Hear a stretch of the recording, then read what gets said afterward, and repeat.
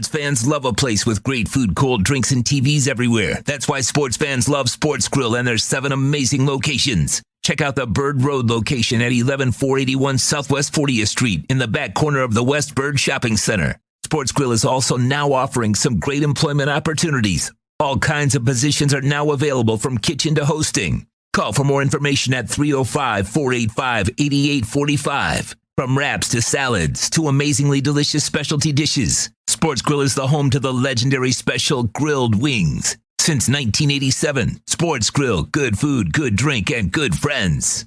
It's the Big O Show. Judge, you tuned in to the hottest sports radio. When you need your warehouse looking good while staying efficient, there's only one place to find the finest racks in the business. Pallet Rack City in Hialeah. 305-424-8547. That's 305-424-8547. Pallet Rack City is the company you need when you want your warehouse sporting the finest racks in the business. After all, who doesn't love a great rack? Pallet Rack City. 305-424-8547. That's 305-424-8547. Orlando, a.k.a. the Big O. He covers all the South Florida teams. For over 16 years, EJDconstruction.com has provided South Florida residents quality craftsmanship, accurate project management, and exceptional service. That's why EJDconstruction.com is an A-rated member of Angie's List and the Better Business Bureau. When you're looking for the right custom home builder for additions or home remodeling, please call my friend Eric at 305-433-4843. That's 305-433-4843 for EJDconstruction.com. Offense to the heat, well, you know what I mean. Monday to Friday, Friday Pablo in the... There's no need to drive around South Florida wasting valuable time looking for a new or certified pre-owned Acura. Go to the #1 volume sales dealership in the Southeast United States. Craig Zinn's Acura of Pembroke Pines. Purchase with pace and space in a dealership tailored to your needs. From home buying to providing that personal touch. Contact the 2020 Satisfaction Award winner Craig Zinn's Acura of Pembroke Pines. 888-776-5123. That's 888-776-5123. Or visit them at 15601 Pines Boulevard in Pembroke Pines. Show on the radio, the top's where we gonna go. Miami, that's the way we roll.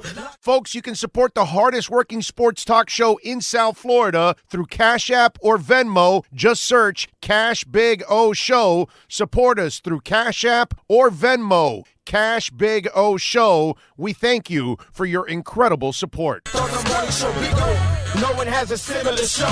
Talk sports, talk plays, talk. If you're a Miami sports fan, then there's only one store to go to, and that's Caneswear at Miami Fanwear in Davie. They're your one-stop shop for all your inner Miami CF, Canes, Dolphins, Panthers, and Marlins merchandise. They have hats, t-shirts, game day jerseys, and so much more. Located at 2511 South University Drive in Davie, and open 24/7 online at caneswear.com or innermiamiwear.com. Call them at 954-835-5597. Caneswear, the spot where Inner Miami and all Miami sports fans shop.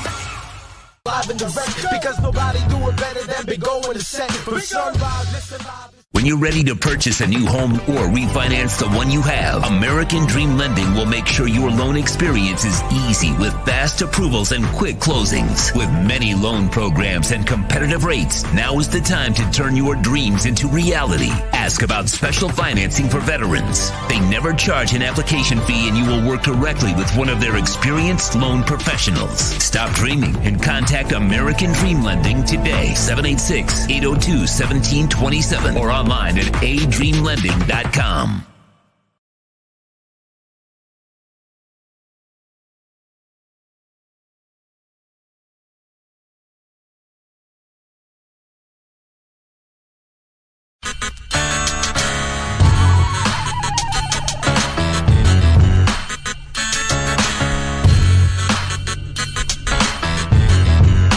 This is the Big O Show.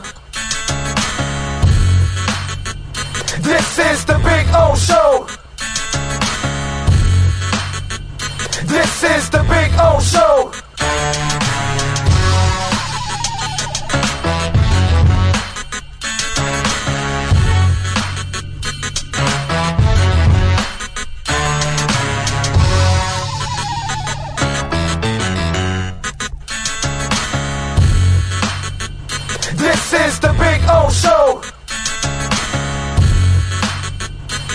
is the Big O Show.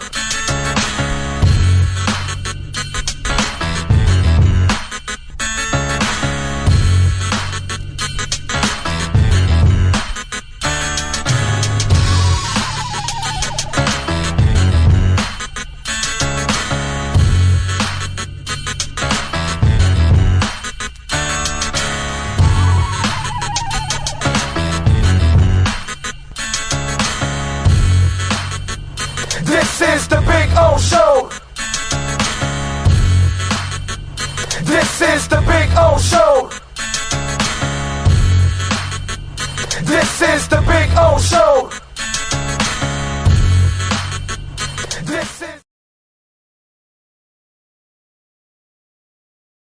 There's no need to drive around South Florida wasting valuable time looking for a new or certified pre-owned Acura. Go to the #1 volume sales dealership in the Southeast United States. Craig Zinn's Acura of Pembroke Pines. Purchased with pace and space in a dealership tailored to your needs. From home buying to providing that personal touch. Contact the 2020 Satisfaction Award winner Craig Zinn's Acura of Pembroke Pines. 888-776-5123. That's 888-776-5123. Or visit them at 15601 Pines Boulevard in Pembroke Pines. The viewpoint, statements, or beliefs expressed on the following program by the host, guests, or callers are not necessarily the opinions of FantasyXS.com, Media Group Inc. ownership, management, sponsors, or website. When it comes to South Florida sports teams, very few in the media have witnessed, lived, and covered it like the Big O. Let's start the program dedicated to your favorite South Florida teams with a passion that's unmatched. The Big O Radio Show is on. Here's the Big O. Yes, sir. Welcome aboard. Hope you all are doing well on a beautiful Tuesday. The Panic Pussies are out. Boy, it is amazing to see how many of you have folded like a cheap-ass tent. It really is funny as hell, by the way. I mean, can you imagine if they would have drafted Drew Brees instead? Because he would have sucked for 3 years. And he was terrible.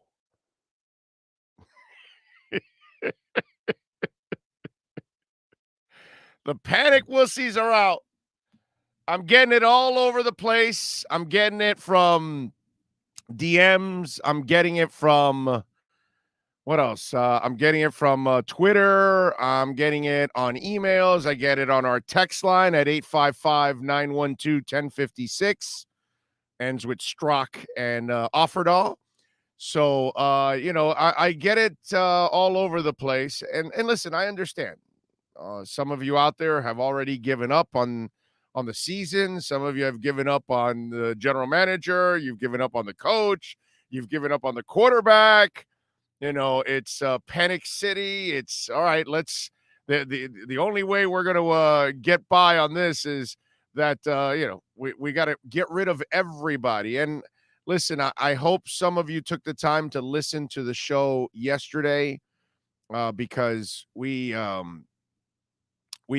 brought up several things yesterday that I think people have to kind of, they have to take a look at. They have to take a little bit of a pause.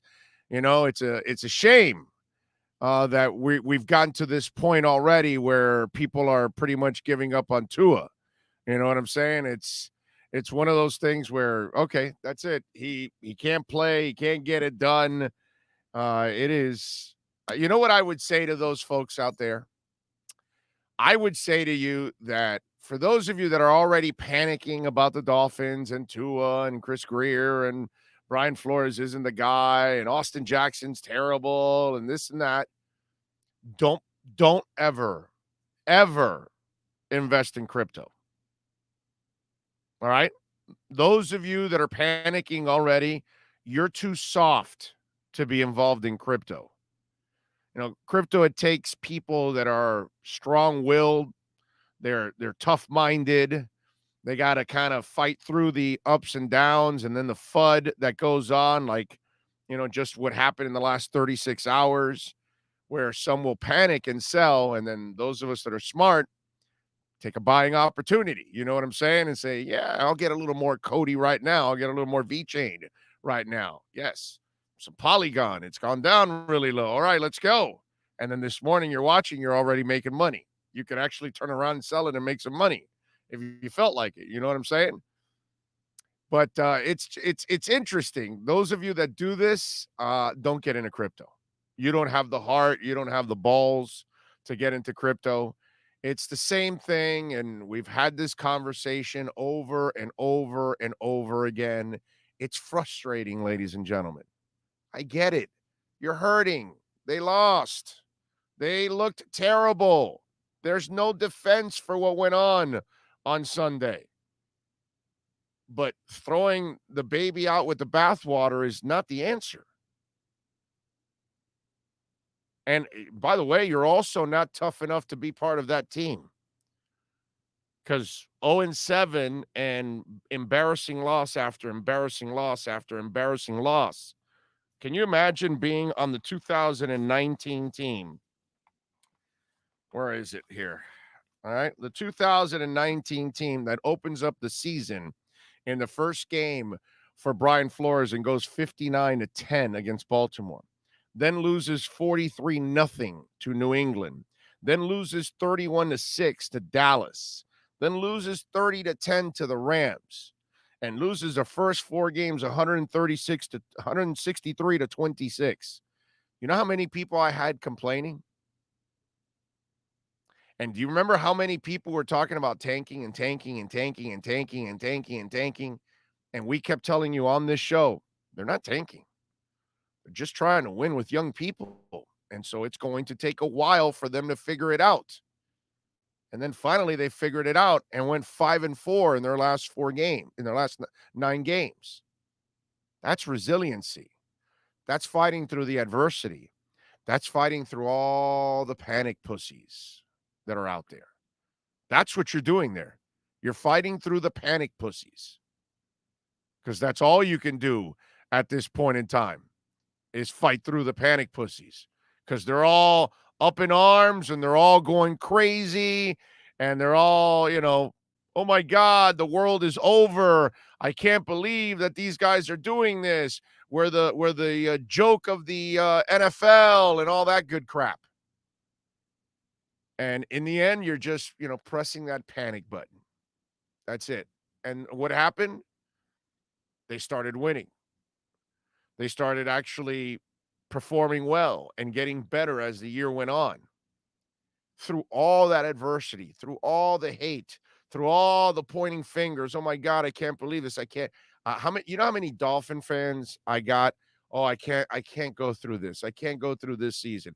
And then by the end of the year, they were starting to have some fun because they saw the light at the end of the tunnel. Last year, you started 0-2 and then went 10-4. I've always told you guys this over the years on our show. The loud, the complainers, it's not necessarily that they're the majority. They're just loud. You know what I mean? And they're going to have their voices heard because they're mad. When you're happy, you celebrate whatever and you move on, but you don't necessarily maybe even thank enough the people that helped you feel good. You know what I'm saying? And I always give the example of being at a restaurant and they bring you a, terrible plate. And for sure, you're going to tell the cook, hey, yo, what the hell, call the maitre d' over and what the hell is that? Go tell them this thing's undercooked. What are you doing? But when you get a great meal, you're just sitting there rubbing your stomach and you tell your wife, your girlfriend, your friends, whatever, oh, that was a good meal.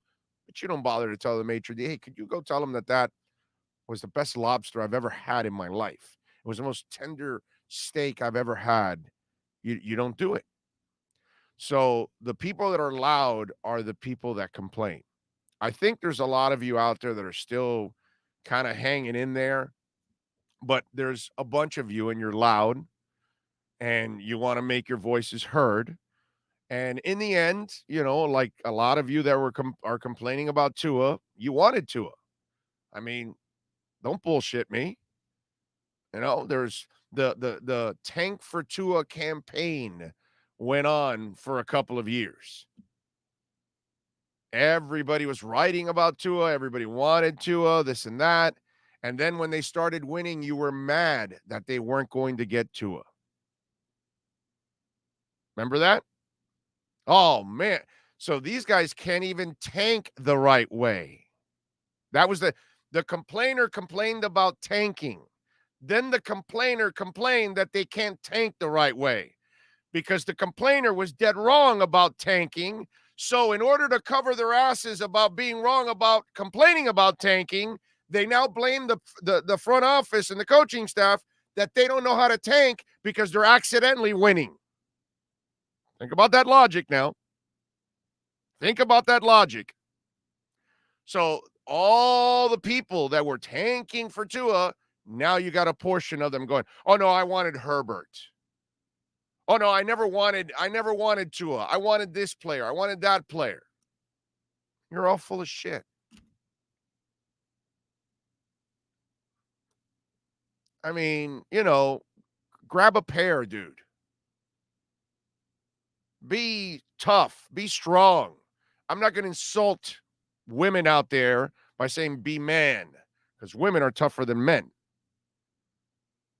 You don't want to admit that, but they are. So just be tough. Be mentally tough. That's what you need to be. And hang in there. It's game 2. I love how people want to take out the draft from last year and all of a sudden call it all a bust. And again, overreactions, panic pussies. Don't get into crypto, dude. You would have been crying in your milk yesterday. Oh my God, my portfolio went down 15%. Let me sell everything. A couple months ago, it went down 50%. And then we came back and we're still in profits. Well, some of us are. If you buy the dip, you're still like yesterday. We had the dip and I was still in the green, way in the green, because I had bought the prior dip. So then now when this dip comes, boom, get a little Cody, get a little BitTorrent. You know what I'm saying? Get a little V-Chain. V-Chain got under 10 cents. It got into the 9-cent area. I said, scoop. There it is. Scoop. There it is. Scoop. There it is. Because I'm not going to fall for the FUD. Saw the same stuff with Gesicki sucks, Gesicki sucks, Gesicki sucks. And then the kid started to play. It's just, it's amazing to me how all of you out there, or not all, I'm sorry, how some of you out there are just absolutely jumping ship, dude. You should be embarrassed. Seriously. You should be embarrassed at how mentally weak you are. And you also should be embarrassed because this is the group that's shown you that they're resilient as a mofo. And all they've done is improve, but you're not even giving them the chance. You're already making a determination in game 2. As bad as it was, game 2, you're going to make it. Right? Last night, the Packers, right? They got thoroughly embarrassed a week before by Jameis Winston, bro. Because Jameis came back to life this past week, right? 2 interceptions, no touchdowns. We're like, okay, the world is normal now. Okay, now that's the Jameis Winston we all know. But last week, he made Joe Montana, John Elway, and Tom Brady look like nothing. He's throwing bombs. He's throwing everything. 5 touchdowns. Aaron Rodgers is going, wait, what's going on here, bro? It's 38-3. I can't do anything. Relax. You had a bad week. Can we give these men an opportunity to correct the issues? Can we give Austin Jackson a few years to actually develop? He's not a top 5 pick. He's not a plug-in player. That's not what he is. Neither is Hunt. Neither is Solomon Kinley. Neither is Eichenberg. There's a reason why they fell in the draft. So they need a little work. You need to polish it up. This isn't one of those all-world tackles that you take with the top 5 picks, 6 picks in the draft that you look at and you say, okay, generational player, plug in, start. No, nobody ever said that about any of the linemen they drafted. But we don't want to give them time. Look, I told you yesterday, if you heard the show, my beef would be that they probably, outthought themselves a little bit and they put too much youth on the line is what it is.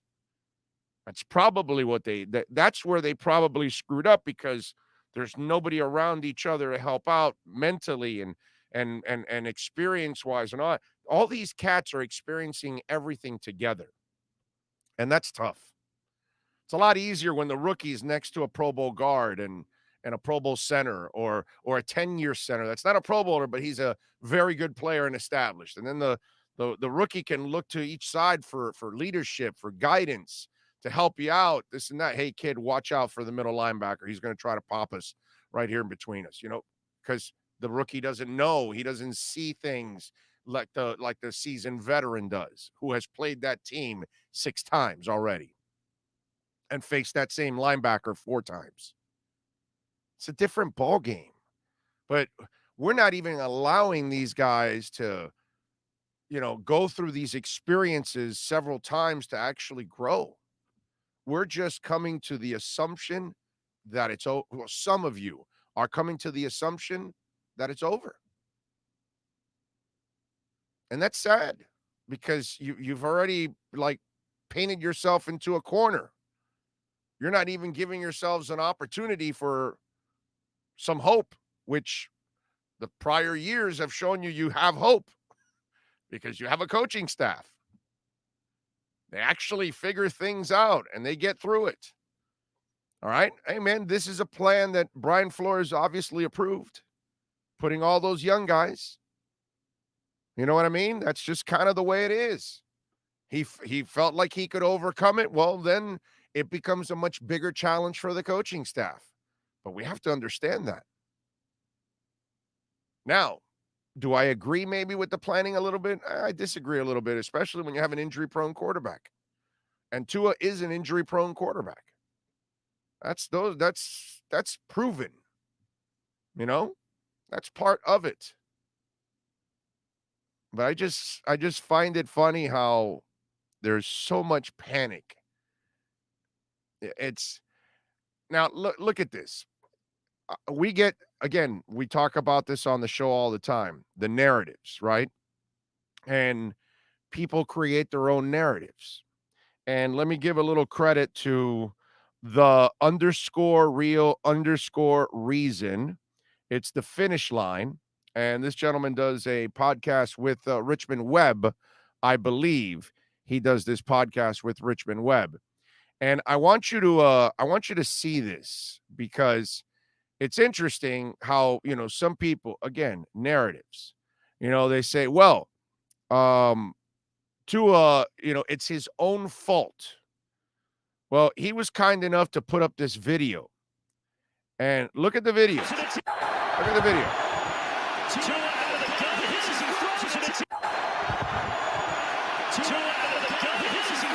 Hit as he throws. 197.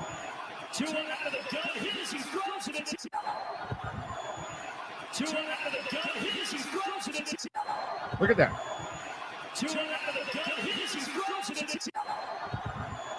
What do you do there? What do you do there? 197 under 2 seconds. He got rid of it. He got rid of it. But he got clobbered. That's the offensive line, dude. Not doing his job. Jesse was absolutely terrible. That's why I say that, listen, Jesse Davis is Jesse Davis. Just go all in now. You got to just throw in Eichenberg. Jesse's not your future. Might as well learn with Eichenberg, bro. Let him make the mistakes, because he's got a future. Jesse Davis is keeping seats warm for somebody to replace him. You know what I mean? So if your only established veteran is going to play like that, because he's supposed to be a six-man, let's be honest now. So, I mean, he probably should be a guard because he's probably not the athlete that you need on the edges and protecting the backside of the quarterback. But it's hard for anybody to make a decision under 2 seconds. And it's not Tua's fault when someone else is not doing their job. The league is littered. Do you know how Steve Young retired? Any of you understand when you remember Steve Young, quarterback?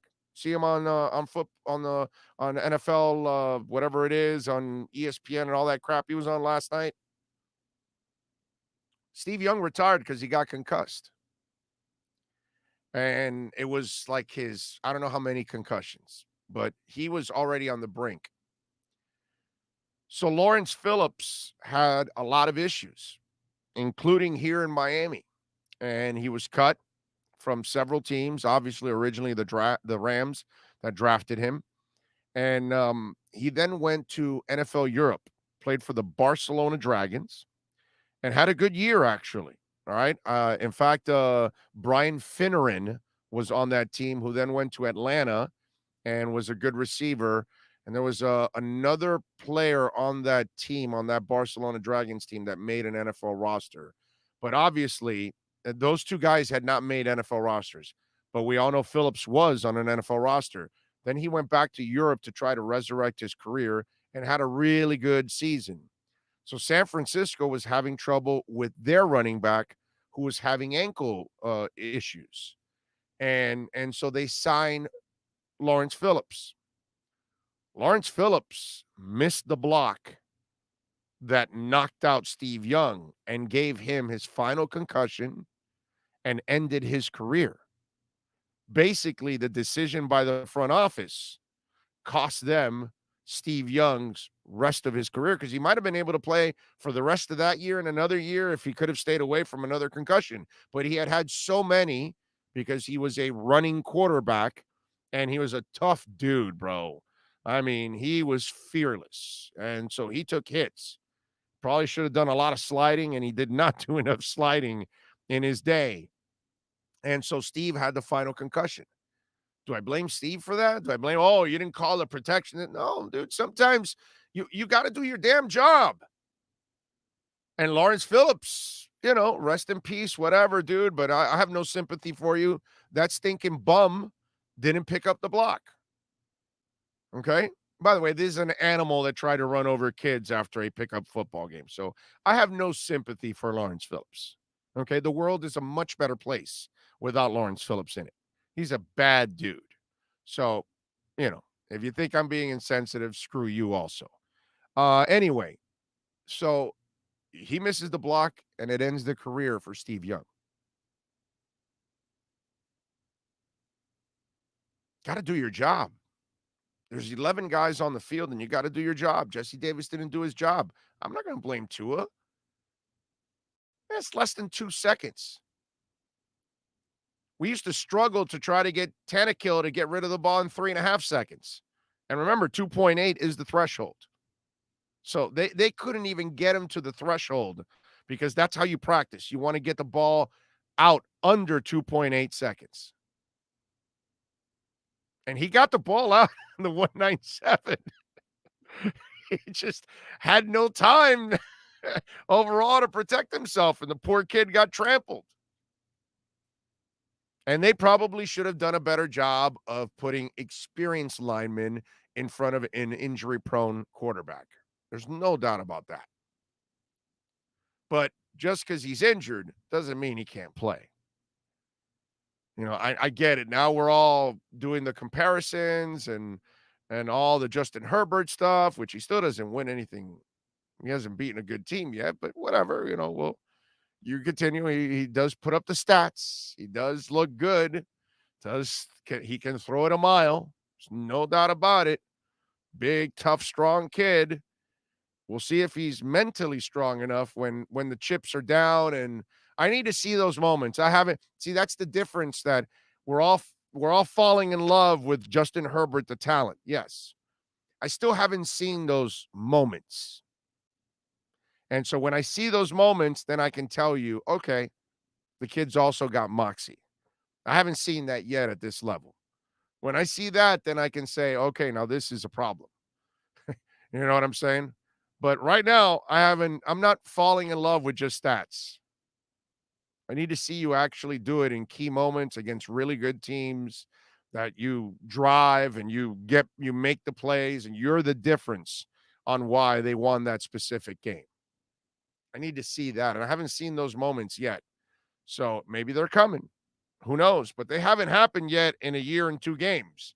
Yet the love affair is there. And yet he hasn't beaten a quality team yet. He hasn't done anything really big except put up some stats. But of course, he's got a much better line, much better receivers. But yeah, I mean, let's not leave the facts out. You know, that you have a better offensive line, better wide receivers, hell, better running backs. The only advantage Miami has now is Gesicki. That's it. Outside of that, you know, they had Hunter, I'm always injured Henry, which he's at least a decent receiver when he's healthy. But, you know, let's not leave the facts out, you know what I'm saying? It is what it is.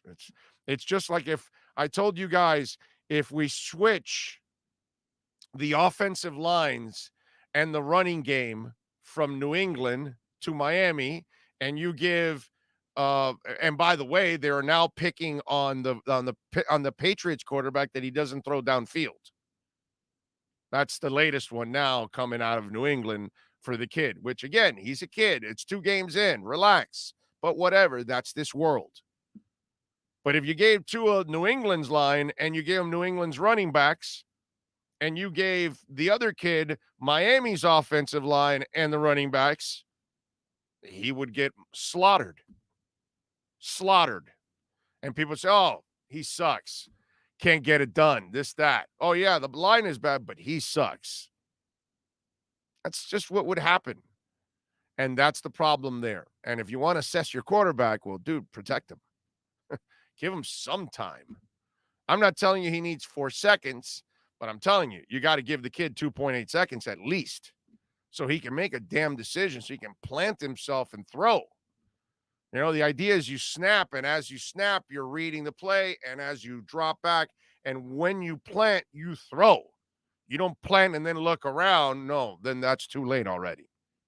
You must make a throw once you plant, and if you don't plant, then get ready to get rid of the football and with the quickness, because that means your first progression's done. Now you got to move on, and you better find it really quickly because time's running out. You just don't get it. But you've got to look at this thing fairly, and there's no part of it that is actually being viewed fairly.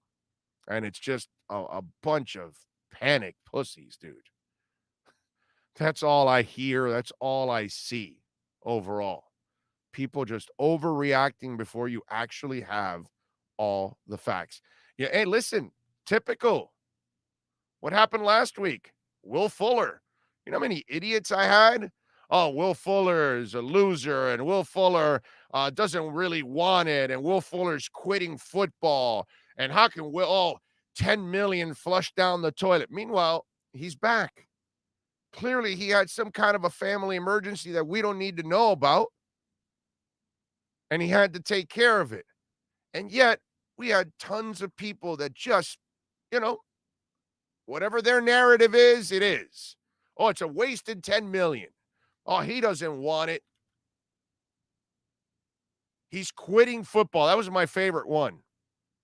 He's quitting football. It's like, really? So you know that already? Wow, that's fantastic.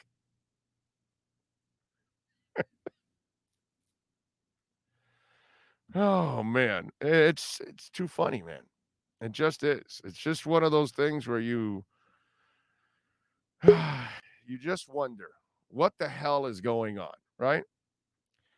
Anyway, a lot of things to talk about. First of all, Thursday, we're going to be out at Craig Zinn's, Acura Pembroke Pines, not Friday. We are switching it to this Thursday instead. Looking forward to that. Of course, you can reach out to us on the text line, 855-912 1056. That's 855-912-1056. We'll also read your text there on the YouTube page when we get back to it. We got Ira Winderman joining us at the bottom of the hour here. Keith Sims, former Dolphin offensive line issues. Let's talk to somebody that actually knows about this stuff and actually played the position in Keith Sims at 11:30. At 12:30, Manny Navarro will join us, and I think we got a few things to talk about after that Michigan State loss and that debacle for the University of Miami. Remember, of course, you can always support the channel through Cash App and Venmo. Cash Big O Show if you want to make a donation. That's Cash Big O Show. The email, it's Big O Radio Show at yahoo.com. And, of course, on Twitter, it's at Big O Show, which is always a beautiful thing. Appreciate all of you out there always supporting the program. Let's do this. We're going to switch gears a little bit here. We're going to talk a little basketball with Ira Winderman and our Acura of Pembroke Pines Miami Heat report. We will do that next.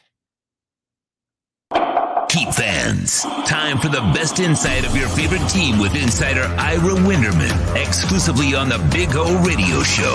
It's the Acura of Pembroke Pines Miami Heat and NBA report. Here's Ira Winderman. There he is, Ira Winderman. He is ready to rock. Good morning, sir. How are you doing? And no glasses today. We didn't catch you. No, I actually have the timing of the show down pretty good right now, so I can get that to work.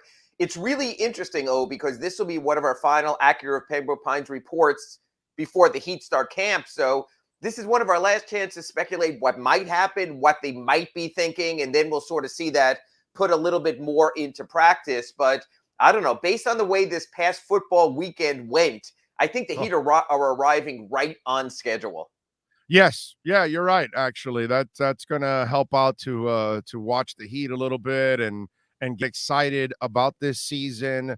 I'm with you there. And by the way, I got really excited. The FTX Arena is going to be hosting the Fugees in November. They are making their reunion tour, and they're going to the FTX Arena, home of crypto. So I like that. So I'm sure you'll be there, right, for the Fugees concert? I wouldn't miss it, although I'm sure. And you know what? This always happens also. My wife will ask me, there'll be a concert at the arena she wants to go to. And I always tell her, honey, if there's a concert at the arena, it probably means the Heat are on the road. And that's why the building is open. So I'm probably more likely to make a concert at the BB&T Center, which might come between Heat home games or something like that. Yeah, you're right. It's on the 21st of November. So I don't know what your schedule is. I don't know what the Heat schedule is right now. Plenty of road. You know what? Plenty of road games. And that's actually almost an interesting Heat segue. The Heat road schedule is so road intensive early in the season that we'll get an idea, a read of where this team stands from a mental toughness standpoint and a record standpoint early because of those road trips. I mean, they go off. They have a big West Coast trip. They have a huge trip coming around Thanksgiving, including Chicago and Detroit and Washington, Minnesota. So they'll get a read on themselves. This is a brutal starting schedule. So one, does it help you have a bunch of veteran players coming in? Or two, does it hurt because you have so many newcomers coming in? Again, you can be a veteran and know the system of the Raptors or the Lakers or the Bucks or the Rockets, but how much is the Heat system going to be a little bit of a jolt to you? Or how much does Eric Spoelstra sort of connoiter his system to accommodate the veterans so they're more familiar? A lot of moving parts here, a lot of ways this could go. Yeah, no, I'm with you. The only thing is, for that team, I worry about their mental toughness that you were talking about only on a portion of the roster. I don't worry about Lowry and Butler and those kind of cats. I worry about the young guys showing me that kind of toughness in a way. And I think you got to make sure you develop those young guys so you can get them ready for the postseason, because the young guy, I told you before, in my eyes, the young guys have to be the scoring engine for this team in the end. The other guys, the veterans can help you out in clutch moments, closing moments in games, all those kind of things. You want them to step forward. But throughout the season and throughout, early on in playoff games, I want these young guys to really carry the load and make life easy for the veterans. Except and Big keep O, their leg. Who are we really classifying as a young guy? I agree with you with Tyler Hero, certainly. I'm saying they're untested. Yeah, They're but you know untested. what? Bam Adebayo is his 4th season in. Duncan Robinson has been there as long, came in late in one season, played full 4 years in college, is an older player. So it's interesting when we talk about Heat young guys. I think when you give a guy like Bam Adebayo his max rookie scale extension, he ceases to get the young guy excuse. Oh, he'll figure it out. He'll get it. His time is now. I think the same thing with Duncan Robinson. When you commit 5 years, $90 million, his time is now. I agree. Tyler Hero, a little bit different because, again, he's on the rookie scale. You and I always talk, this is a salary cap rule. When you're on the rookie scale, it is a little bit different. But to me, when you're on the veteran scale, a veteran extension, the maximum rookie scale extension, it changes. The young player excuse to me is out the door for the Heat. Yes, they have some prospects that they brought in through Summer League and Omar Yurtseven, players like that. But for the most part, the time is now. I don't give the young player pass anymore to Bam Adebayo. I don't give the young player pass anymore to Duncan Robinson. The expectations are real, they're genuine, and they should be. I'm with you there. Now, interesting story that I saw with LeBron James and Carmelo Anthony, and we're pulling up the quote here for those of you out there. And Melo got signed, obviously, with the Lakers, and he was telling the story. And he says it was a real call, though. It wasn't like no BS. It was a real call. I wasn't expecting it from him. I mean, we talked about it years before about getting with each other, but I heard it, and that's my brother. I've known him since I was 15, 16. I heard it, yo, I need you. Say less. You ain't got to say nothing. I already know what time it is when you hit me direct. The GM ain't hit me. You, the GM. Then he said a word there that they can only say. He hit me. He was like, yo, champ, this time is now. And you felt it. I felt it. And so for those of us that have always wondered about how controlling LeBron is and if he's the GM wherever he goes, except here in Miami, there's the proof right there. And there's Carmelo Anthony. And in a way, while this is, we can have fun with it, if you're the GM in Los Angeles, that's maybe not a story you want getting out, even though we kind of know it, but we knew it. We knew it in Cleveland. I know. And you know what? We might not have said it in Miami, but the moment LeBron James agreed to sign in 2010, his first edict to the Heat was get Mike Miller. So from the get-go in Miami, he had his guys who were there. Even early on in his Heat tenure, the Heat had to make a choice. A proven veteran in Eddie House or a young neophyte defender no one really knew, former second-round draft choice in Patrick Beverley. They went with Eddie House. Why? Because LeBron James wanted to win in that moment, wanted to win now. He's always pulled the strings. But you know what? I'm not saying that in a condescending way. I believe your superstar in a sport where only 5 men play at a time has the right to pull the strings. He's that big a part of it. This isn't Aaron Rodgers in Green Bay, where you have 22 starters on both sides of the ball, plus special teams, where you need a front office who can see the bigger picture also in a salary cap league. LeBron pulled the strings in Cleveland before he came to Miami. LeBron helped or encouraged the strings while he was in Miami, certainly did so when he went back to Cleveland, whether it was giving up that first number 1 pick that was Andrew Wiggins, instead bringing in Kevin Love, getting his former Heat guys to join him, whether it was James Jones, whether it was Birdman, whether it was Mike Miller, and doing that. And you know what? I have no issue with that. I have no issue with him doing it with the Lakers. This is a 5-man game. If you're 20% of the starting lineup and 50% of the expectations, no issue whatsoever. And with Anthony Davis's rim deterrence there, with the Lakers, it'll help Carmelo. He didn't have that with, Yusuf Nurkic when he was in Portland. He didn't always have that in New York. So we'll have the kind of guy. It reminds me, you might remember this name. The Heat had a guard when Riley first arrived, named was Sasha Danilovic. Remember him, Predrag Danilovic? Predrag Danilovic would play defense. Terrible beard, by the way. Terrible beard, by the way, I remember. That was before Scruffy became the thing. So he comes in, all he would do on defense was this. He would play defense and immediately start shouting, Zoe, Zoe, Zoe, as if Zoe, come here and help me. My man's about to dribble around me. You have to help me. So that's the difference. With a rim protector, I think Carmelo becomes a different player. You cannot play Carmelo Anthony on a team where there's not a second line of defense. There is no defense with Carmelo Anthony. Not really sure there ever was. Well, Ira, I would imagine that in the Heat offices, they are praying right now that that NBA plan of the new TV deal that could possibly lead to the cap's 112 this year. Right. It could take it all the way up to $175 million. I would imagine that, considering Miami's missing some picks down the line, and Riley loves his free agents, loves his veterans, I guess this is something that Miami is rooting for in a couple of years. Yeah, I'd say the two most dangerous men in sports with money would be Orlando Alzagari and Pat Riley. With Orlando Alzagari, he loads up with our good friends from Acura, Pembroke Pines, Palo Rock City, and all of a sudden, Omar Kelly, Manny Navarro, the whole crew are showing up. Ira Winderman on the Big O Show. Then there's Pat Riley at a slightly different level. Pat Riley with money, I don't think has ever let the Heat down. Because Pat Riley, without money, has still managed to make major purchases, including Jimmy Butler. So yeah, if Pat Riley continues on with the team, again, he has not mentioned retirement. He's just sort of getting things in order right now. Yeah, anytime the Heat have had cap space, they've been a threat. The league knows that. Pat Riley knows it. This is sort of churning that way. So as much as you were telling me, hey, they might be too old with 35-year-old Kyle Lowry, with Jimmy Butler, with his extension that takes him to 36, there might be an escape hatch here, and that might be the new salary cap coming forward. Hey, you got to admit, we got the best lineup in sports radio locally now. I mean, you do have to admit that, right? Sure. I look at the Venmo account every time and I'm going, there's nothing like the Big O Show. That's right. Exactly. Yeah. Yeah. That's the other thing. We do pay on time, don't we? Kind of a nice change of pace. Yes, a very nice change of pace. No, I mean, I've been to places where they actually steal your money. Okay, so yeah, I'm not going there. Right? That's your life experience. Yes, well, I've had plenty of experiences already with a lot of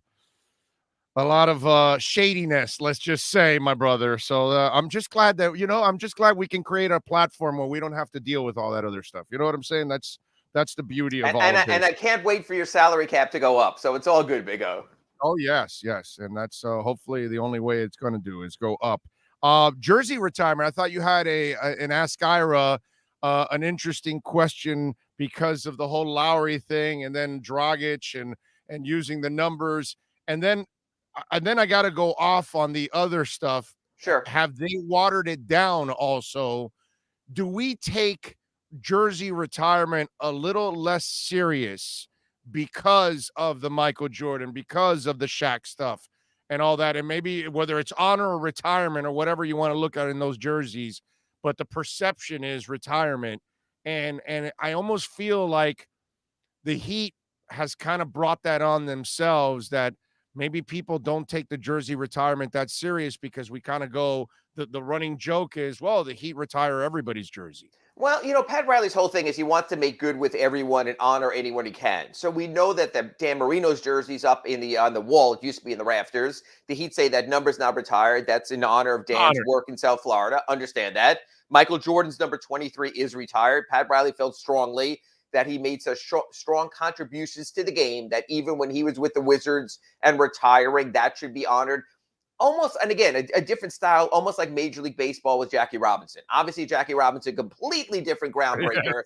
But their thought was, hey, you know what? This league was going to die after the Magic Johnson, Larry Bird era, when there was a real void there and it was going sideways. And then Michael Jordan enters the picture, and it's all of a sudden, it's been just, on an upward curve ever since. So I understand that. Then Pat Riley tries to make his peace with Shaquille O'Neal. Very brief Heat career. Ended awfully. Number one, nearly with a fight that Alonzo Mourning had to break up during practice. Then with Shaq bad-mouthing the Heat on the way out the door when he was with the Suns. But they made their peace. Chris and you know what? Shaq comes back as a spokesman for Carnival Cruise Line. So with Mickey Arison, so they try to make that right. So when you look at the Heat, retired jerseys, the one I always go back to, and God bless him, and I do think he should be in the Hall of Fame as well, but he's not yet. And that's Tim Hardaway. He never got past the Eastern Conference Finals. He'd had some very nice numbers, But, when you do that, you know this because you deal with this every year when we talk about Major League Baseball, even NFL. When you keep adding more to your class, the bar becomes a little bit lower. So you always look at the lowest member of the Hall of Fame and say, does this player's credentials supersede that? And then you go from there. This year at the NBA Hall of I wish it was NBA, the Basketball Hall of Fame, it seemed like everyone who showed up in Springfield, it's like it was like Oprah. You're a Hall of Famer and you're a Hall of Famer. And everyone is getting in. God bless Bob Dandridge and what he did in his career. I understand all that, but you're moving the bar. I think the Heat has done that. So the comparison I try to make was this. If Tim Hardaway is in the Heat rafters with his number, I can make an argument with Goran Dragic making an NBA Finals, with Goran Dragic being at one point the leading man on this team. Don't know if Tim Hardaway ever was with this team. Then at least I can make an argument you should consider this. And the Heat has not ruled it out at all. And the Heat have done this before. They gave up Shaquille O'Neal's number twice before they eventually retired it. So we're not at the end game right here. What I'm really curious about is the Heat, with Goran's permission, Tim Reynolds mentioned that in one of his tweets, went ahead and came out and said, hey, we're doing this. We're giving Kyle number 7, his mostly career number. Goran said it's okay. Right now, the Toronto Raptors are listing Goran Dragic as number 7. However, that's the preliminary camp roster. I'm really curious to see what number Goran winds up with in Toronto. Does he get the same courtesy? I don't think so. So I'm curious to see how that plays out. By the way, before we wrap it up, and listen, I actually enjoyed Rachel Nichols. I thought she did a good job, and I understand the politics behind their decision, everything that went on. And, it's a taboo thing in our business when you are trying to stop somebody from getting better. And that's something that you should never, ever do in life, period. Not just our business, because in our business, it's a notorious thing that goes on a lot. You know what I mean? So, and sadly, it reared its ugly head in that moment. But I thought they did a nice job by awarding somebody that's kind of paid their dues, and Malika Andrews. She's very likable. She does a really good job. And I thought that, with Perkins, Chimmy, I don't know how to pronounce her last name, but I love her personality. I think she's fantastic. Vince Carter, Zach Lowe, Woj, and Ramona. I thought they rebounded nicely with NBA Today. Your thoughts on that? My thought is this. They are constantly chasing Turner and Charles and Kenny and Shaq and Ernie, and they still are chasing. So when you talk about the turnover, whether it's Rachel for her comments that were recorded without her knowing, her apology after, however you want to put that, I think there's going to be a natural churn at ESPN until they get it right. And unfortunately, the bar has been set so high. There's no other in any other sport. Say what you want about Fox's NFL coverage or anyone else. There's no other show that is so dominant there.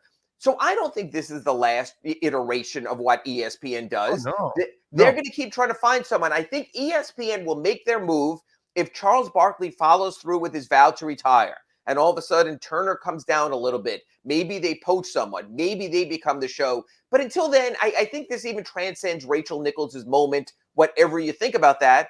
And I think there was going to be a natural churn. Remember, that's for their NBA Live show at 3 o'clock on weekdays. They still have that studio show. Right. They've gone through Stage Steel. They've gone through Michelle Beadle. I mean, there's so many who have come and gone. I need to see the whole product. I'm also curious. Remember this year, Big O, that ESPN and now TBS are getting the NHL. They have to start their studio programming there. So it's really interesting. The gold standard in all of sports studio shows right now, actually, I'll say there are 2 of them. I'm going to be fair, okay?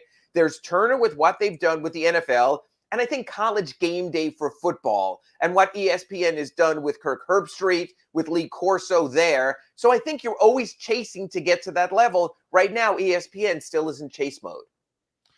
I've worked in this business a long time, and I've worked and I had to deal a lot with the politics. And obviously, I'm a guy that pushes the envelope in a lot of ways.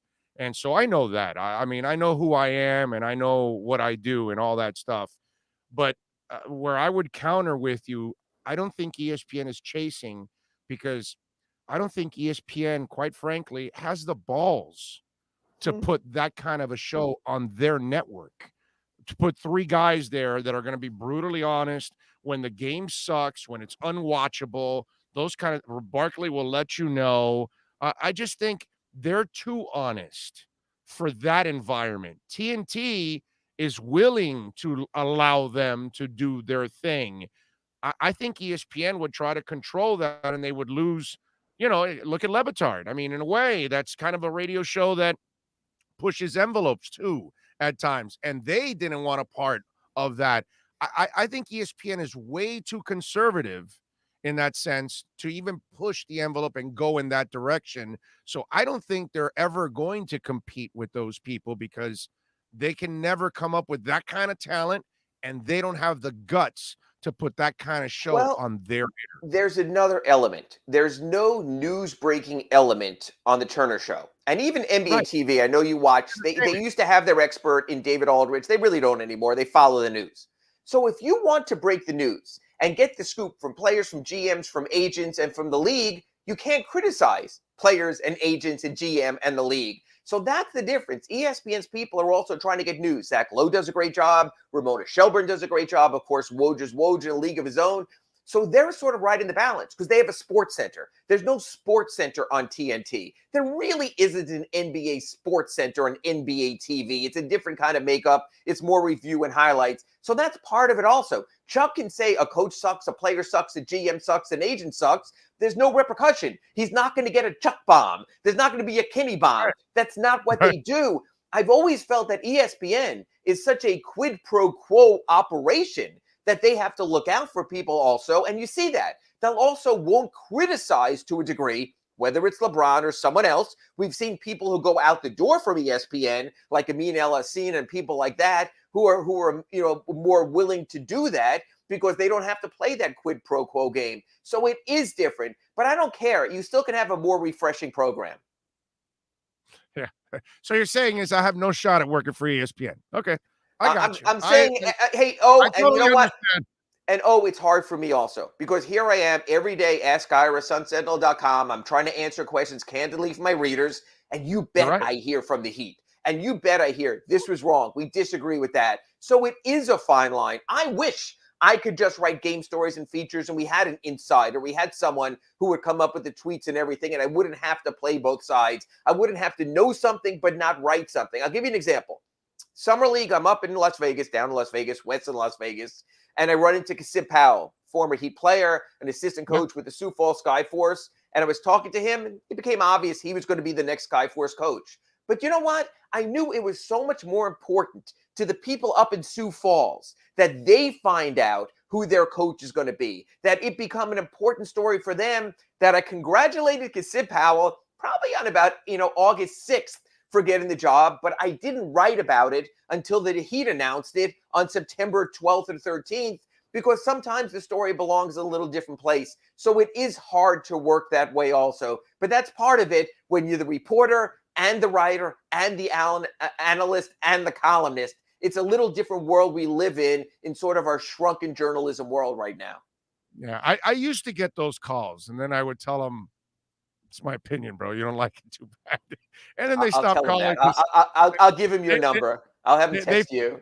They figured out we're not going to reach him. So don't even bother anymore. He's going to say what he wants to say, and he's going to tell us to go to hell.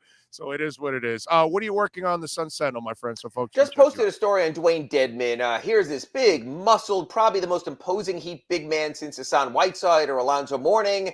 And I asked him, how do you get ready for training camp? And he said, by taking his young son to Disney on Ice. So there he was rooting for Minnie and Mickey Mouse and, just sort of offering his human side. And then I talked to him about the basketball side. And I said, look, we both saw how you were demolished on the boards last year in the playoffs, last season in the playoffs by the Bucks. Were there times you wish you could get out there and just take care of it on the boards? His per-minute rebounding numbers were dominant when he arrived in April, were dominant in May. And he was honest because he's a veteran and he knows. So instead of pushing for more playing time, what he told me was this: in every minute I'm out there, I will provide as much of that as I can.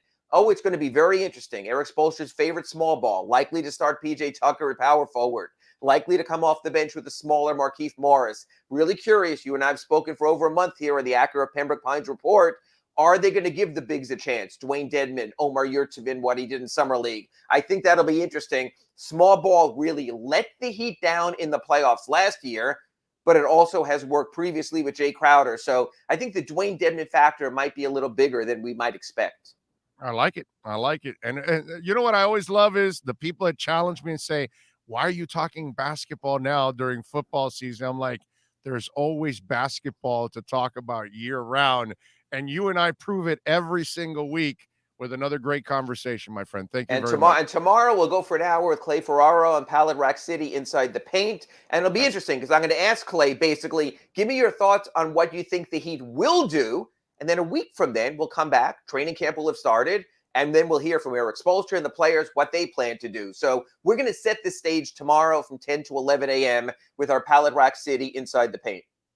9 to 10, sir. Oh, I'm sorry. Okay. All right. I didn't know if you agreed with the formal move up this week. So I'm good on either time. But okay. I thought that last night. That's what we agreed. Yeah, so I want it going forward in the season. So I think for the timing of our listeners, we'll go ahead tomorrow. 9 o'clock is fine. And folks, by the way, Big O will give you a note that you can now arrive late to work every Wednesday. So you can listen to Inside the Paint from Pallet Rack City, and then you can go to work. So again, just, Big O, everyone follows him on Twitter. Just DM him, and he'll give you a nice note. Won't be COVID related, but you know what? We all get a headache. We're all feeling a little down in the dump, so he'll take care of you. There you go. 9 to 10 a.m. 9 to 10 a.m. Going for forward. Inside the Paint. So the show overall will start at 8:30. We'll warm up the seat for the boys, and then they take over at 9. You're my fluffer. Very nice, Big O. There you go. God. Good job, Myra. All right, thanks, my brother. We will see you tomorrow. Be good. Thank you. There's no need to drive around South Florida wasting valuable time looking for a new or certified pre-owned Acura. Go to the #1 volume sales dealership in the Southeast United States. Craig Zinn's Acura of Pembroke Pines. Purchase with pace and space in a dealership tailored to your needs. From home buying to providing that personal touch. Contact the 2020 Satisfaction Award winner Craig Zinn's Acura of Pembroke Pines. 888-776-5123. That's 888-776-5123. Or visit them at 15601 Pines Boulevard in Pembroke Pines. It's a beautiful thing. We thank Ira Winderman for joining us here on the program. Great conversation as always. Yes. Sorry, folks. Yes, I know. It can't be Dolphins for 3 hours. I could probably do it every day for 3 hours, but we like to mix it up. And so we will have Ira on. We will do Manny later on, and we'll talk, Canes football. Yes, I'm going to talk Inter Miami, and I'm going to talk Marlins, and I'm going to talk all kinds of stuff on this show, and boxing, real boxing, by the way, not that celebrity crap. But, stuff like that. You know what I'm saying? MMA, whatever, it. We will cover it all. So that's the way it goes on this program. We thank all of you for tuning in and checking us out here. Damn, the text line has been absolutely loaded here. Before the top of the hour, let's see. James Vivinetti saying everything Big O is saying totally true. And for the record, nobody wanted Herbert. The Chargers fans didn't even want him. I mean, it is what it is, man.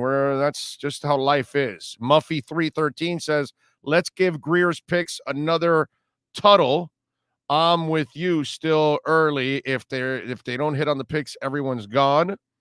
Let's see. Miami Kid J says, I wanted to as well, and I wanted them to pass on Herbert. If the ship goes down, I got to go down too. Let's see. Cryptocurrency is high Ponzi scheme. There you go, Ronnie. There you go. I love the ignorant that have no freaking idea, and so they're so lazy. They know nothing about something, so then they comment about something and then sound even dumber. Let's see. Big O is Hank Goldberg Jr. ripping listeners. Andy, my brother, you have a choice, right? You chose to watch and listen, right? I did not put a gun to your head. So I'm just saying. I speak my mind. It is what it is. You don't like it? What can I tell you? Big O Dolphins just need to fix the O-line too. Will be just fine. He's accurate, quick release. If we don't expose him like the broadside of a barn, I'm with you. Tuttle says, I am a Greer hater. I am a Greer hater by any means. I think he's a quality person and professional, but I have to be fair. I think that's how she phrased it. Let's see. Mark says, good morning, O. Raiders pass rush will be a test. But attacking the middle with the run and Gesicki plus slants to Parker should be the plan. Defense can slow down, but Carr must shut down Waller. Yes. Well, this past week, you played a team that wasn't necessarily strong at tight end. So Rowe didn't play nearly as much. Rowe will play a lot more this week because of Darren Waller. And I would imagine that you're, on the safety side, you're maybe what you do is you go with Rowe and you go with the Oregon kid, Javon Holland. So that way you can kind of bracket that guy, man, and try to control his ass because he is tough, bro. That is one talented dude. NorCal says the Buffalo Bills are a Super Bowl quality team. Yeah, it sucked to see how far behind them we are, but week 3 is a win. And maybe they're not behind them that much as the season goes on, and then maybe they get – I'm hoping that they get better, obviously. Joe says, no, we can't get lost in Jackson. A few years to develop because the team is ready to win now. In a few years, the quarterback will be broken. It's not a few years. It's been 1 year. 1 year. Okay? 1 year Austin Jackson's played. We just started this season. He doesn't even have a second season under his belt. 1 year is what he's played. Let's not go a few years. They have not played him for a few years. It's 1 year, period. N3 ILA or Nelia or whatever. I don't know what you want me to pronounce it as. Greer's done a good job. People forget players couldn't come in for personal visits before the last 2 drafts due to COVID. Everybody's in the same boat, man. Just gotta, but we got to give them some time to find out if you really hit or miss on some of these guys. What else do we have here on the text line? Scummy says, I would hire Bill Polian as a scouting advisor for the Dolphins. His experience would be a huge asset. Scummy, it's a great concept. He's retired, bro. So he's not really interested in running a team. And as a advisor, what does that mean? And you're not going to have him if you're going to hire Bill Polian, you wanted to hire Bill Polian years ago when he was young and ready to do it. At this point, Bill Polian, it's his son that's doing stuff, not him now. He's done, bro. He's relaxing and he doesn't want anything to do with that. That's why, people pull that stuff out and make it sound like it's something that's doable and it's not even realistic that you can get Bill Polian. And what the hell do I want him as an advisor? You want him to run the whole damn thing, and he's too old to do that now at this point. If he wanted to do that, he would have stayed in the business. He's been gone and out of the business for several years. If you can't get him as your actual GM, what's an advisor, What are you going to do, have him advise on every pick and every player? Then he's not an advisor. He's a general manager. Frankie says, TD Dolphin broke down the first 2 drives of the Dolphins, and the O-line did their job except for the play where Tua got hurt. He was getting killed on everything. He was pressured the entire time. If you look at it, can't play with the way you cannot play behind that line. Nobody could. That's why the other guy got killed too. He almost got injured. He got banged up, but not injured like Tua. Big O, we're not saying it's over, but we're expecting playoffs. 35-0 doesn't look like a playoff team. 17 points in 2 games. Okay, but what season is over after you're 1-1? That's my point.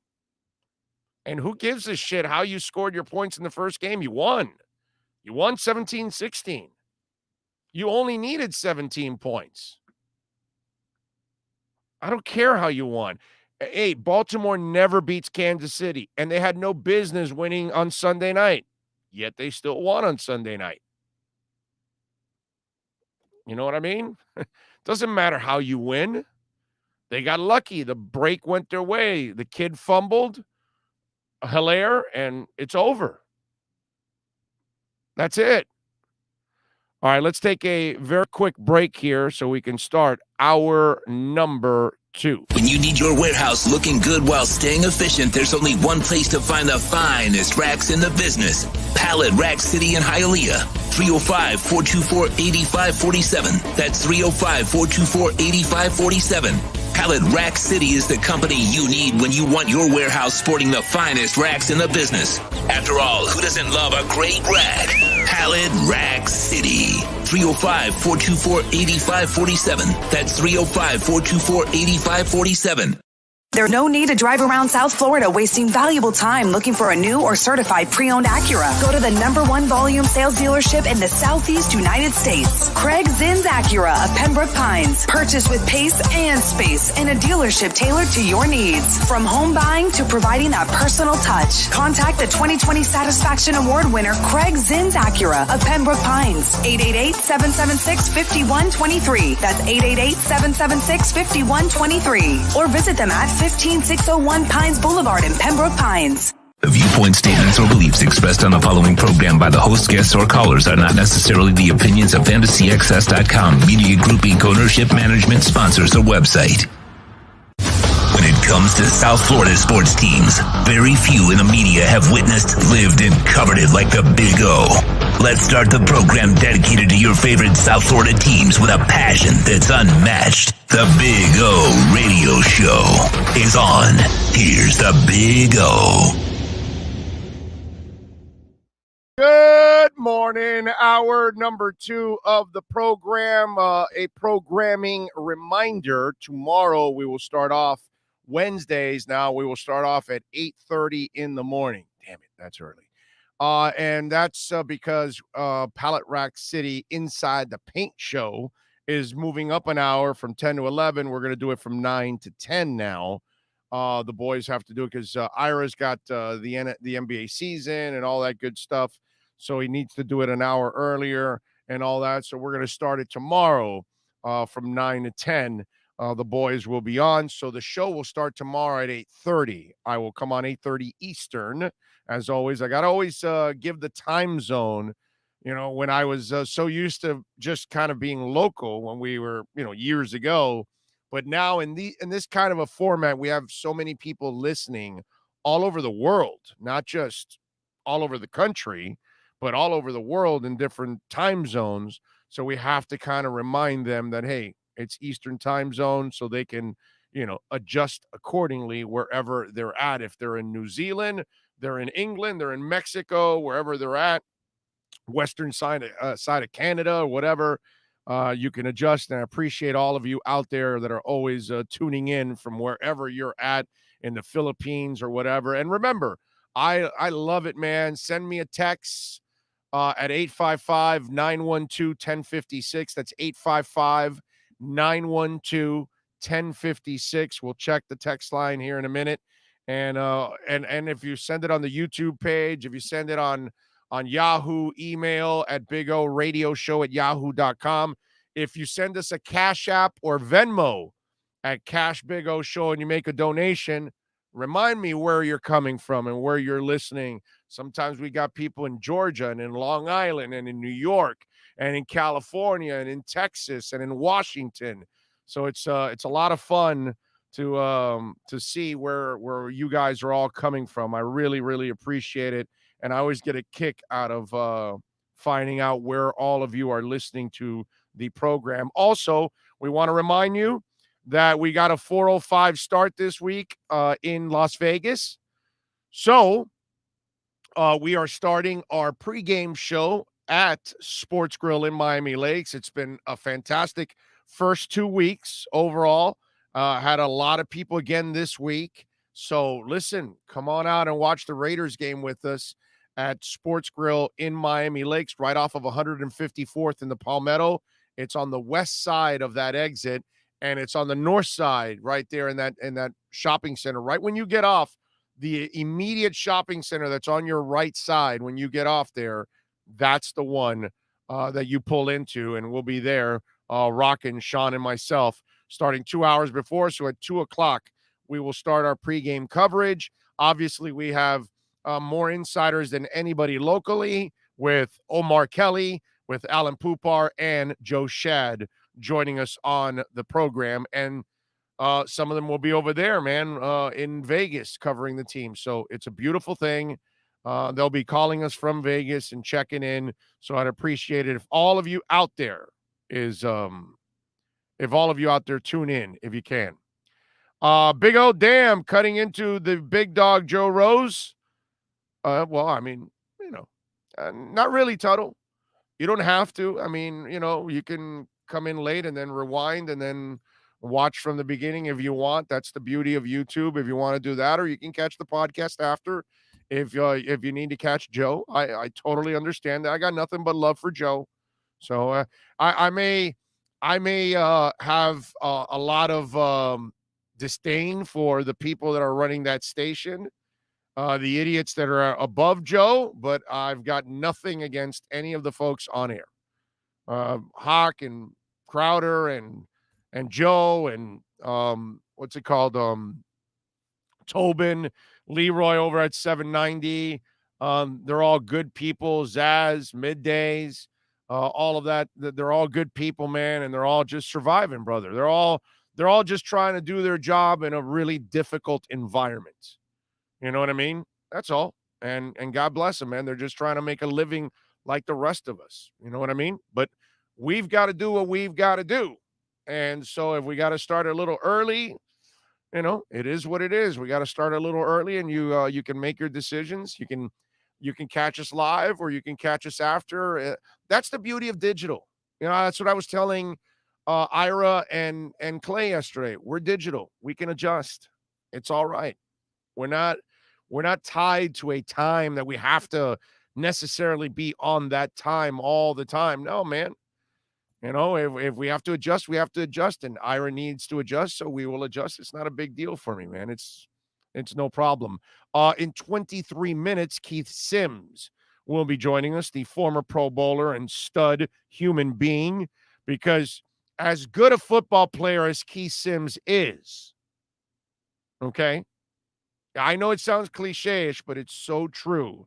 He is 1,000 times better a human being.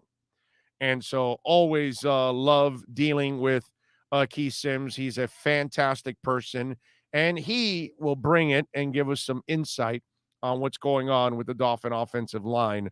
So it's a beautiful thing. So looking forward to having Keith Sims on. Reached out to him yesterday because I thought about it yesterday, and I said, let's see if we can get Keith Sims on. I've known him for, 30 years now. Right, since he was a player and I was a beat guy in those days. So yeah, I've known him for a long time. So I'm looking forward to it, man. Two of the best people I've ever dealt with is Keith Sims and Richmond Webb. I mean, just phenomenal human beings. NorCal says Brian Carroll, Las Vegas Dolphin Club, has a group of Fins fans meeting at the Las Vegas Sign Saturday afternoon before a meet and greet party.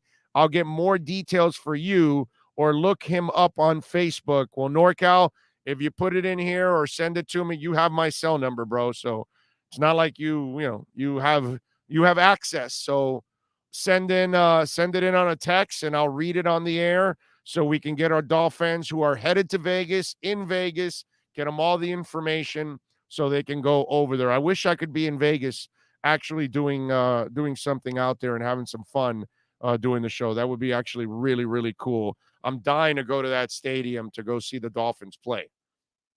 You know what I'm saying?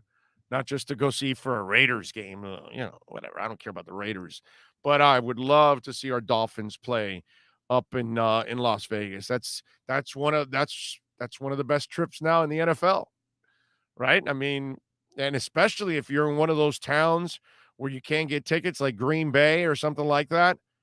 And they've got some wild ass fans. Cleveland, I'm sure, is a place that's always packed and hard to get tickets. Certain places like that. And your team ends up going to Vegas. Wow, man, that's a great opportunity for a little vacation, hang out a couple of days, enjoy Vegas. I love hanging out in Vegas. I don't know about living in Vegas, but hanging out in Vegas, it's like Southern California. I love going to Southern California and hanging out a little bit. I don't know about living, man, because of the traffic there. It's so brutal. I guess you would adjust to everything. Although, I know he won, which I'm glad that they didn't boot the guy out. Let him finish off his sorry term and then get him out of there. But it's, I definitely don't. That whole West Coast is a mess. How they run their states and what they do is an absolute, mess. That's why we're getting a lot of Californians to move to Florida. Actually, it's a bunch, man. Florida's gotten an influx of people, dude, like crazy during this whole thing because they're getting away from certain states that have just been absolute disasters. Let's see. Breeze, no one wanted for a while. What a man he became. That's right. That's right. Well, the Dolphin, the panic pussies out there, they would have killed whoever drafted Breeze. Breeze was terrible for 3 years, dude. Like terrible. I mean, terrible. Tua has been way better than Breeze. And then he got injured. So they would have killed him. And it was for 3 years that he was terrible. And he played all 3 years and he was terrible.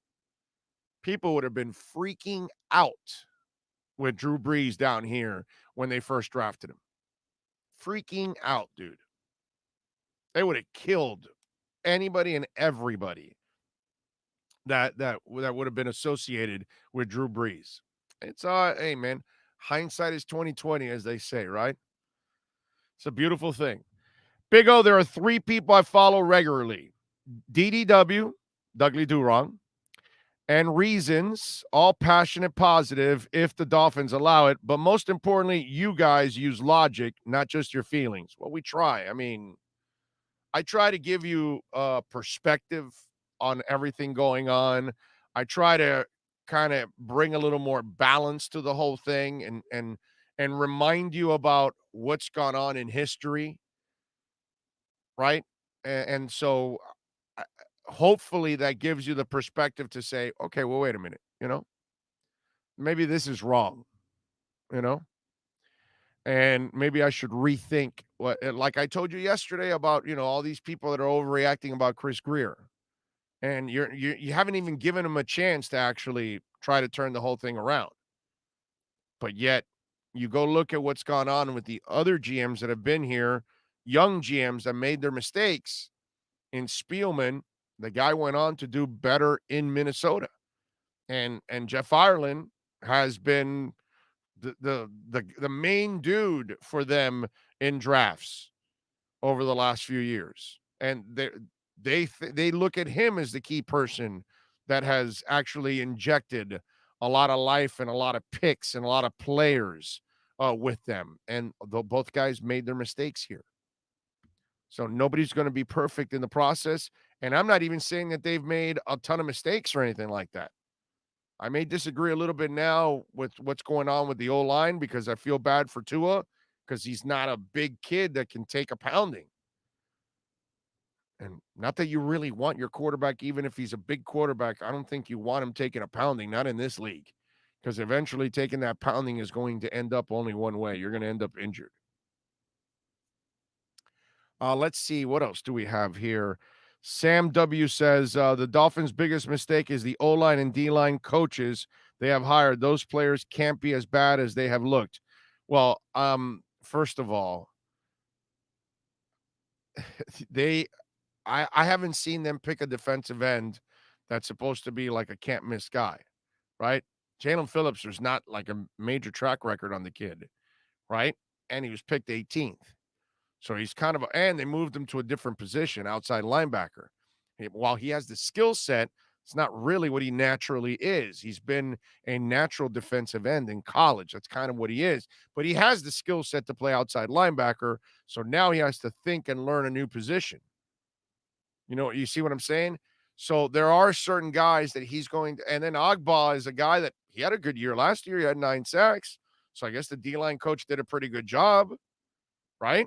Van Ginkel's gotten after the quarterback. He's played well. The other linebacker, what's it called? Forgetting him, the kid 55 that just got the big contract. What's his name? You know who I'm talking about. But this kid had a great year last year. Has only gotten better. Jerome Baker has only gotten better. Okay, Christian Wilkins, he's been solid. Has he been worthy of the pick that they chose him in? Probably not. So far, he has not proven to be the force considering how high you picked him. See, when you pick him that high, I expect him to be better than what he's been. He's been solid. He's been pretty good, but he hasn't been worthy of the pick where they chose him. That I will admit, because he's already in. Is this year 3 now or 4 for Wilkins? I want to say this is 3, right? I want to say it's 3. So he's got to obviously take another step, but there's been improvement overall on the O-line.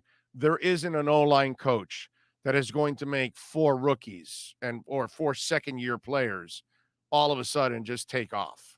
And Dieter is in a first year, and Dieter has actually played all right. Dieter has actually been one of the bright spots on the team. If you really look at the line play, he hasn't been really the problem. If everybody played at least as well as Dieter's played, not that he's been awesome, but he's done a decent job, the line would be a lot better. Everybody around Dieter has had, serious issues. Kinley had to be replaced in the game. Jackson has obviously struggled. Eichenberg, but these are all young guys. And most of these guys are not going to develop that quickly. Tuttle says, I like what I saw from Liam. He looks more natural than Austin Jackson. Maybe. We shall see. We shall see. Charles Harris did great at D. Yeah, but I'm not talking. I'm only going to measure everything from 19 on. That's when they're in control. If Scummy, dude, if you want to live in the past, go ahead and live in the past, bro. I'm not tying Charles to these guys. In 2019 and on is when Greer was completely in control of everything. Before that, politics are being played with Tannenbaum and Gase. I'm not even going to get into that. Those days, I'm not including any of that stuff from those days. Because I don't know who really to attribute what to and who picked what. None of us really know. And I don't care what stupid-ass guess some of you make. You don't know jack shit. Okay? You guys can continue to, some of you, spew misinformation and crap, because that's what this society is. A bunch of you just spew crap. You find something on a Facebook post and you make it law. And there's no substance behind it. There's no real source that's actually behind it. It's another jack off just saying something else, and you make it law. So I'm not going for any of that stuff. So Scummy, you can stay in the past and go ahead. None of that matters. It's 2019 and on. That's how these guys are measured. They're in total control. That's what you have to, measure and judge them and say whether they succeeded or they failed. Jeff Ireland was garbage because he didn't take anyone's input in his drafts. He picked who he wanted, didn't care what anyone thought. Guy was drunk with power. He's okay now because he's not the only voice. Well, yeah, but he's the main college director of scouting. Listen, I've had enough people on our show that'll tell you Jeff Ireland is the difference now in New Orleans for them. I'm just telling you. Forget about what we feel about Jeff Ireland or Rick Spielman. Forget about what they did here. See, again, some of you out there, you're not compartmentalizing. You got Scummy going back on drafts 4, 5, 6, 7 years ago. Those don't count anymore. You cannot judge these guys on those. That was the Tannenbaum era, Gase, and before that. You're not going to judge them on this. Can't do that. That's not fair. And these two guys screwed up here a lot. But they went on to go do something else, and they got better somewhere else. It is what it is. Ted Ginn was not a good football player here. And he was never going to justify the number 9 pick. But you must compartmentalize. Once he left here, he became a decent wide receiver, a good complementary receiver. Not a frontline guy, but he was definitely a complimentary receiver and a good receiver and had a solid career. People do get better. Just because they leave here and they failed here doesn't mean that they're complete failures. Ted Ginn can never look at himself as a failure. It's not his fault he got picked at 9. He didn't say, hey, I deserve to be the number 9 overall pick in the draft. That's a young man that just wanted to make the NFL. And he made the NFL, and he had a terrible time here, but he moved on and got better. And he's not the first. Well, Swelker was serviceable at best here, became a Pro Bowler, maybe even borderline Hall of Famer in New England. That's just the way it is. Some guys, Drew Brees was a disaster for the Chargers, a Hall of Famer for the New Orleans Saints. This happens all the time. Players find themselves, coaches find themselves. Belichick was a disaster in Cleveland. It worked out in New England. If you're a Browns fan, you don't have good memories of Belichick. Right? So he made his mistakes, then went to New England. You got to separate the two. I mean, look, Sam Darnold. I don't know if he's going to turn into anything. I've never been a Sam Darnold guy, even when he was coming out of USC. But he's played half decent the first 2 weeks. He looks a hell of a lot more comfortable than he ever was with the New York Jets, at least. And, for his sake, I hope it works out for him, man. Right? I don't want to shoot down anybody's dreams. And I don't care about the Carolina Panthers. Doesn't matter to me, but that kid went through hell with the Jets. It would be a hell of a story after he went through hell with the Jets and the Jet fans that he actually finds his way in Carolina. I mean, Cam Wake couldn't make it in the NFL, had to go to the CFL. And then Miami benefited from all of his struggles early on in trying to latch on to a team. Orlando Gadsden bounced around an arena league before he came to Miami. Not everybody figures it out right away. And to blame anybody for what happened 4, 5, 6 years ago when they weren't clearly in charge, that's it. Scummy says, you misinterpreted my Charles Harris take. That was in jest and in no way directed as an attribution to the current regime. Okay, well, you threw it out there. I mean, you're throwing out there bad picks, and we're talking about that. How am I supposed to take it? How is it relevant? How is it that relevant if they are successful with another team? Aren't we Dolphin fans? Judge them by what they did in Miami. Yes, but that's my point, Ronnie. That's what I'm trying to tell you, dude. To say Austin Jackson's not going to be successful, you're a moron. To give up on Tua now, you're a dumbass. That's my point, dude. That's what I'm trying to tell you. You have to give people time to develop. That's why I'm saying giving up on Chris Greer right now is idiotic.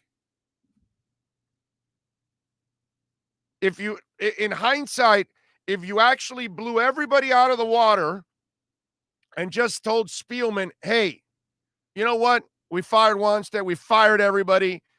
We cleaned the slate for you so you don't have to clean it. Now you decide who your coach is, who your college director of scouting is, who your pro personnel director of scouting is. Let your coach go get his assistants and build it the right way, the way they did it now, because they had never done it like this. And maybe the Dolphins would have been good already. That's my point. So to judge these men and these players on such a short window, it's not fair, and it's not logical, and it's not the right way to do things, because many of you have given up on a whole bunch of people across the board. And how does that make any sense? So that's my point. You're all, you're not all. Some of you are giving up on way too many people so quickly, and they could easily turn out to be just fine and be really good players, be great GMs, be great coaches. But we're not going to find out if we keep reacting on every little negative thing that happens, and then we just say, okay, it's over already at this point. That doesn't make any sense. Austin Jackson bought his first legal beer this year. Yeah, he's also a really young player going into his second year. Big O, we live in the microwave time. No patience. Amen, Clarence. That's what it is. Jason Taylor didn't take off till year 3. I know, Tony. I've even talked about that on this show many times. Hey, Zach was a hit right away, and it took Jason into his 3rd year to actually figure it out. But people have short-term memories, and they just don't give people the time that they need in order to develop. Big O, I know you love Waddle, but would you still pick Waddle over Sewell if you could go back in time? Well, AJ, just out of curiosity, where would the offense be without Waddle? I'm just saying. In the first 2 weeks, he's been one of the bright spots on offense. You can't rely on Parker. Will Fuller's only here for a year. I get it, man. Everything's hindsight. So you think, okay, you get the left tackle. But okay, so if you get the left tackle, they attack you on the right side and up the middle. You know what I mean? Dieter's not giving up a bunch of pressures. Not that I'm comparing Dieter with Sewell, but my point is that Dieter, is doing his job and the line's still not good. So Sewell would have been great, but then you have less weapons out there now. Think about the first 2 weeks. Fuller's missed the first 2 weeks. Parker misses a big touchdown in a half that you easily could have been right back into that game with Buffalo. You could have tied it or led by the half with the opportunities you had, and you didn't capitalize.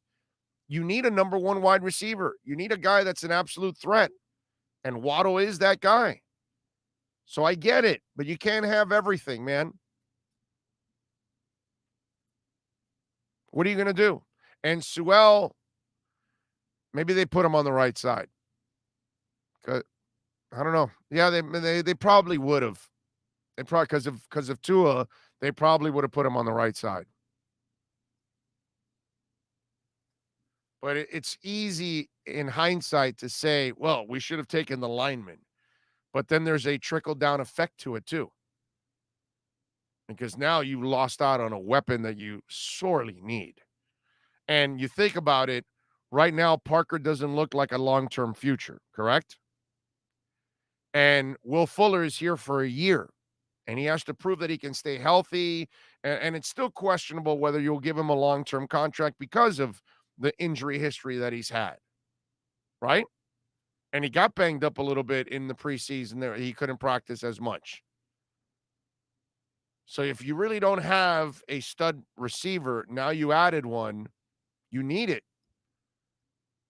It's so easy. And by the way, we also have to remember that first year in 2019, it wasn't like they had the kind of picks that they've had the last 2 years, the amount of picks that they've had the last 2 years.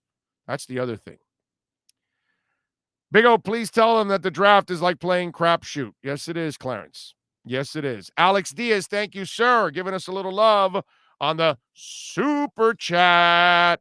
He says, spot on, O. Like always on all the Greer bashers, you guys need to stop bringing up the 2017 draft and etc. You guys never see the big picture and expect instant results. It needs to stop. Relax, guys. So I'm with Alex there. You gotta take it easy, man. You gotta take it easy and give it some time, and hopefully everything works out. But thank you, my brother. I appreciate you as always. Radically says, I hope Waddle beating himself up for making a mistake isn't a recurring issue. Grant and Wilson already do that, and they're getting messed up with it psychologically. Someone on the team. Well, it's different levels. You know what I'm saying? Waddle is different than those two other guys. Waddle played in a big-time program, has made big-time plays. He's a guy that you can definitely count on. You know who I could always count on? I could always count on Keith Sims, baby. He is absolutely amazing. And so the former Pro Bowl guard for the Miami Dolphins is going to join us next. If you're a Miami sports fan, then there's only one store to go to, and that's Caneswear at Miami Fanwear in Davie. They're your one-stop shop for all your Inter Miami CF, Canes, Dolphins, Panthers, and Marlins merchandise. They have hats, t-shirts, game day jerseys, and so much more. Located at 2511 South University Drive in Davie, and open 24/7 online at caneswear.com or intermiamiwear.com. Call them at 954-835-5597. Caneswear, the spot where Inter Miami and all Miami sports fans shop. All right, there he is, the man, the myth, the legend. That is Keith Sims. What's up, Big O? How you doing, man? I'm loving life, man. How you been? How's the family? All good? Everybody's good. No complaints. You RVing nowadays, huh? Talk to us about your new biz. Well, I love the RV lifestyle. My wife got me into it about 7 years ago, wanting to homeschool the boys and take them around and travel. And hey, I fell in love with it totally and completely. And we try to spend as much time in our RV as possible. We split time between Orlando and our home here in Georgia and getting out on the road. I've missed it because COVID's kind of forced us to pull back from that considerably over the last 18 months, but looking forward to getting out there this fall. I'm with you, man. I've been dying to do the RV thing, get with the wife and get on the road and have some fun. That would be absolutely amazing. It's that's a killer experience. And by the way, as climate change takes over, maybe now's the time. You know what I'm saying? Because the world might be a little different 10, 20, 30 years from now, you know? Absolutely. Being mobile and be able to get out there and discover new places that may be a little bit safer to live is a definite positive. Yes. I'm with you there, my brother. So it's great to hear you. It's great to see you're doing well. It's good to see you're still working with a towel on your shoulder. So just finished my workout for the day. So I love it. So have you been watching our beloved Dolphins as they had a rough one this week against the Bills? Yeah, they definitely did have a rough one this week. I have been definitely paying attention. You know, I love the Dolphin organization and the team, and I was very excited about this upcoming season, telling all my friends here in Atlanta, hey, this is a year where I think the Dolphins are going to take that next step and be a playoff football team. And I always tell everyone, do not panic after 2 weeks. It's still a long, long season. Was Sunday something that they wanted to put on film? Absolutely not. I mean, you never want to get beat. You never want to put a 0 up on the scoreboard, let alone your home opener, a division foe. But they have an opportunity to correct that this week, traveling out to Las Vegas, and that's what I hope they do. Well, listen, one of the things that I brought up, and hindsight is 2020, obviously, but the one concern I do have, and there's nobody better asked than you, is that what I don't like is, and maybe they bit off more than they can chew on this one, it's too many young guys. I don't mind if you're trying to break in 1, 2 guys. 3 is kind of crazy already. Kansas City started to do it the other night, and immediately the LSU kid snapped the ball over Mahomes' head right away. And it's really hard to do something like that. If you're breaking in 1 or 2 guys and they're stuck in between Keith Sims and Tim Ruddy, now, okay, so now, they got some guidance. They got people that can help them. They can help them cheat a little bit. Hey, kid, watch out for this middle linebacker. He's going to try to pop us right now. So be alert, whatever, all those kind of little things that you guys can do for each other. And I kind of feel bad that there's a lot of young guys and they look to the right and their left, and there's not a lot of experience and people they can lean on. Is that a concern? Am I a little too concerned about that? No, I think we all have to be concerned about the offensive line. And I know it's frustrating for the organization. It's frustrating for fans. It is not like the Dolphin organization hasn't spent draft capital to fix this problem, haven't spent free agency money to fix this problem. And then so once you look at those 2 factors, that they've spent the resources, what is the issue here. When I go back to my rookie year, and I hate to play this card, but we had the youngest offensive line in the entire NFL. Richmond and I were rookies. Jeff Yolnik was a first-year player. He had 1 year of experience. Harry Galbarth and Mark Dennis, our starting line that opening day, had the maximum amount of experience was a 3-year player. That was Mark Dennis, only his first year starting. And we led the league in sacks. Now, we had the great number 13 behind us, which definitely helped and assisted. But we also had one of the all-time best offensive line coaches in John Sandusky, who really drilled down on the particulars, the basics, and forced us to learn. We also had the fact that we had a week of rookie training camp. We had 6 weeks of two-a-days. We had 4 weeks of preseason games where we were hitting. Richmond and I got out an entirety of the entire 4 weeks of preseason. Since we were starting on the left side, we got 3 plays off that entire preseason. So we were allowed to make mistakes in practice. We were allowed to make mistakes in the preseason games. And by the time we got to opener in New England that year, we had seen a lot. We had learned to communicate, and we had learned to work together as an offensive line. I think that factor of the limited offseason, the fact that they don't get a chance to hit, they don't have two-a-days. They don't hit, bro. Bro, they don't hit at all. They don't hit at all. Offensive line is a position, and I'm helping coach my son's 12-year-old team here in Georgia, and I'm coaching the offensive defensive line. And that is the hardest thing to teach these kids, is to be able to come off the ball and move your feet and take the right steps. They don't get it at this level. And I think they're doing these guys a disservice in some respect. And I know we got to protect players. Trust me, the way my body feels, yeah, you need to protect players. But you got to try to find a balance to be able to get the offensive line the work they need without putting the long-term health in jeopardy. Yeah, no, and last year they had no offseason. Yeah. So virtual. Yeah. Can you imagine, dude? Oh. Everything's virtual. I mean, I went to practice a couple weeks back, and there's no hitting. I mean, I was used to walking in, and the first thing Jimmy would do with you guys how would you start training camp? With an inside drill. The beginning of the damn day started with an inside drill, all out.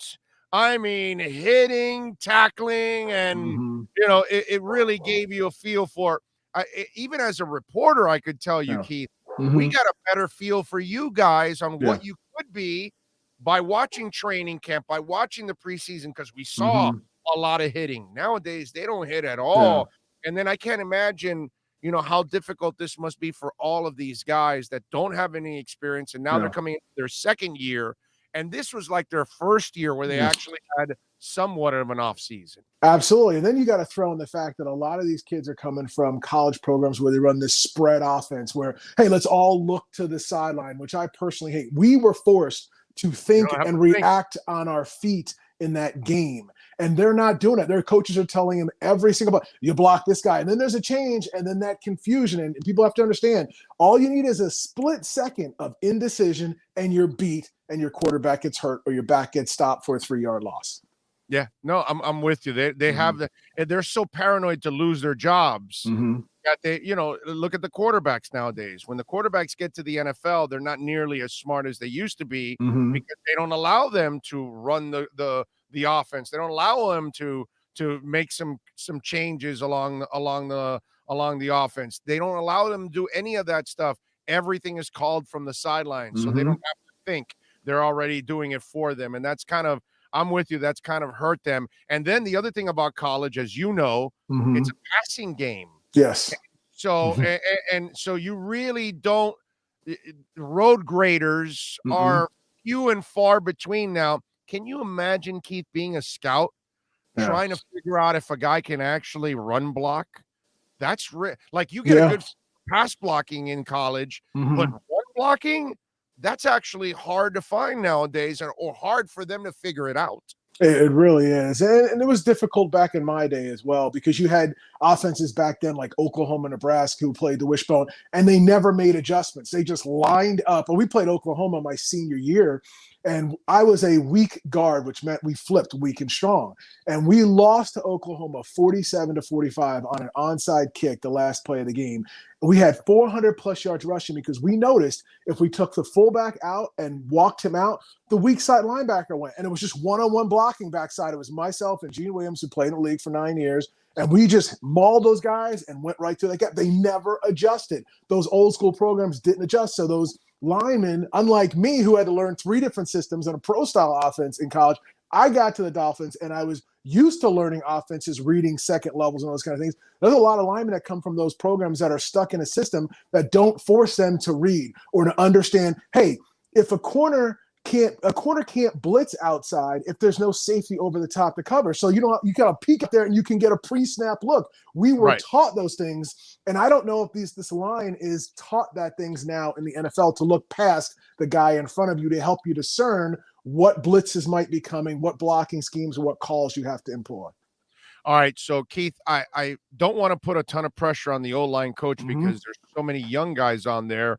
But since you know this position well, how do they overcome all of this? Because I'm not ready to give up like people are giving up Austin Jackson, who's a baby in this league, dude, and all the other guys. And the other thing that I've tried to prepare people is they've spent 5 draft picks. Yeah, you're not going to hit on all 5. No, definitely not. So maybe 2 or 3 of these guys are going to make it. Be prepared. A couple of these guys, I hope they don't fail. Yeah. And that means Chris Greer is the greatest GM of all time if he hit on all 5 of these draft picks. But be prepared. A couple of these guys are going to fail. That's why you spend. That's why you go with the fishnet approach and you get a bunch of guys and then try to work them in. So what would you do at this point, knowing what's going on? And the second part of that question, Jesse Davis is, let's be honest, he's really not your future. He's a fantastic 6th man. I really compare him to Andrew Gardner years ago that could play go back. Okay. Remember that? Absolutely. And I like him in that position where he can fill in multiple spots. Look, you're going young, right? Well then, dude, keep the youth movement going and get Eichenberg in there and let's go. Let's roll. Let's find out who can play and who can't. That's what I say. How would you handle this? How do you think they tackle this situation? Well, I think, first of all, I give a lot of respect to Jesse Davis because it's got to be very difficult to be a utility lineman like that, playing multiple positions. I mean, I was blessed where they plugged me in at left guard. I started 150 games at left guard. I think I played 11 or 20 snaps at right guard. I was in that one position and able to perfect my techniques and learn how to play that position and not have to worry about multiple. Right? Dellenbach was – he did that, right? Didn't he move around to a couple positions? Dellenbach was a tackle, and he was a center. In fact, him and Roy Foster were the starting left tackle of guard when they drafted Richmond, and then they moved them to back up and around. As far as what do you do to fix this problem, I think it's tough. It's multi-layered. You've got to try to simplify the offense as best as possible so the guys know exactly who to block, regardless of what they do, whether they shift, whether they blitz, whatever they do, you know where to block. So take that indecision out the best you can. And sometimes that's making it simple. And by golly, if they know we're running a dive left, I don't care. It still comes down to man-on-man blocking. So simplify it as best as you can. Now, on top of that, one of the things that we were able to do, of course, because we have Marino and those great receivers, Clayton Duper and Irvin and Mark Ringham, and Keith Jackson and Terry Kirby, we spread people out, which we put 4 or 5 guys out, which forced them to declare what they're going to do and help the line once again declare who's coming and who's not coming. So if you have that ability, and the Dolphins, one of the things coming into the season, the Dolphins were raving about this receiving core. I know you're going to get Will Fuller back this week. Hopefully that'll help. And Jalen Waddle's going to be fine. Don't worry about him. He's going to be an outstanding receiver for this team. So if you can get those guys in space and force the defense to honor that may help open up some things for this offensive line. Also, you got to run the football. We all know. I have not met an offensive lineman who didn't want to pound on the defensive line, who didn't want to lean on those guys. But just in turn, if they call these running plays, the offensive line has got to produce 3, 4, 5 yards of carry. And then gives your OC that incentive to continue to call the plays.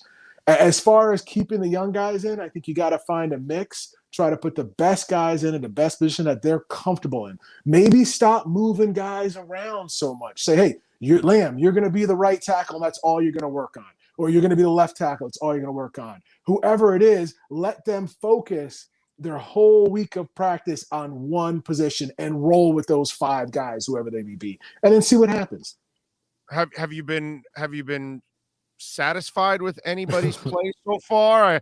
I can't say anybody's played well. I mean, in my eyes, actually, I think Beer's done a really nice job of actually transitioning to center. I'm not telling you I'm not telling you he's Jim Langer. I'm not telling you he's Dwight Stevenson or anything.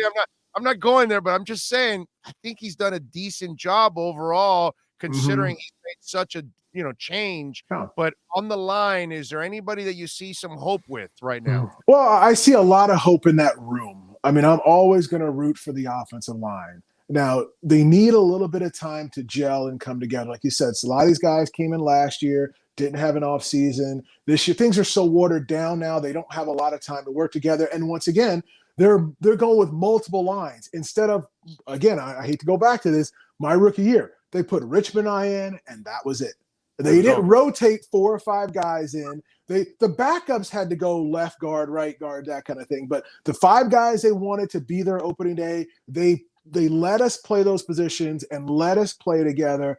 I think maybe they have to try to get to that way and commit to a group of 5 for 4 or 5 games and say, you guys got it for the next 4 or 5 games. And then you evaluate how that line performs each week and grows. And if after 4 or 5 weeks, they're not doing it, then you make the substitution. But to pull a guy out in the middle of the game, unless he's having a completely horrendous game, I wouldn't do that, or injury, or to substitute guys week to week without injuries, I think it's tough to get that continuity on the offensive line. But I believe these guys were drafted, whether they're drafted because they have potential. They just need to put that potential together with results. And I think at that point, we'll be a lot more positive on what comes out of the offensive line.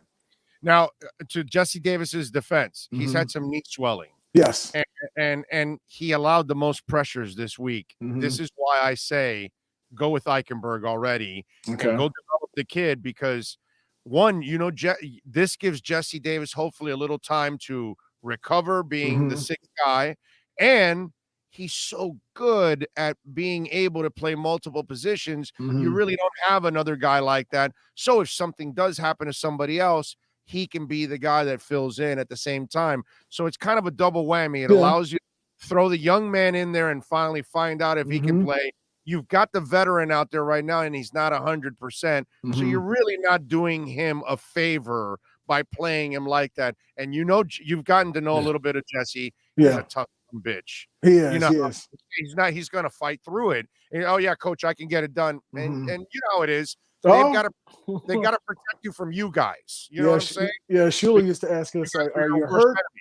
Shula used to ask us all the time, are you hurt or are you injured? If you're hurt, you can't play. If you're injured, everybody's injured. And that was one of those things that Jesse's in the offensive line mentality is, hey, you play, that when you're called upon, you line up and whatever you can do. That was a lot of games I played when I probably shouldn't have played. And I think the mentality has changed a little bit, but you're right, where if you get to the point where you're not able to function and you're hurting the team, then you may need to take a week or 2 or 3 off. And that would play into the ability of, hey, if you put Lamb in and he performs well, you let him go a little bit. But I understand Jesse's position.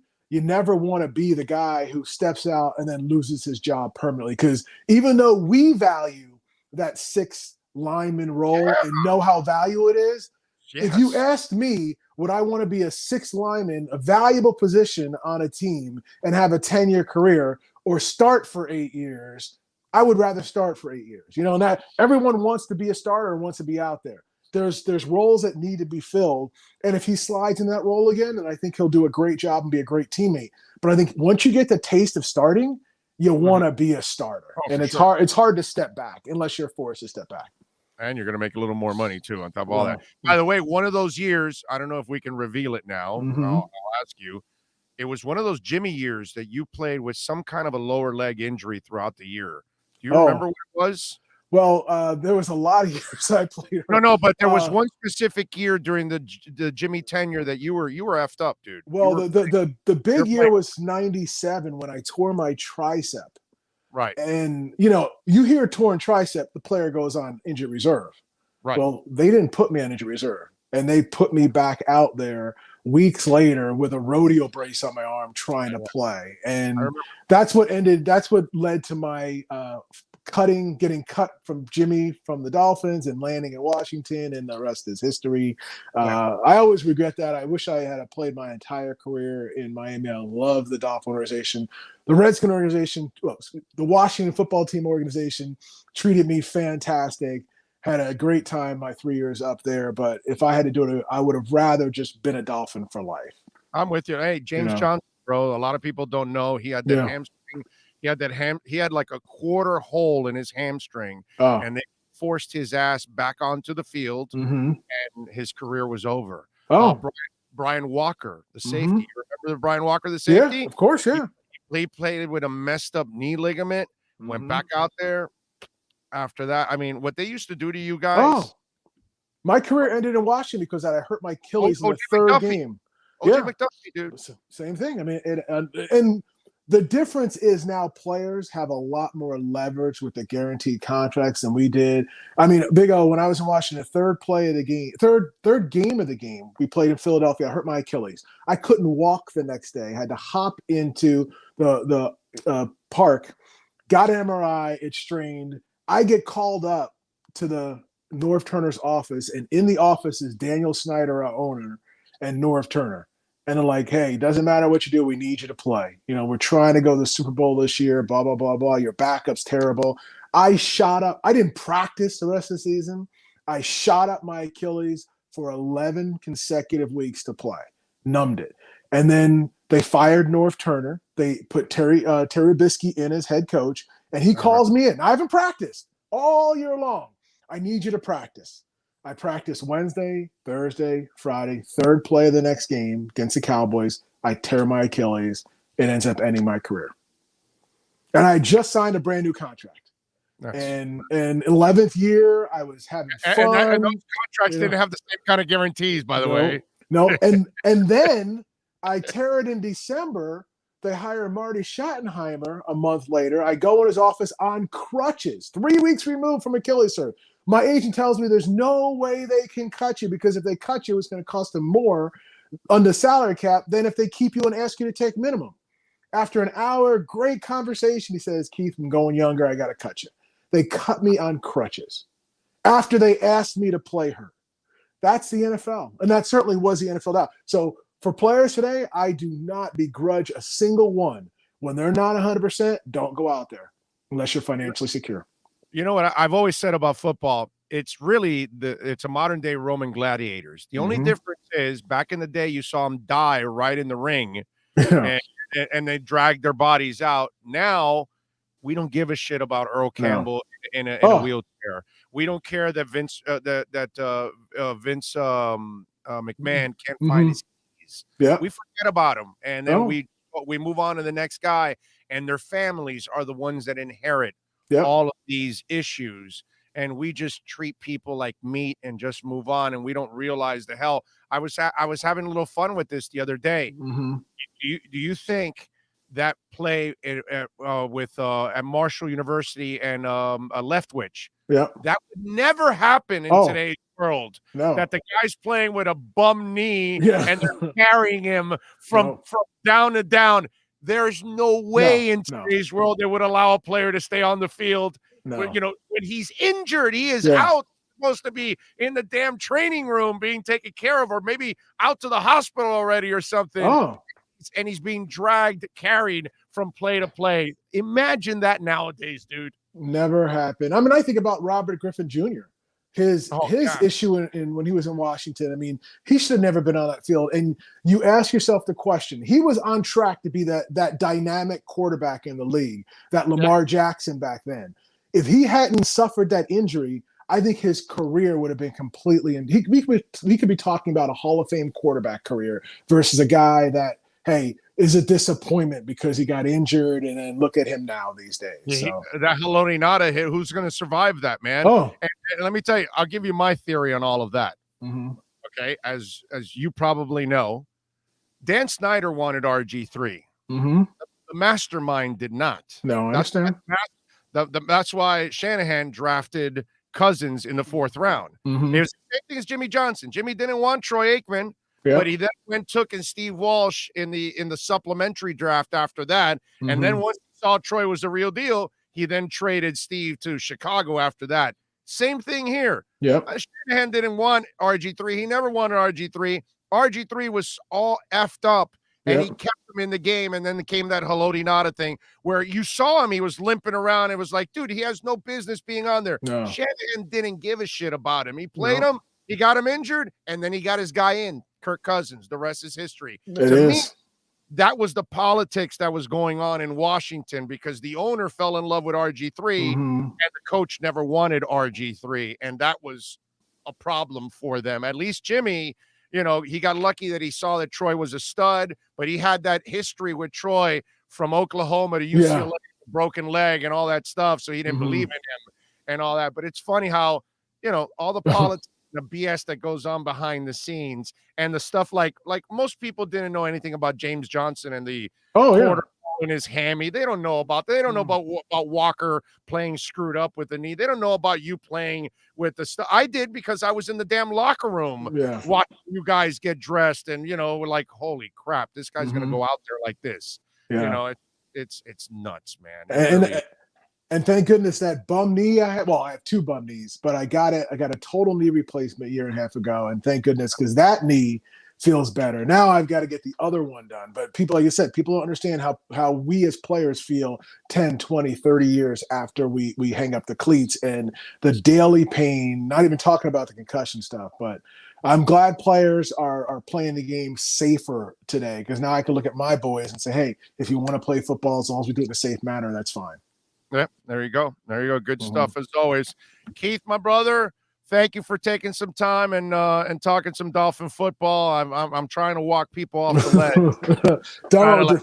Whoa, relax. Like this guy came back from 0-7 the first year and went 5-4, and everybody says tanking. And he went 5 last year. They started 0-2 and then went 10-4. Exactly. So this is one resilient mofo. Okay, it is. To me, I think personally, I know I'm way ahead of everything, but I think he's our best coach since Shula. That's just me. I totally agree with you. I buy into a system, what he's doing, what he's teaching these guys, what he's expecting from these guys. And I look forward to next weekend is the Dolphin Alumni Weekend. I'm scheduled to come on down. So I'm looking forward to that Colts game and getting a chance to talk to Brian Flores and seeing all my old teammates and guys and honoring the late, great Coach Shula. There you go. Awesome. It's going to honor. And the stadium is so beautiful now. Yeah. It's really, I'm sure the locker rooms aren't as nice as the ones you had in the Orange Bowl. Luckily, I never played in the Orange Bowl, but or early in pro player, in the Joe Robbie Stadium days. Yes, Joe Robbie. Yes, I'm sure they're or the practice facilities either. Damn, that thing's that I want to live in that practice facility too. I'm looking forward to seeing that. I haven't seen the new one, so I'm looking forward to checking that out. So good stuff, Keith. I love you, brother. Thank you for taking the time, man. Hopefully we'll connect next weekend when I come to town. Damn right. You got it, baby. You be good. Have a blessed one. There you go. Keith Sims, man. Good dude. I got to cover him throughout his career. He's just a phenomenal human being and great insight there. And listen, you see the hell that these guys go through at times. And I think that a lot of folks don't really actually appreciate it, what they end up going through and then what they have to go through after in their post careers. And look, some of the things that I just talked about now, maybe some of that stuff, maybe I've talked about in the past. I don't think I talked openly so much about some of those injuries and the things that they made players do back in those days. And you're sitting there going, oh, wow, really? You're going to do that? Like Robert Walker, the safety, he had like a torn knee ligament, dude. Like, yeah, go out there. And then he just completely tore it after that. It's brutal. There's many ways to support our program, from subscribing and liking the show to visiting our terrific sponsors. Another way is using Cash App. If you would like to donate to the show and help us grow, download Cash App and search Cash Big O Show. That's Cash Big O Show. We appreciate your support as we continue to build the best sports show on the planet for South Florida sports fans. Support the Big O Show by using Cash App and donate to Cash Big O Show. Thank you for your incredibly loyal support. There's no need to drive around South Florida wasting valuable time looking for a new or certified pre-owned Acura. Go to the #1 volume sales dealership in the Southeast United States. Craig Zinn's Acura of Pembroke Pines. Purchase with pace and space in a dealership tailored to your needs. From home buying to providing that personal touch. Contact the 2020 Satisfaction Award winner Craig Zinn's Acura of Pembroke Pines. 888-776-5123. That's 888-776-5123. Or visit them at 15601 Pines Boulevard in Pembroke Pines. The viewpoint statements or beliefs expressed on the following program by the host, guests, or callers are not necessarily the opinions of FantasyXS.com, Media Group Inc. ownership, management, sponsors, or website. When it comes to South Florida sports teams, very few in the media have witnessed, lived, and covered it like the Big O. Let's start the program dedicated to your favorite South Florida teams with a passion that's unmatched. The Big O Radio Show is on. Here's the Big O. I am. Welcome aboard. Hora número tres. That's hour number 3 there, folks. Appreciate it. Looks like Ronnie says my anxiety went down a bit after that conversation. Tony says, great segment, Big O. Sims brought a lot of insight. I hope the offensive line coach was listening. Hawaiian Punch says, really good segment with Sims, Big O. Hope he returns. Thank you. So I guess a lot of you like the interview. I appreciate that.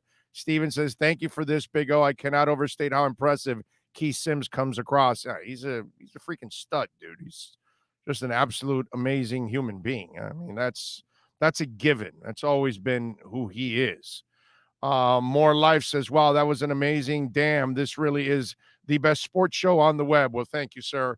Well, I think we're the best sports show in South Florida, sir. I don't think you get sports talk on 790 or 560 that you get here. I'm sorry. I with all due respect to what everybody does over there, we are unhinged here. We are open. We speak our minds. You know what I'm saying? We do thorough interviews. We're not rushed to do it within 8-10 minutes inside a segment to rush out to get a 6-minute commercial break. We don't flood you with a ton of commercials either on this show. All of those things. Why? Because that's kind of the plan. You know, it's I don't want to do it that way. You know, we want to make sure that we do things the right way. So we're trying to, and we're going to expand more. If everything goes well, we got other things to go. And remember, if you are a sponsor and you want to be a part of this program, which, by the way, again, yesterday, 85,000 downloads. So thank you very much. We are averaging 1.2 million downloads now in our last 30 days. Okay, so it just continues to go up and up and up. So we're up to 1.2 million now. So that's all of you by smashing the like button, which please smash the like button. It is so important. I haven't asked you in the first 2 hours, and that's my mistake. I should ask you all the time to please. I want to remind people, because while you're listening, it doesn't take much effort to smash the like button, and that goes so far, you know, supporting our sponsors, whether it's Acura, whether it's American Dream Lending, whether it's Pallet Rack City, Caneswear. You know, we want you to visit our sponsors and make sure you tell them that you heard it with us, Sports Grill, you name it, please. You know, this is the way we're going to grow, and we're going to be able to continue to provide you the kind of sports talk that you're not going to be able to get in a corporate-led environment like what they have in 560 and 790, where everybody's got to broadcast, you know, with a skirt on because they can't really say what they, you know, what's on their minds, what's really in here, you know. They can't speak like I used to at those places. Oh, Lordy. All right. Thank you, sir. Tony says, best sports show in South Florida, hands down. Thank you. Thank you. Thank you. Craig Sebring says, I just smashed the like button. Thank you. Martin Lydon says, best sports show in the UK, too. Nice. There you go. Sam W. II says, just recently found the show. Best find this year. It's not all doom and gloom, but sensible football takes. I try, my man. I mean, when it's bad, I'm going to be the first to tell you, hey, yeah, there's no hope here or whatever. But right now, what can I tell you, man? You know, Robert MC says, speechless after facts. Thanks again, Keith. Our community Needed to hear that.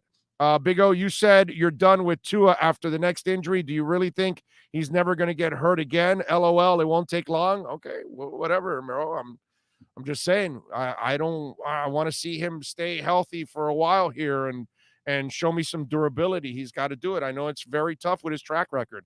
That was my only concern with him. That was the one thing that I would say is iffy about the pick, has always been his injury history. That's it. I was honest about it from the moment they drafted him. I've always said the caveat for him is injury history. So I get it. I get it, bro. You want to just find some negative, so let me go comment and send a negative comment. I get it, bro. It's obvious. We all know he's injury prone. No, I don't think anybody's going to deny that.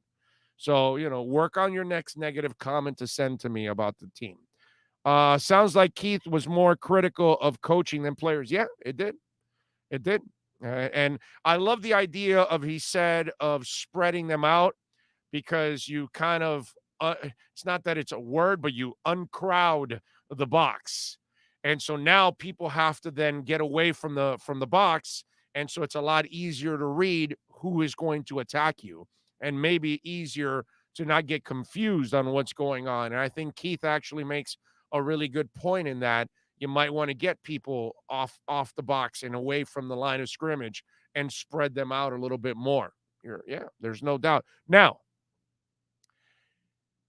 Austin Jackson's got a long way to be Richmond Webb. Okay? And Robert Hunt and Solomon Kinley have a long way to be Keith Sims too. You know what I'm saying? So, it's also up to them to get better as players and get to that point where they can be reliable enough. You know what I'm saying? So it's a catch-22. They both have got to do the job too. Dougie Fresh says, Keith Sims was money. You could have searched the planet and could not find someone who could have offered such levity and experience literally from the front lines. Thank you, sir. That's why I thought about him yesterday when I said, man, I should just call Keith and get him on and let's talk. I mean, I know him well from the days I covered him, so why not? More Life says, wow, that was an amazing damn. This is really the best sports show on the web. Well, thank you. Thank you very much. Very much. Very much. Appreciate it. So I guess everybody loved the interview. All right. Stephen Caparella says, thank you for this, Big O. I cannot overstate how impressive Keith Sims comes across. Ray says, great segment. The line we had with Sims and Webb was so good. Yep. Jimmy 10 says, can't the Dolphins bring in Dolphin vets and talk not to the players, but school up the coaches in turn? They can pass it on. I don't think that the coaches are going to want that kind of, no coach on any team wants players to come in and tell them what to do. That's not reality, my man. That's not the way it's going to go. Maybe Dieter could be a Tim Ruddy. Yeah, I mean, let's hope so. Let's hope he can be a solid player. That's all.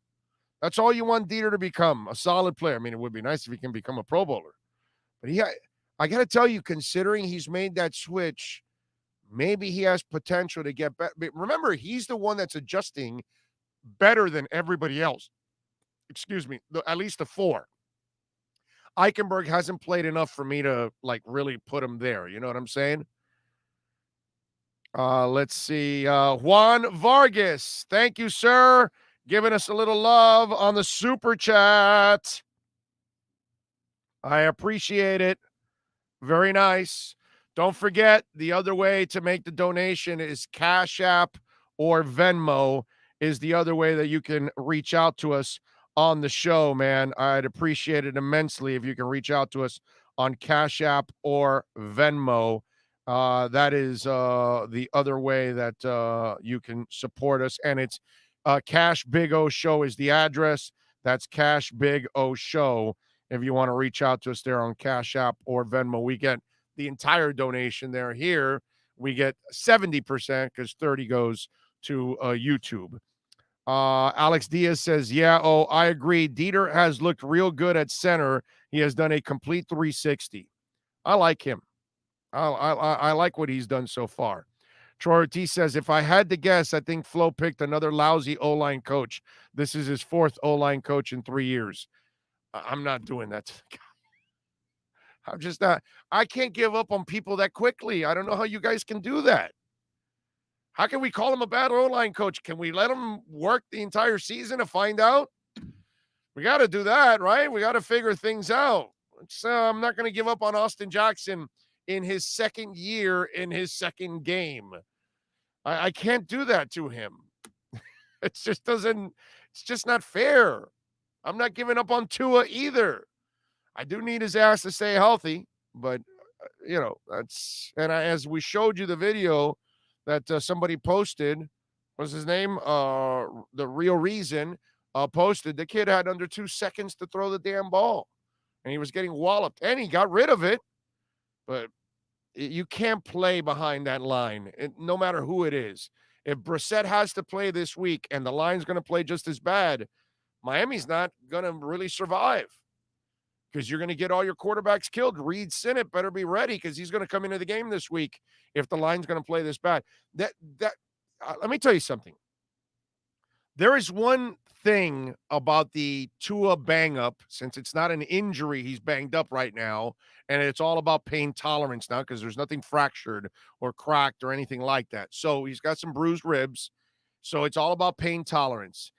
I prefer that Tua finds a way to get on the field. If he can play, if you can shoot it up, and you're flexible enough to throw, and you can tolerate the pain, and you can be accurate and all that, then I want you to play. And here's the other thing about playing in like that. Now the offensive line is forced to play with some serious urgency. Like there's got to be a fire lit under their ass, okay, that, hey, I'm not getting this guy injured. I got to block my ass off. I got to figure this off. And maybe that might be a moment for this line this week against the Raiders. It could go the other way, and it could be absolutely ugly. I'm telling you, it could actually be that. But I think there's a part to this equation that if the line goes out there and does their job, at least a serviceable job, they can then start to feel good about themselves and get a confident performance out there.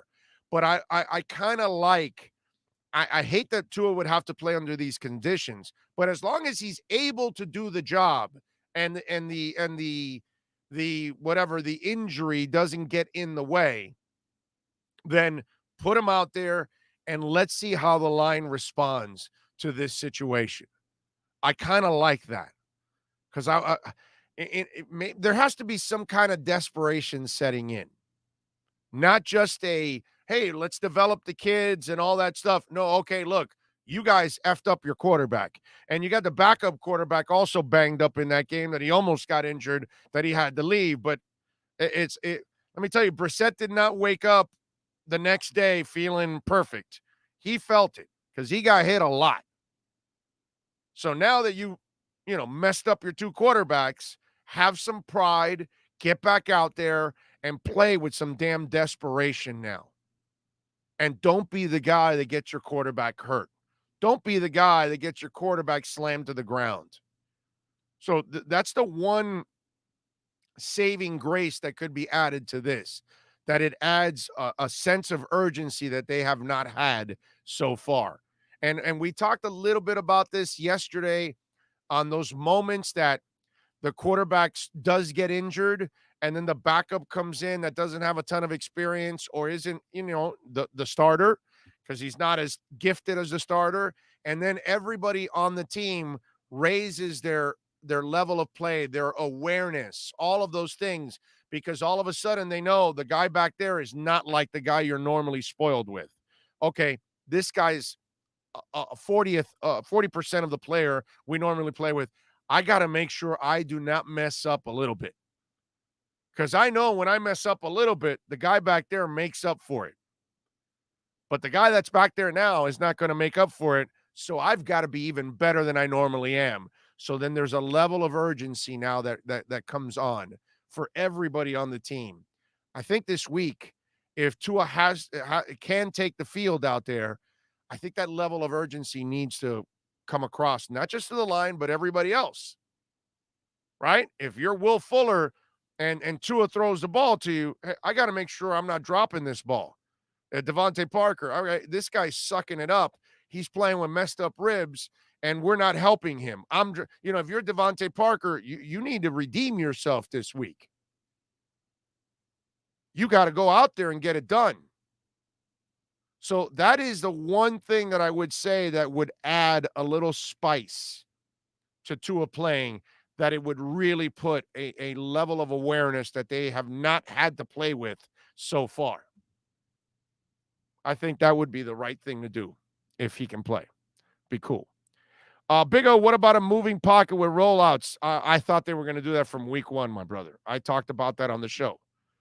Obviously, you weren't listening on last week leading up to the Patriots game. I thought they would have a moving pocket, and they didn't do it against the Patriots, and then they didn't do it against the Bills, and I have no idea. There's a couple of things that I'm disagreeing with on offense. Too many young linemen. The playing Albert Wilson, playing Jakeem Grant at wide receiver when you don't need to play him at wide receiver. Not Matt Collins not playing over both those guys, who's a better football player, and moving and changing the launch point is how I called it last week. Rollouts one way or another, boots and waggles. Yes, I'm with you 100% on that. And why they didn't do it, I have no idea, my man. That would be another thing that I would challenge Godsey and Studsville that, hey, you guys, you're missing the boat on several things here. And those are some of the things that I would disagree with right now that they've done on offense. I've got a couple of issues with some of the things on offense. I have to. But again, now I got to give them time to kind of figure it out themselves, and let's see what they can do and if they can produce. Finding an O-line is hard from high school to college to the pros. It's hard to find athletes with the size, strength, and desire to play O-line. Kids grow up wanting to be QBs, wide receivers, and running backs. That is true, Brett, but that's your job, man. You got to find, and there are O-line issues all throughout the NFL. I get that too, but I'm not going to give them a break on that. Their job, see, I talked about this yesterday. For those of you that weren't here, then you missed out on it. But, I talked about how it reminds me of Andrew Luck. And Indy drafts Andrew Luck, and then they don't protect him. And he gets beaten up to the point that he retires on your ass. You can't draft a injury-prone quarterback and then put him behind a rookie line. That doesn't make any sense. It just doesn't. That's where I think, Greer and Flo, they've got to be regretting this a little bit, and they've got to want a little bit more leadership on there and more experience on the line and ease a couple of other guys in. You can throw a couple of young guys in there, but 4 guys and possibly 5 now coming. And even if they use Robert Jones this week, because Robert Jones replaced Solomon Kinley. And Solomon Kinley has been, on and off enough that I wouldn't be surprised if Robert Jones is your starting left guard. You know what I mean? But I do agree with Keith on this. You've got to leave guys at one spot already and let them get used to that. They're too young. They're too inexperienced to be moving around, and then they've got to adjust. Think about Eichenberg. Eichenberg's been a left tackle. So now you're moving him to right tackle. So now habitually he's got to learn everything. Don't move him back to the left. Don't F with his mind, because that's what you're doing. And if Jesse's healthy enough, then you play him at left guard. You're obviously not completely satisfied with Solomon Kinley because you keep pulling him on and off the field. So I would not be surprised if Robert Jones ends up as a starting left guard. But what I don't want is that you put Robert Jones at left guard, then you move Robert Hunt out to right tackle, and then you put Jesse Davis at right guard, or you put, Eichenberg at right guard or something like that. And it's like, holy crap, now you're moving everything around again. And it just makes it that much harder to develop any kind of chemistry. But this is also the problem when you have all these young guys who are untested, and now you're trying to find a place for them. William D. Jacksonville says, next week we will see what this team is made of. He sends on Twitter. Thank you, William. Appreciate you, as always. By the way, the new video is out. Dudley Do-Wrong and myself, we recorded it, and we recorded it last night, and it dropped this morning. For those of you that you want to check it out, you can check it out. Maybe you do it after we're done. You can then check it out. You know what I'm saying? We had some fun, but every week, Dudley and I are recapping the game and previewing what's going on and all that good stuff. So you can catch us every Tuesday morning with a new video. And of course, please smash the like button while you're there. We appreciate it immensely. That will help us out a lot by smashing the like button. And come on, man. We gotta pick that up, man. Let's go. At 181, let's go. Por favor. Let's get that in there. Raphael Knight says, don't like RPO, rather run and shoot offense. At this point, my brother, I just want an offense. Okay. You want to score in a wing back? You want to run the what is it, the T whatever that offense, whatever you want to do, bro. I don't care what you want to do. Run and shoot, spread, no back, two backs, full back, two tight ends. I don't care how you score, man. At this point, I just want them to score. I just want them to block. I want them to protect the quarterback. I want them to be able to run the ball. You know what I mean? I want some balance. Keith was right about that. You've got to run the ball, man. You got to run the ball. So right now, I'm not going to be picky about how they get it done. Just get it done. Just win. See, I'm not one of those guys or women out there or any kind of Dolphin fan that last week, you know, they do enough to win in New England and we're complaining. I don't care, dude. You won. Period. End of story. Fantastic win in Foxborough. Just find a way to win. In the win and loss column, it only says 1-1. That's it. There's no storyline about a close win and a blowout loss. That's not how you measure it. It's 1-1. And if you somehow go up to the Raiders this week and you can out-coach them and out-scheme them and out-hustle them and you find a way to win, it's 2-1. That's it. And it'd be funny because two of your wins are both on the road, which would be pretty amazing. But then again, I'm sure we'll find Dolphin fans that will complain about a win on the road in Las Vegas. Because I guess that's what happened in week 1. I had plenty of Dolphins complaining about winning in New England, which is just absolutely crazy.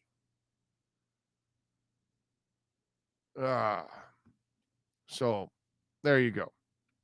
Sam Kim says, monocalf? What the hell is that? Moon calf. Is that an alternate definition to trolling Miami fans on what could have been? LOL. Okay. Oh, I don't know what the. Guess you guys are talking amongst yourselves now. Tank says, I love how every Dolphin fan thinks they're a GM, not saying Greer is good or bad, but they're all better than Greer. That's for sure. Michael Monger says, what's up, O? What's up, Michael? Thank you for joining us. Smash the like button. Okay. Sam Kim says Herbert is a unicorn.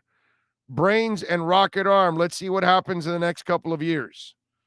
Yeah, I just need to see him win, like beat good teams and come up in clutch moments. There's no doubt he looks great and puts up some stats. I just need to see some winning moments. I haven't seen any of them yet. He can beat the scrub teams. I haven't seen him do anything yet. But hey, you guys can fall in love with him all you want. He's the second coming. He's God. He's going to get it done. It's over.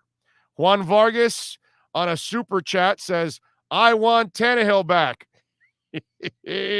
Sam says, great job, Big O. There is no question the line needs improvement in time, but I am also seeing tight end and running backs missing blocks, which is not helping matters. You are correct, sir. I have confidence staff will get it corrected. Yeah, because if they don't get it corrected, those players will be on the bench. Okay? Big O, if Carr and Jacobs don't play, you start Tua. I don't think that has anything to do with it, my brother. You start Tua if he's healthy enough that he can do his job. Even though he's banged up, can he do his job? So I'm sure you're going to have to shoot him up a little bit to do practice, right? So if he goes out there tomorrow on Wednesday and he practices and he has mobility and he can make every throw that you need, then he plays. But if you shoot him up and he still has the kind of discomfort that doesn't allow him to do his job, he doesn't play. It has nothing to do whether Derek Carr plays or Josh Jacobs or anything like that, my friend. You worry about your team. You don't worry about the opponent. And it's your job to develop your quarterback. And if he can play, that's another game of experience that he needs. Tua needs to play. He's only played 10 and a fraction of a game, because I can't even call this his 11th game that just went on. The guy played 9 plays. So he's played 10 games in 9 plays. And actually 9, because he was actually benched for one of those for Fitz. So he's actually played like 9.5 games or something total. He just hasn't played enough. He needs experience. There's nobody gets better without experience. That's why I kind of laugh on the Noah thing. Because Noah wasn't a slot corner. Wasn't drafted to be a slot corner. You knew he wasn't. He was a boundary guy. But, I love people saying, well, he's not active. Well, they don't need him right now anyway. Even if he was active, you would need him to be active so he can be a flyer for your team. You'd be bitching and complaining about that if he was running around tackling. Oh, great. We spent the first rounder on a flyer. You'd be bitching about that too. That's why I kind of laugh on that overreaction. I get it. We all want to see him on the field, but right now they got 2 better ones in Jones and X. He doesn't play any other position but those. He's not a safety. And philosophically, you can say, well, why did you draft an outside corner when you were going to commit to Jones and you have X? Now, if X does get traded in the offseason, well, then maybe things change. You never know. But this kid needs to play in order to find out if he can play or not. He hasn't played enough. He's only played a couple of spots. That's not enough to find out whether he's going to develop. And he's, as I've said 100 times, Igbenogany should be on a really bad football team that can put him out there for every play. So he can just learn and make mistakes and then finally figure it out. But if he doesn't have that luxury, which he doesn't have here, that's a problem. That's a problem. Let's see. Reed Sinnott over Jacoby. I sound crazy on this, but I would play Reed Sinnott over Jacoby. But they're going to play Jacoby because he's got the experience. I'm just, Jacoby to me is just a guy. There's nothing special. Good dude and all that, but he's just a guy. Let's see. What else? More life. Big O, are you happy with Holland? I'm very happy with Holland. But again, he hasn't had enough time to really prove whether he's a guy. But I was a big Holland guy. If you were following me, you know that I like Javon Holland. I was talking about him before the draft. So when they took him, obviously, I'm going to be, pretty happy about that because I was talking about Javon Holland before they actually drafted him. Let's see. Doug Flutie says, I helped Breeze early on. Well, way to go, Doug. Nice job. Nice job by you, sir. And thanks to Doug Flutie. I still remember the day that they beat Flutie, and Jimmy Johnson's team beat Flutie. And after the game in the room, we walk in and there's like cereal all over the floor. And you're like stepping on cereal all over the rug. Right? And you're like, what the hell? And then we find out that after they beat Flutie and the Bills, I believe it was, Jimmy got, or maybe it was the Patriots. I forgot now. Somebody help me out. So Flutie had, no, it was the Bills. It was the Bills. They had something called Flutie Flakes. And so Jimmy Johnson tore up a couple of boxes of Flutie Flakes addressing the team after. You know what I mean? So the flakes were like all over the locker room. And then we come to find out that it was Jimmy stomping on Flutie Flakes and all that in the locker room and in his final game speech. Did you guys catch John Harbaugh talking to his team after the win against Kansas City? Pretty good stuff. I mean, I think most of us kind of feel that John Harbaugh is a pretty damn good coach. I think most of us would, like, if your team had John Harbaugh, you would not be complaining that John Harbaugh was your coach, right? And so Harbaugh addresses the media, addresses his team after they beat Kansas City, and it was actually a pretty good speech. We've had great wins around here, but I don't think we've ever had one bigger than that. I don't think we ever have. Here's what I love about win-win. And we've said it before, now we're just saying it. Well, you have Pernell McPhee. We said it ain't perfect, right? It's not pretty, but it's us. It's us. That's the Ravens. Right. We know that's the Ravens. That's how it goes. Here's the beautiful thing about it. We're on the side right back there, and it's going for two. It's going for fourth down. We're calling timeouts. We're just fighting our asses off. And I look back. What you do? I got 10 guys. Go for it. Look, go for it. Look, Nick, go for it. Go for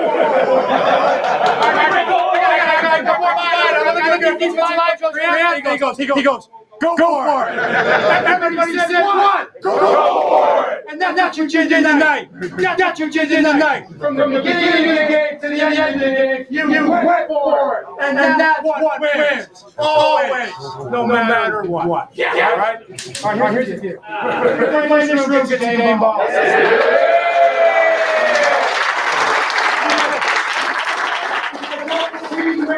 That's a team win. All right? That's a team win. And it's big for our quarterback, too.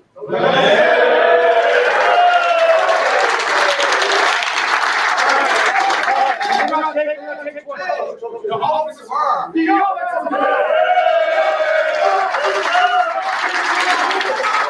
We've had great wins around here, but I don't think we've ever had one bigger than that. I don't think we've ever had. Here's what I love about that win. And we've said it before, now we're just saying it. Well, you have Pernell McPhee. We said it ain't perfect, right? It's not pretty, but it's us. It's us. That's the Ravens. We know that's the Ravens. That's how it goes. And here's the beautiful thing about it. We're on the side back there, and it's going for two. It's going for fourth down. We're calling timeouts. Well, sorry if there was an echo. I apologize. I thought I don't know why there was an echo. I thought it would be fine. Let me see something here. Everything's set. I don't know. I apologize that there was an echo. But anyway, Harbaugh was absolutely awesome. And he was talking about, in the end, he said it wasn't pretty, but it was us. And I wish I could have used that line in week one when I saw Dolphins complaining about a win in Foxborough 17-16. It wasn't pretty, but it was them, and they got it done. And that was kind of going to be my point coming off of that. All right, let's switch gears. We're going to talk a little Miami Hurricanes. We got some issues with the Canes, and we are going to talk about those issues with the man that covers the Canes on a daily basis, Manny Navarro for The Athletic, and our Caneswear Miami Hurricanes report. That's next. If you're a Miami sports fan, then there's only one store to go to, and that's Caneswear at Miami Fanwear in Davie. They're your one-stop shop for all your inner Miami CF, Canes, Dolphins, Panthers, and Marlins merchandise. They have hats, t-shirts, game day jerseys, and so much more. Located at 2511 South University Drive in Davie, and open 24/7 online at caneswear.com or innermiamiwear.com. Call them at 954-835-5597. Caneswear, the spot where Inner Miami and all Miami sports fans shop. The viewpoint, statements, or beliefs expressed on the following program by the host, guests, or callers are not necessarily the opinions of FantasyXS.com, Media Group Inc. ownership, management, sponsors, or website. Time for Canes fans to get what they want. Information, insight, and perspective. It's the Canes Wear Miami Hurricanes Report with Manny Navarro. Exclusively on the Big O Radio Show. Here's Big O and insider Manny Navarro. There we go. There he is in the car. He's always going mobile. Always. How you doing, Manny? You hanging in there? Hanging in there, man. I'm parked down the street from UM. Just left practice, talking to Travaris Robinson, the DB's coach, and trying to figure things out, man. Trying to figure out how to tackle. That's where we're at, man. Yeah, I mean, listen, if you're not gonna, if you struggle against Central Connecticut State, I mean, you might as well just shut down the program at this point. And let me start off with the program itself. And I've said this now the last couple of days, and I said it on Saturday. Look, dude, I'm old enough. I was in the Orange Bowl when I was young, when there were 8,000 people in the late 70s, early 80s, where you could get free tickets, or you can get them or I could walk up in the Orange Bowl and hand like 2 or 3 rolled up bills to the person at the ticket thing, and they'd let me right in. I did it for the Super Bowl. Okay. Wow. Dallas and Pittsburgh. I Wow. walked in with 5 rolled bills. You wait in the Orange Bowl back in the day. You waited till everybody was in, okay, and then there was nobody there, and there were no cops or anything, and the people just taking the tickets. You would just hand them a couple of rolled bills, and they'd let you walk right in, bro. Okay, back in those days. Now it's a different world in those days than it is nowadays, but back then, it was a cutesy little, football team that we were always rooting for, our local team. And if they made it to the Peach Bowl, it was going to be an incredible accomplishment, that kind of stuff. Manny, I feel that that's where we're back to now. I think we're back to that program that is just enough, and that every once in a while they might win 9 or 10 games and get into a Gator Bowl or get into a Peach Bowl or something like that. I just feel the days of really thinking about the ACC title and national championship and being there with Ohio State and Alabama, I just find it incredibly unrealistic when I don't see the commitment from the people above the athletic director in the end. Back in the day, Tad Foote hated football also, dude. But Sam Yankovic had to battle him because he loved football so much. So he made it matter. But in those days, you didn't have to spend a ton of money to go find Jimmy Johnson and all those kind of things. So it was a different world. Now, dude, what do you need?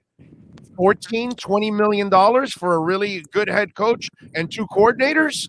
I mean, you need a lot of money in that. And I don't see the administration ever spending that money. So how do we really tell Canes fans that the illusion we have of national titles and all of that is really not realistic? I don't know how much we need to tell them. I think the history book should tell them, right? I mean, this has been 17 years. 15 years. Yeah, 17 years. Yeah, so I think it's just a matter of, looking at every single coaching hire that they've made. Mark Richt wanted to retire. He basically took the job because he played at Miami, and in a lot of ways was like, well, this is a better way to end my career than the sour note at Georgia, right? This is a way to do something.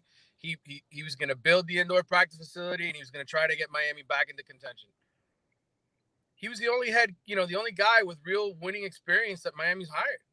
Since who? Since Jimmy Johnson, right? But when he was at Oklahoma State before that, right. Dennis Erickson was at Washington State before that, or Montana? No, he had just gone to the Rose Bowl so he was a winning coach too, actually. So, but Butch, was he a head coach? No, Butch was not a head coach before Miami. No. Coker, not a head coach. Randy, not a head coach. Al Golden was, I guess, was Temple, right? I mean, he's kind of. But again, it's the way the school has always operated has been. Hey, wait a minute. Manny Diaz was a head coach for about a month.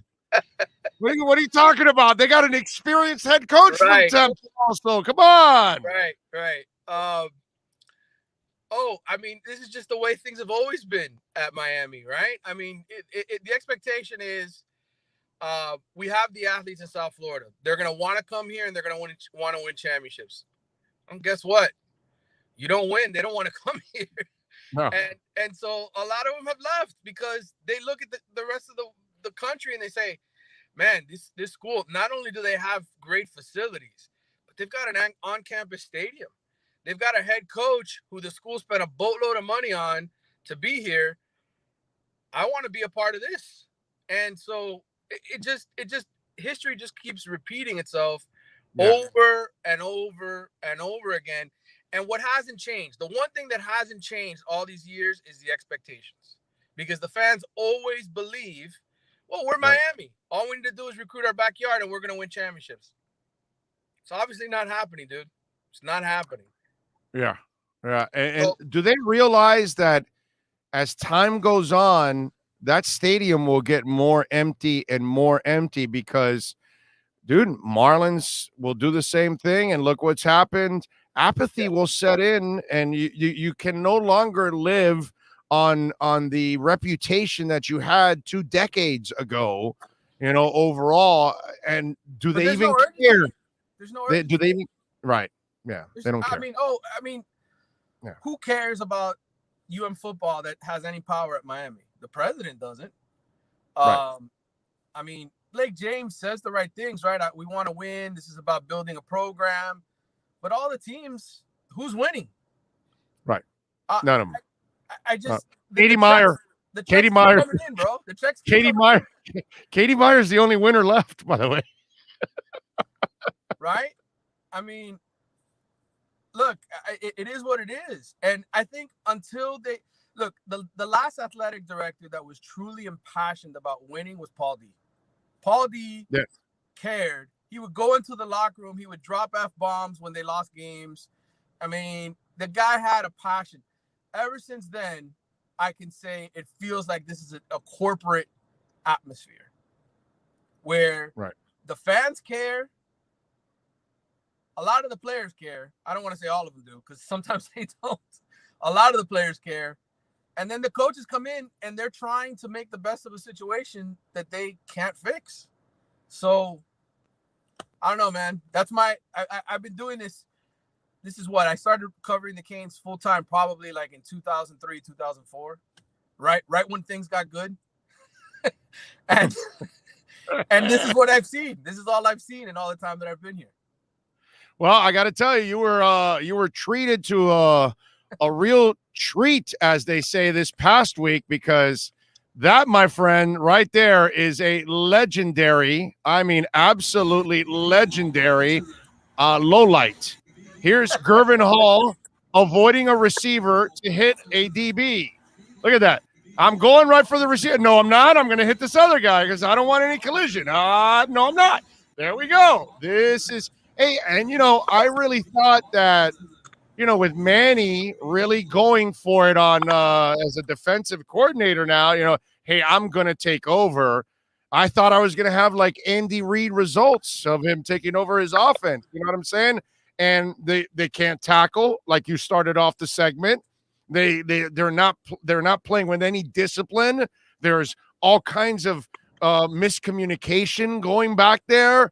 This ends up becoming an even bigger mess for Manny by him dismissing his defensive coach and him saying, no, I'll get the job done. And it's not even close to happening right now. That Gervin Hall lowlight right there, that kid would not play for me for the rest of the year if I have that on film. Like everybody sees that guy avoided all the contact. That's absolutely crazy, dude. Couple points. One, I asked Travaris Robinson today about that. He's the safeties DBs coach for Miami. And, he said, look, Gervin is a tough player. He's always sticking his nose in there trying to hit guys, but he took the wrong approach. He was worried about the crackback block instead of going after the guy. So, look, he answered the question because I needed an explanation. Like, what on God's earth was he thinking? So that's the explanation that I got. He was worried about the crackback block instead of the ball carrier like he should have been. So that's the explanation. Again, that's weak. Business That's decision. super weak. Business decision, right? It's worrying about your body and how you're going to get hit instead of. Does he know he lost a round on that play? Right. I mean, that actually put Gervin Hall into the latter part of the third day. Maybe he had a shot in the 5th or 6th round. Right. Now they might take a shot at him in the 7th round or a street free agent, because if you're not, I just had a conversation with Keith Sims about selling out and your body and all that. And we watched that play there. Oh my God. That kid wouldn't see the light of day. I can't imagine that kid playing for Jimmy Johnson. Well, imagine how Derek King feels when he's on the opposite side of it and he's diving on 4th and 1, or he's taking a hit from 2 guys going out of bounds and landing on his shoulder. This is the kind of stuff that can break a team up, right? I mean, emotionally, right? You see what the other guys are doing. You get the offensive, defensive division. They've got a mess right now, and they've got to fix it. Thank God Central Connecticut State this week, right? I mean, thank God, because, if they had to play another real team this week, it might really get ugly. I just think they have so much to work on. One other thing that you talked about, in regards to this program and Manny Diaz taking over the defensive reins. I talked to David Cutcliffe, who is a very, very, very good quarterbacks coach and offensive coach. He tried to do this at Duke last year, okay? And granted, he's got Duke players, okay? But he admitted after the season was over, I shouldn't have done this. This is too much to handle, trying to be an offensive coordinator and a head coach. And he's 40 times the coach that Manny Diaz is. 40 times, not even close. That guy would be winning national titles if he actually played on an SEC team with an SEC budget. That guy has worked miracles there at Duke, by the way, just to be honest. And he admitted, Manny, was asked the question yesterday about, do you feel like this has affected the team overall? He says there's no regrets, that he feels like he's handling the situation, but we'll see. I mean, if he's fired at the end of the season or fired here at some point, no shot. It's going to be because he couldn't get the defense right. And he put himself in front of that train. I mean, he decided to do that. Do you think they would fire him with 2 years left, as cheap as this program is? I think they would chalk it up to, one more year in this kind of crap. I can see that. I think it all depends on who sort of rallies to become the next athletic director and raises the money to hire the next coach. I think if that happens, if somebody, Philonzo Highsmith and Gino Torretta and guys who would probably take that AD job because of how much they love Miami and want to see it win, and they were able to get fundraising behind it to bring Mario home, or to hire the kind of coach that could make a difference here, I think you could see a change. But I just don't see that happening unless Blake James is fired first, and the school internally, somebody rises up and does something. That's my opinion. Yeah, I just have a hard look. Even with Richt, he wanted to get his son in there because they weren't going to give him the budget to go out and get a top-notch offensive and defensive coordinators. They would pay for Rick, but then to do that, that's another extreme. That's why I think the Mario thing is dead. But Mario would be stupid to come back here, to be honest. I know I'm going to piss off Canes fans, but when you have Nike money and you have all the resources in Oregon, then to come here, that's like having a $200,000 job, and then I'll take the $50,000 job because I'll live the same life. No, you won't, bro. You're you know what I mean? I can see him going to USC. I could see him, which I still would stay at Oregon instead of USC. You're already building up and you can dominate that conference. But I could see him going to a top-notch school that can provide equally the resources, because Cristobal now is at a point where he's spoiled with resources. He's already worked with no resources at FIU, and then was at UM for a little bit, and then went to Alabama and saw what Nick has, and then he went to Oregon. He goes, well, if I'm ever going to beat Nick, I need Oregon-like resources, not UM-like resources. And that's the problem. Where in the world will the University of Miami ever step up to provide the kind of resources that Ohio State or Alabama or Oregon or Texas are willing to provide? Yeah, I mean, I think that's always the issue, right? It's and to me, it's more about, can you hire top-notch assistants? Do you have the money to hire the coordinators to get this thing right, to hire the offensive line coach? That's always, to me, I look at it from offensive coordinator, defensive coordinator, offensive line. Those are the three most important positions on your staff, because offensive linemen are so tough to develop now, and you need a guy who can not only recruit, get the best offensive linemen here, the handful that are worth a damn, but you also need a guy who can coach these skinny dudes up that play tight end and in high school that you try to throw weight on and convert to offensive tackles. So to me, Mario's had a guy with him now for a few years from down here that coached with him at Columbus, that used to coach at Columbus, that is coaching with him over there at Oregon, the offensive line. So he's got his offensive line coach. He's got everything set up. He could hire good coordinators. There's a lot of guys that have been messaging me, that are coordinators that I know, that have been like, hey, how are things going down there in Miami? Sort of getting ready for the what's happening type deal. Look, man, I think if somehow, some way they could pull the money together, I think Mario would consider it. But I just at this point, it might be too late. You're right. I think it might be too late. It's way too late, bro. Mario would be stupid to come back here, bro. He would be stupid. He has everything he needs in Oregon. They love him over there. Dude, his tackle is playing in the NFL. His safety is here in Miami. His quarterback's with the Chargers. He's now recruiting and developing top-notch players that are getting drafted in the NFL. He's got something going that they can't do at the University of Miami right now.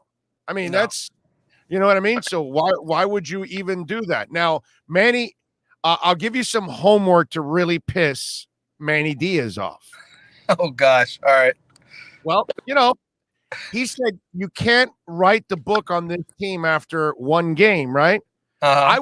I would love for someone to ask him, well, Manny, we're into year 3. What's the book on you now? Right. And I'd love to see what he answers on that one, because the book can be written on him so far into his 3rd season, because we have enough proof of how unprepared these players are on a consistent basis every week. And that, to me, I would love to see how he describes himself at this point in time, because this has been an utter failure, and hey, listen, I'm part of it, bro. I thought it was a good move.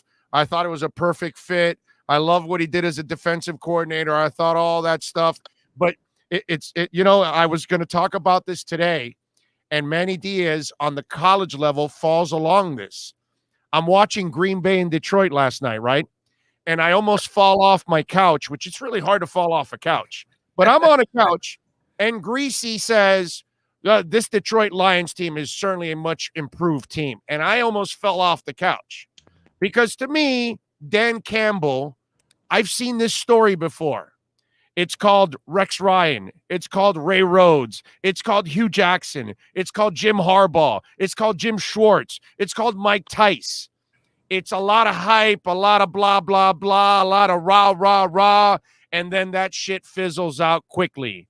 And Manny was a lot of rah, rah, rah, a lot of blah, blah, blah, and that thing has fizzled out. I've come to see these coaches that come in with all this rah-rah bullshit, and eventually that rah-rah shit doesn't sell long with players, right. And Dan Campbell wants you to be a big old Neanderthal in football. Let's go, and we got to fight and fight and fight and fight. And no, dude, you need to out-scheme. You need to out-coach. You need to actually put us in positions to be successful. You got to outthink the guy. It's not about being a meathead. And that, to me, when I look at Dan Campbell and these coaches that I told you on the NFL level, Manny kind of gives me that same impression. Just a lot of talk, and when you need the substance on game day, it's not there.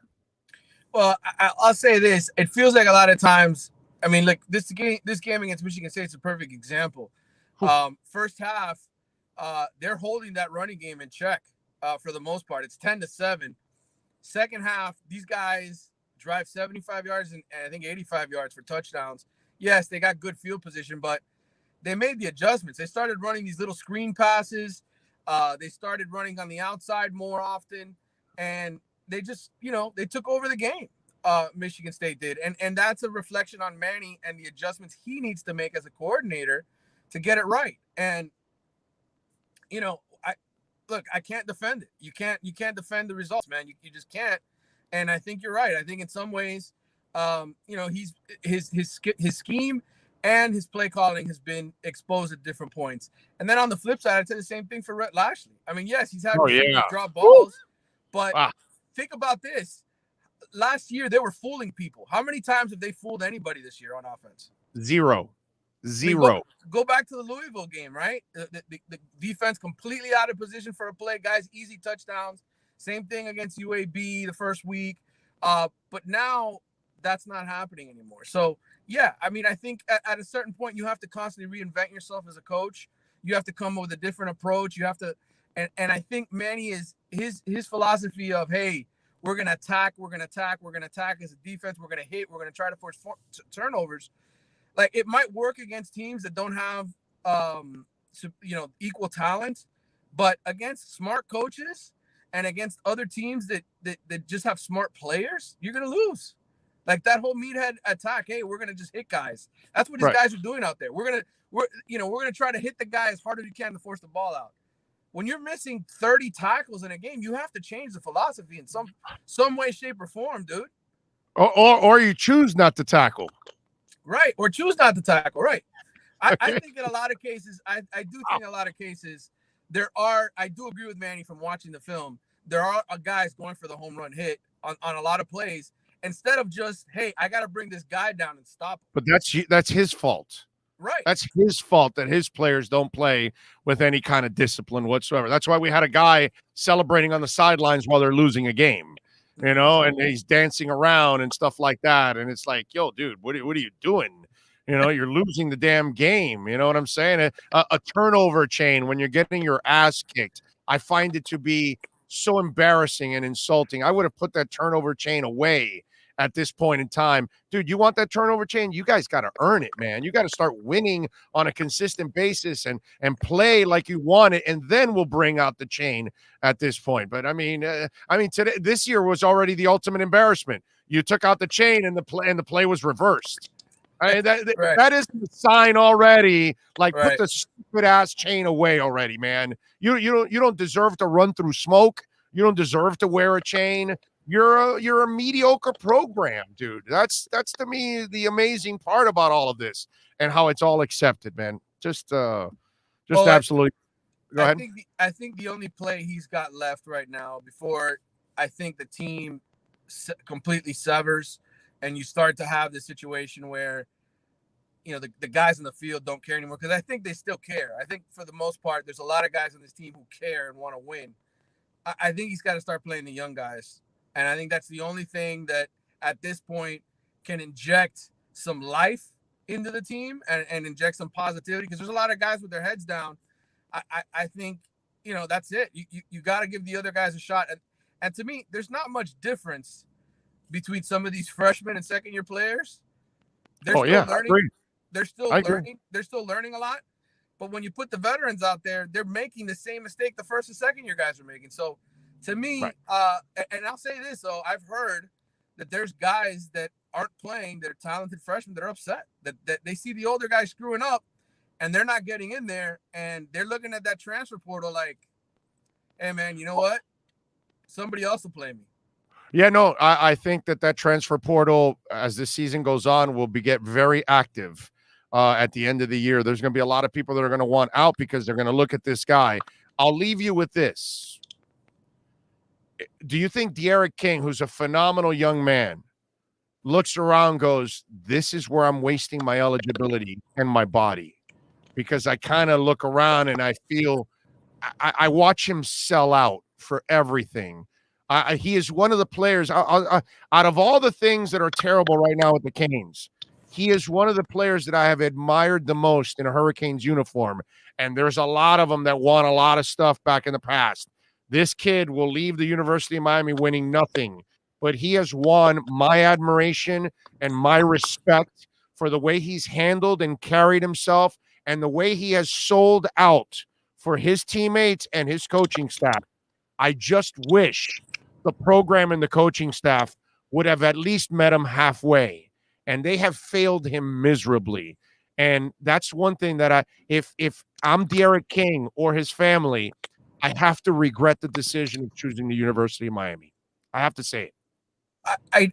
I think for him, and knowing De'Aaron, even with the losing, even with the frustration of what the season has become so far, I really think genuinely, I don't think he's going to have regrets, because he got an opportunity to play in a Power 5 conference and start and be the man. Now, where I think, and I wrote this in my column last week, where I think Manny Diaz and everybody have let him down is they've made him, Kobe Bryant and Allen Iverson. And hey, here's the basketball. Go score 70, all on you. Bro.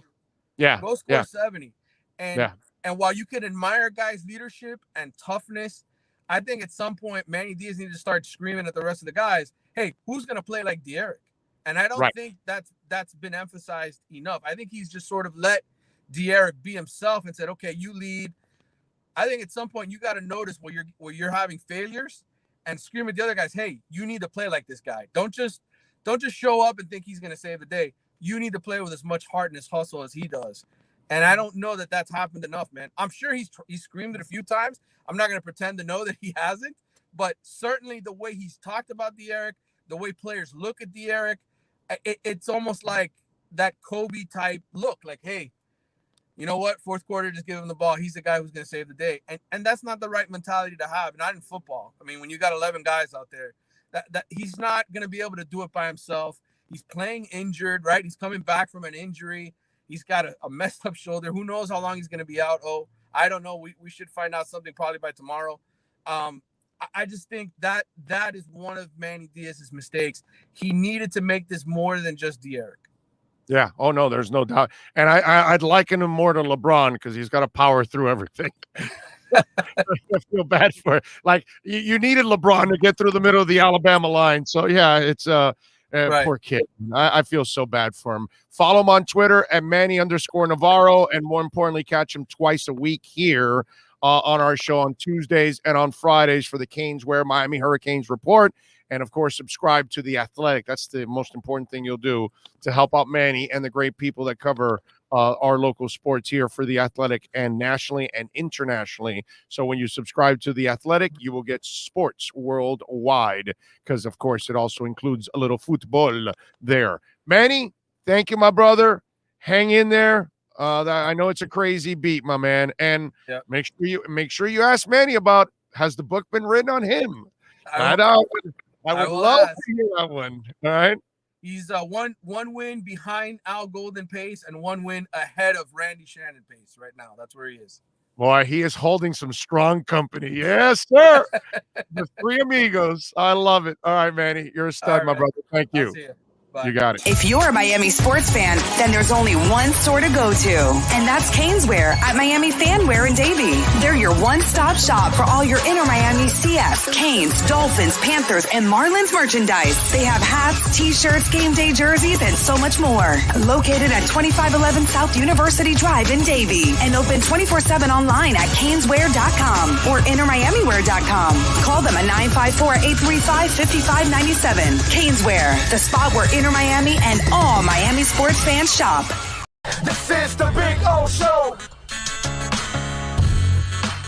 Sports fans love a place with great food, cold drinks, and TVs everywhere. That's why sports fans love Sports Grill and their 7 amazing locations. Check out the Bird Road location at 11481 Southwest 40th Street in the back corner of the West Bird Shopping Center. Sports Grill is also now offering some great employment opportunities. All kinds of positions are now available from kitchen to hosting. Call for more information at 305-485-8845. From wraps to salads to amazingly delicious specialty dishes, Sports Grill is the home to the legendary special grilled wings. Since 1987, Sports Grill, good food, good drink, and good friends.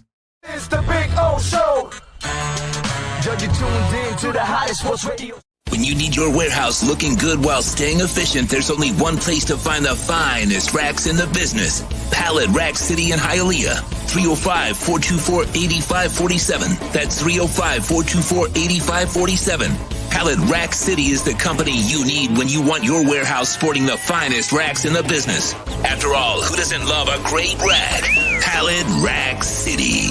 305-424-8547. That's 305-424-8547. Orlando, aka the Big O, he covers all of South Florida teams. For over 16 years, EJDconstruction.com has provided South Florida residents quality craftsmanship, accurate project management, and exceptional service. That's why EJDconstruction.com is an A-rated member of Angie's List and the Better Business Bureau. When you're looking for the right custom home builder for additions or home remodeling, please call my friend Eric at 305-433-4843. That's 305-433-4843 for EJDconstruction.com. Offense to the Heat, well, you know what I mean. Monday to Friday, Scotty Pablo in the...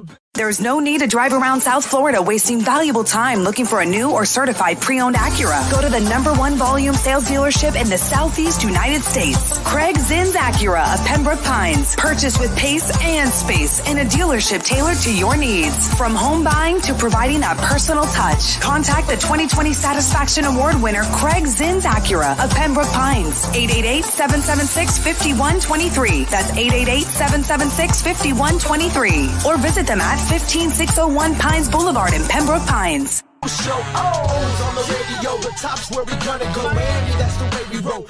Folks, you can support the hardest working sports talk show in South Florida through Cash App or Venmo. Just search Cash Big O Show. Support us through Cash App or Venmo. Cash Big O Show. We thank you for your incredible support. On the morning show, Big O, no one has a similar show. Talk sports, talk plays, talk... If you're a Miami sports fan, then there's only one store to go to, and that's Caneswear at Miami Fanwear in Davie. They're your one-stop shop for all your inner Miami CF, Canes, Dolphins, Panthers, and Marlins merchandise. They have hats, t-shirts, game day jerseys, and so much more. Located at 2511 South University Drive in Davie, and open 24/7 online at caneswear.com or innermiamiwear.com. Call them at 954-835-5597. Caneswear, the spot where inner Miami and all Miami sports fans shop. Live and direct, because nobody do it better than Big O in the set. From sunrise, listen live. When you're ready to purchase a new home or refinance the one you have, American Dream Lending will make sure your loan experience is easy with fast approvals and quick closings. With many loan programs and competitive rates, now is the time to turn your dreams into reality. Ask about special financing for veterans. They never charge an application fee, and you will work directly with one of their experienced loan professionals. Stop dreaming and contact American Dream Lending today. 786-802-1727 or online at adreamlending.com.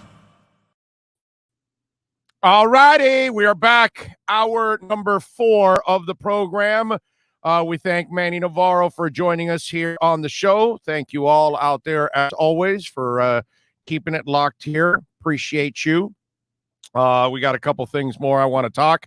Let's see. What else do we have? I know somebody asked about Keith Sims. Yes, Keith Sims was on in hour number 2, sir. He was on at 11:30. You can rewind on the YouTube page. I think you can, right? When you log on, the whole show should be there, right? Unless it doesn't allow you. When you log on a live show, is it right where you logged on? You can't go, I don't know, whatever. But if not, once this show is over, you can then find it. Sean will also put the interview up individually here. Please don't forget to subscribe to our YouTube channel. While you're visiting, please smash the hell out of the like button. That's also incredibly important. So thank you all out there, as always. And I wonder how many of you have come to the realization that that this UN program, it's done. It's over. You know what I mean? You're not ever going to see another national title run again. You're not ever going to see this team even challenge and win the ACC overall. You're not ever going to see top-notch coaching here because they're never going to be willing to spend. And if you ever find a young coach that can coach, he's going to leave right away. I just wonder how many of you have finally come to that realization, because the numbers at that stadium are going to dwindle. What happened to the Marlins Last night, you got Jesus making a one-handed catch. You got Chisholm hitting 2 home runs, right? Alcantara the other night on Sunday had a really sweet outing. Nobody watches. Nobody cares. I saw the highlights yesterday, and I swear it looked like maybe there was 1,000 people spread out throughout the whole stadium. It was so empty in that stadium. It's embarrassing how bad it is. Why? Because that's a franchise that has already convinced the public that they have no intentions on winning, and they have no intentions on committing to trying to win. And until Jeter starts spending, he carries that whole reputation that they've had for years now. Even though it's not fair to Sherman and Jeter at the moment, but unfortunately they haven't shown you anything yet that they're willing to spend. And the only free agents that they've bought are half-ass free agents, borderline guys that aren't anything great or special. You know what I mean? They're solid players, but they're not stars. So until you show people that you're willing to spend, you're not going to win in baseball. And the same thing's going to happen. And it's amazing to me that this has been going on for over 15 years. And yet you have this group of fans that convince themselves that they're going to be something special, that they're going to challenge for the ACC, and that they're finally going to try to get on the level with Clemson. Forget Alabama, Clemson. And they're nowhere near the stratosphere of Clemson. And then when you watch Manny Diaz, I mean, dude, I was as guilty as anybody. I said, oh, yeah, Manny Diaz is a good move. Let's do it. And after the first year, I was off the bandwagon. 1 year. Because it was an utter disaster. And it's been an utter disaster ever since. I can't root for anybody that is constantly unprepared. See, at least with Flo, this is why I don't panic after a terrible loss. Because I've watched this man straighten the ship out and win. And I've seen him win with less. Where I watch Manny lose with more. That's the crazy part. He loses with more. This is a man that lost to FIU. Paul's up. I'm sorry. I love the Golden Panthers. My daughter, my wife, graduates. I love the Golden Panthers. But you are what you are. I'm sorry. Okay? It is what it is. You hired Butch Davis, who can't coach through a paper sack, no matter what. See, but now that I think about, I just thought about this now. No wonder some of you fans are so stinking delusional 15 years into watching this clown show. Some of you actually think Butch Davis can coach.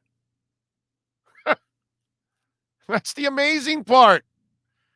Meanwhile, Lane Kiffin spends half his time hitting on women, half his time coaching, can outcoach Butch Davis. By miles. That's why the SEC came knocking for Butch Davis. For Lane Kiffin. And where's Butch Davis? It's really amazing. How is it that some of you are that bad of blind-ass fans that you can't find and look at the truth that it'll never happen again? Blind-ass fan alert. Look out, everyone. We've got a blind-ass fan coming through.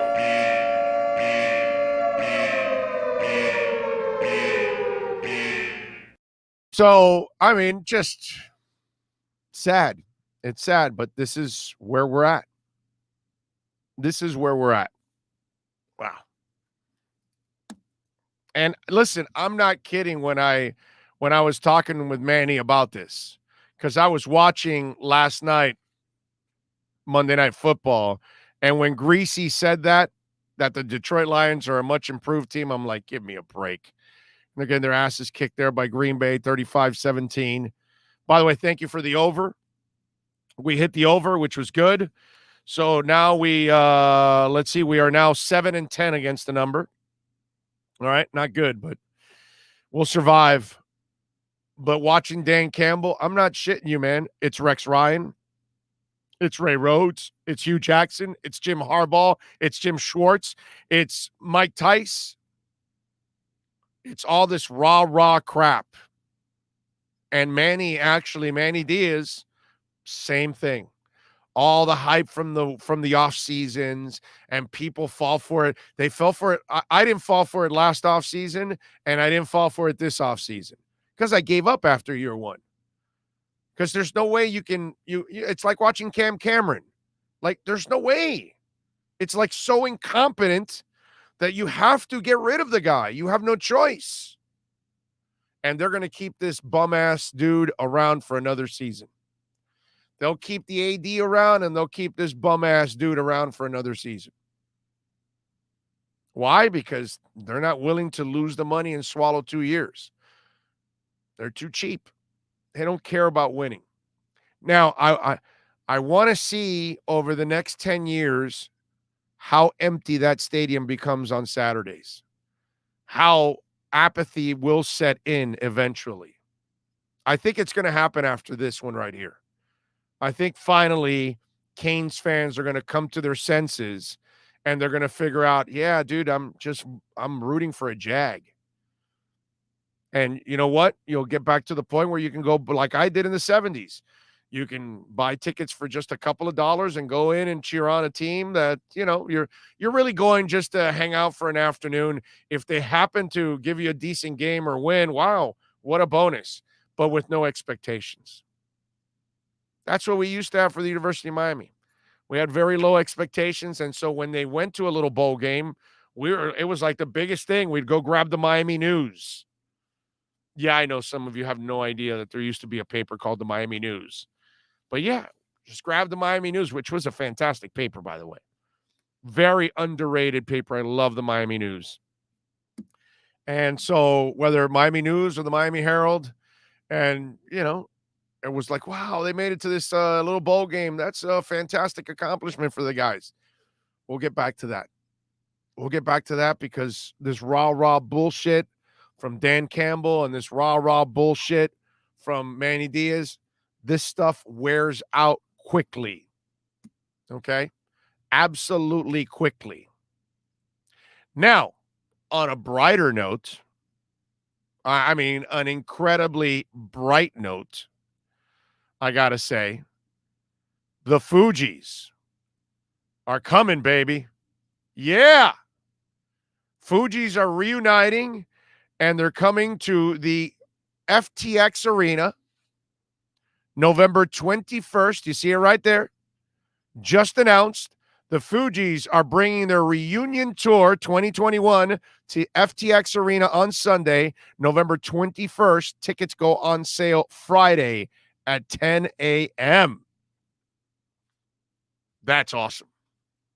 That is awesome, ladies and gentlemen. Ready or not, here they come. Oh, yeah.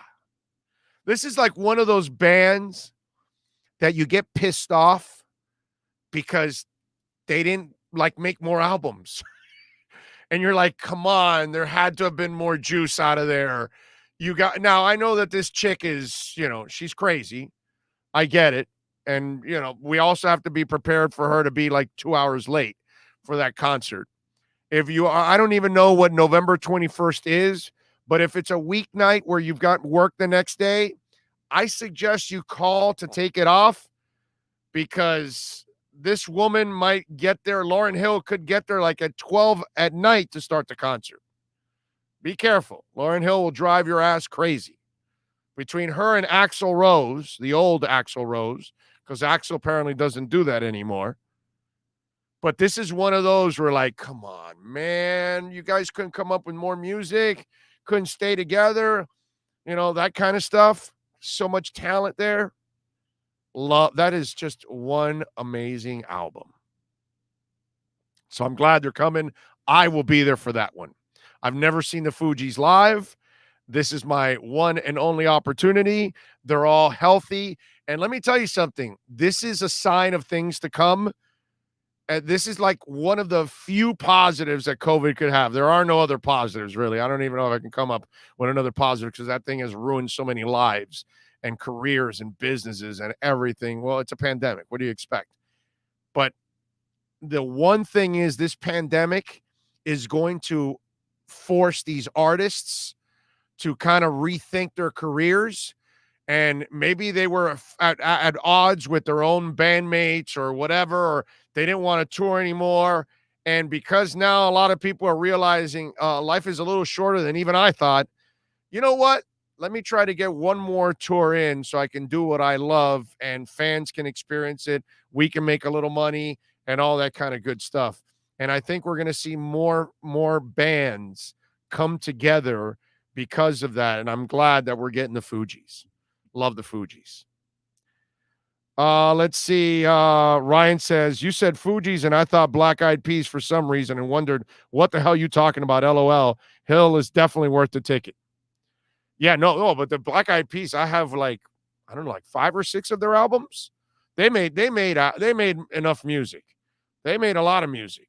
At least they gave us a lot of music. And I love the Black Eyed Peas, by the way. I know they came recently, but without Fergie, I'm not interested. You got to have the whole peas in the pot have got to be in there. You know what I'm saying?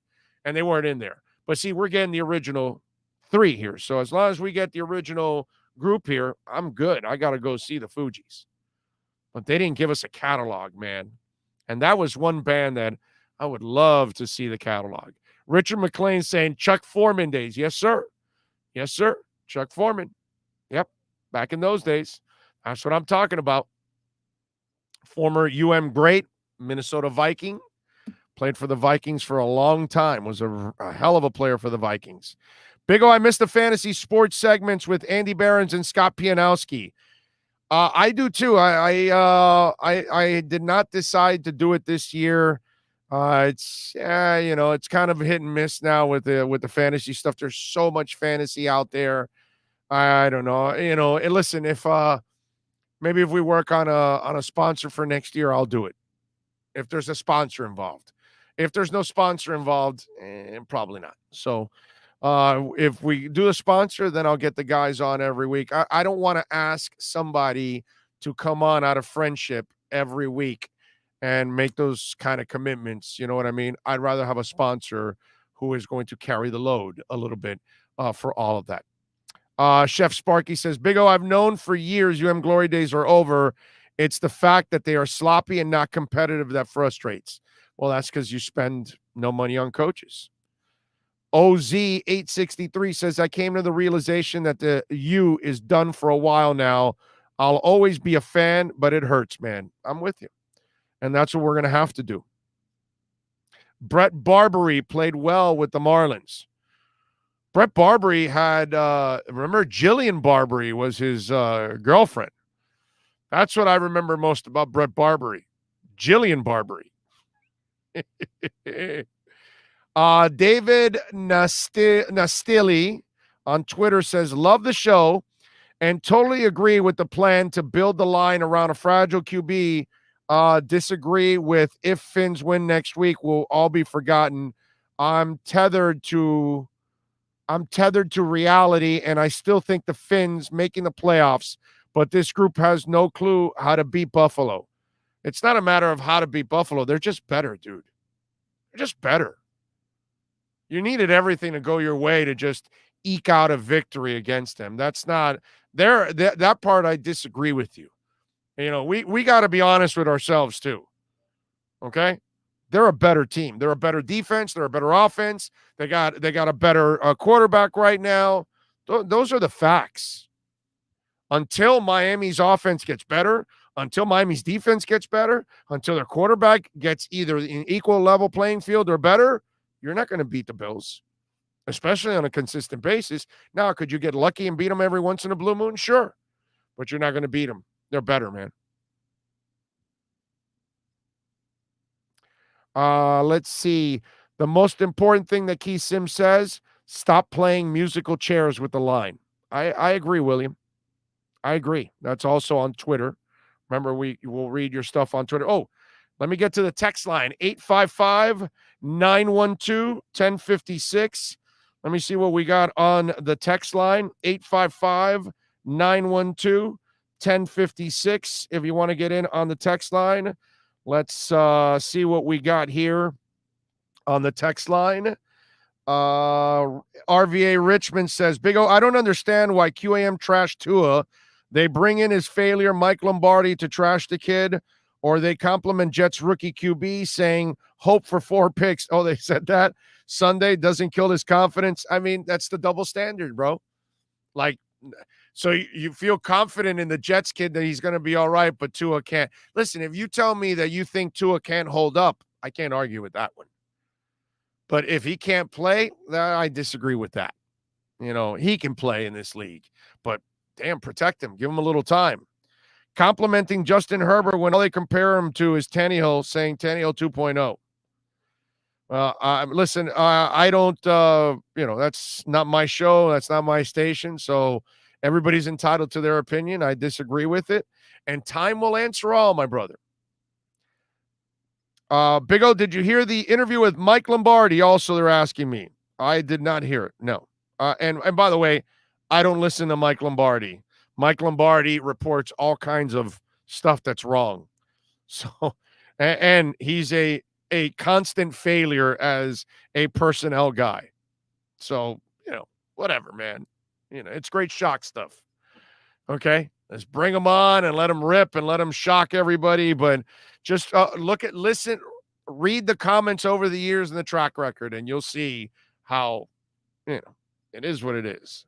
But if you want, it's like the Colin Cowherd thing you guys bring up to me. So Mike Lombardi is a guy that if I hear, I kind of turn off the radio right away. It's like, listening to Drew Rosenhaus just drool on Channel 7 and say silly ass stuff all the time, that kind of stuff. Now, by the way, didn't he have, I thought Watson could possibly get traded within 2 weeks right before the season started. I thought Drew said that. I thought he said, hey, I think it's a possibility it could happen. I'm sorry.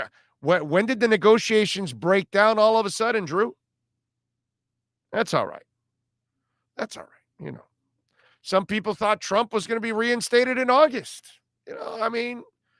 Delusion is everywhere, ladies and gentlemen, right? People believe whatever stupid ass stuff they want to believe. Big O, I'm a Tua supporter, but I realize that Tua has to run a special type of offense to fit his style. It seems like there isn't any versatility for him. It sort of reminds me of Kaepernick and the pistol offense. No, I disagree with that. I just think he has a shitty offensive line right now. And until the guys wake up, there's no shot. Hey, when Joe finally retires, how about having him on your show as a tribute when having him on at the pre or post game show? John Santos from Stewart. I would love to have Joe on. I think when Joe retires, he's probably going to want to stay away from all that stuff. And he's probably still going to do the Dolphins. I would imagine that he'll still do when he retires from QAM, I would think he's still going to do the Dolphins. I don't know. I haven't heard that he's leaving the Dolphins. I know the QAM stuff, it's, you're just counting down the days. Good morning, Big O. Why are the fans with the head in the sand in just one game? That's the negative world that we live in.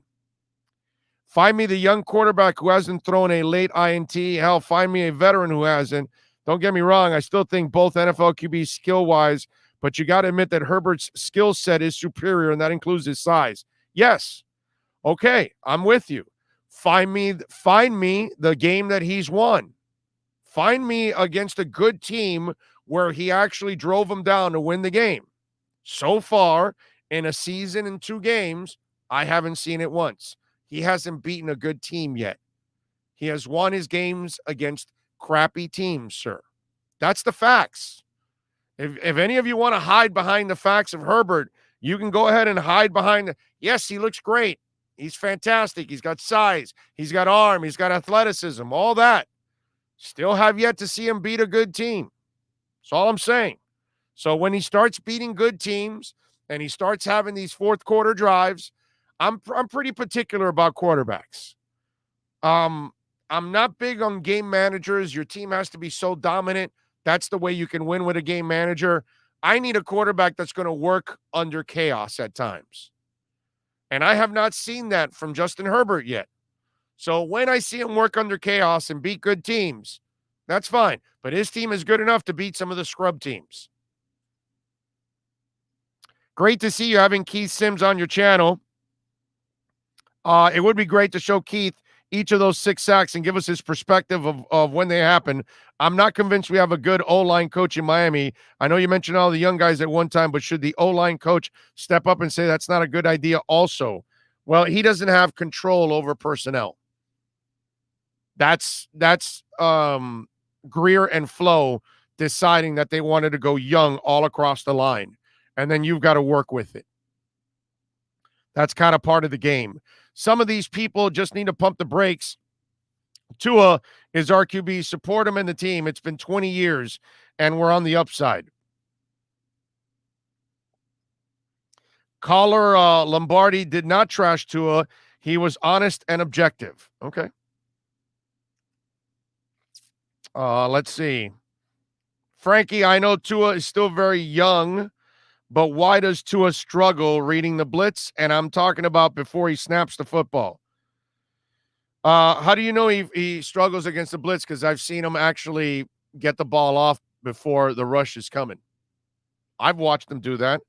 This week, nobody can do anything when you're getting killed. It's just overreaction crap that comes out from some of you guys. Again, those of you that are panicking now, don't get into crypto. You don't have the balls to be in crypto. Okay? All of you jumping ship and giving up on Tua and Greer and Flo and the O-line coach and the O-line and all that, don't get into crypto that is definitely my suggestion, because you guys don't have the stomach for it. Clearly. When you're folding like a cheap tent already at this point, and we just started the season in game 2, man, I get it if it's 4 or 5 weeks from now and this stuff can, like Manny Diaz. It's not 1 season, it's 2 seasons. No, now it's the 3rd season. It's the same shit over and over again with Manny. What happened this past week is not something that's habitual here. So if it becomes habitual, then I'm joining you guys. But I don't see a habitual problem here. So let's wait until it actually becomes habitual before I can actually be worried about it. That's my problem. Again, none of you that are panicking, don't ever get into crypto. All right? You do not have the gumption for it. All right? None of you. You'll fold and you'll lose your money. Don't do it.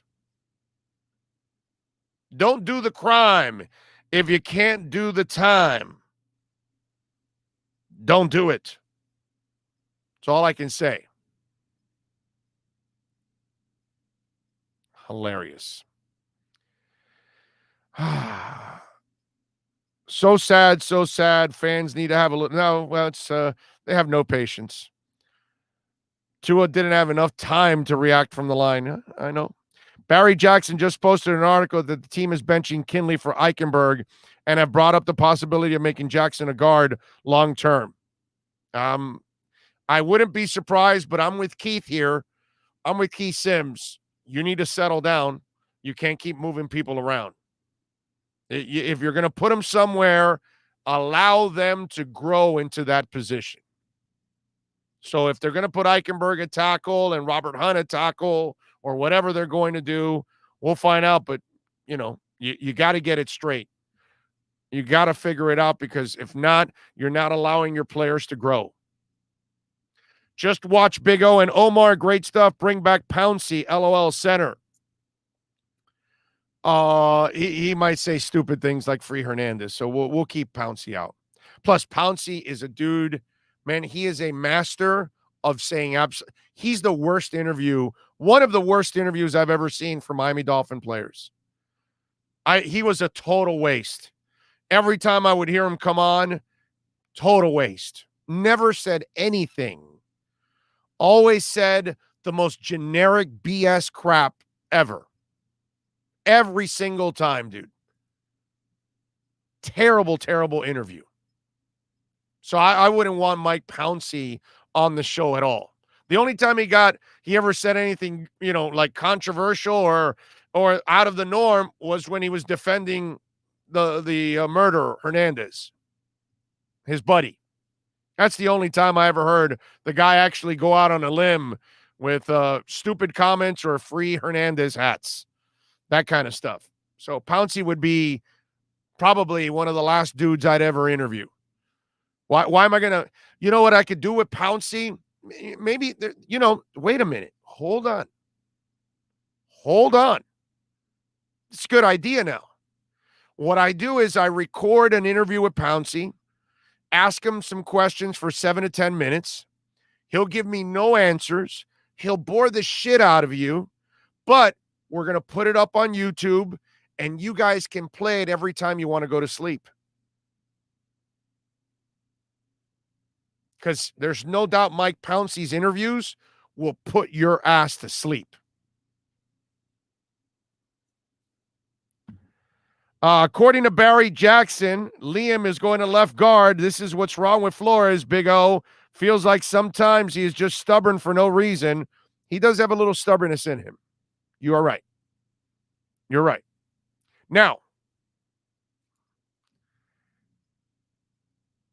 left is his natural side. So that's a good thing for Liam Eichenberg, that at least habitually it's natural to him to be on the left side. So that's a good thing. Now let's see how he develops into the position. That tells me that Jesse Davis is, healthy enough to line up again at right side. So they want to shore up the left side, and they still feel that Austin Jackson is still the left tackle overall, because what are they going to do at left tackle then? Are they going to put Greg Little there? I don't think they're going to do that. They cut the other kid that they had, and they brought in a Roderick something, another guy, for left tackle now. But he's on the practice squad. And Alan D., thank you, sir, for giving us a little love on the super chat. Appreciate you. Thank you.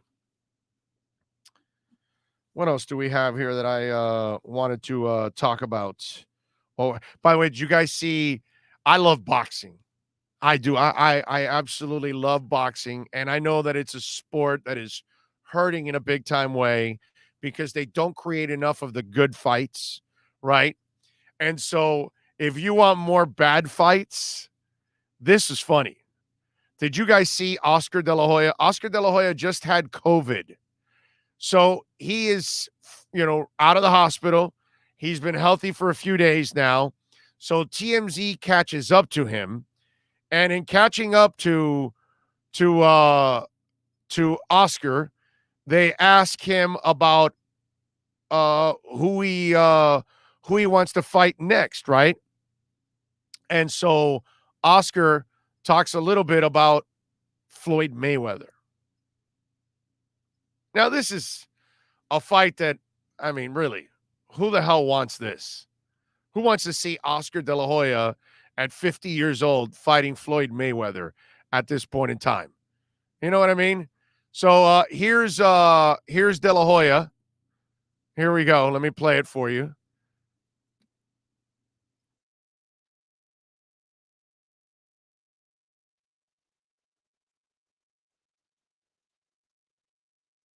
First, did you ever think we'd win that? How's your health, though? How you feeling? Hey. Come on, brother. How's my health? Look great. How bad was it at the worst? Did you ever think we'd win that? 5 days of hell. Yeah. Okay. 5 days of hell. And guess what? You know who I'm going to call out for my next fight? Who? Floyd Mayweather. Floyd Mayweather? Yes. That's huge. You're still in shape. I'll offer Floyd Mayweather $100 million. Oh, my God. Are you still planning to fight before the end of the year? Yes. Yes. $100 million. Okay. Let's do it. Do you want Trump to call that fight? Because he fought Hey, do you think you would have beat Belfort? Huh? Do you think you would have beat Belfort? I would have knocked him out in 30 seconds. Listen. So there you go. I don't know. I guess the echo was still a problem, was it? I'll have Sean look at it and see if we can fix the echo for the sound bites, because I definitely got to fix that for the sound bites. It doesn't, like on the recordings, it comes out clear, but somehow or another, when it goes out into the, internet sphere, it ends up bouncing around and it ends up echoing. But he wants to take on Floyd Mayweather, offering him $100 million. I mean, I can't find myself paying for a fight like that.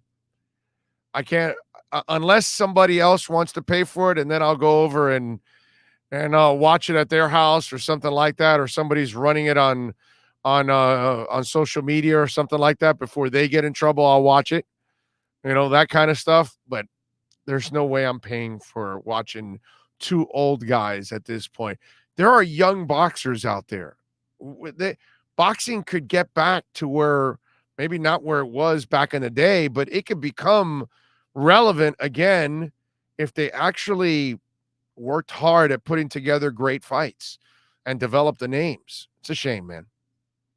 It's a shame. Raphael Courtnight says, yeah, boxing not the same. I know. And I love boxing. I love boxing, man. I can watch good fights. I still, when there's some good fights, I'll watch them, but there's not a lot of them anymore. And that's their fault that they do stuff like that. What else do we have that I wanted to talk about here? Greg says that they need Chad Henne. Ragin says the ironic part is the same people labeling young players as bust would never want to be treated that way, as labeled as failures. True. But that's kind of part of the game, That's the way it goes. Let's see. Big O, why would QAM bring this failure Mike Lombardi and trash? Well, listen, his opinion is his opinion. He's entitled to that. Whether you agree or disagree with it, that's fine. It's not a big deal. I know his track record, so that's why I don't listen to him. You know what I mean? There are certain people that I see.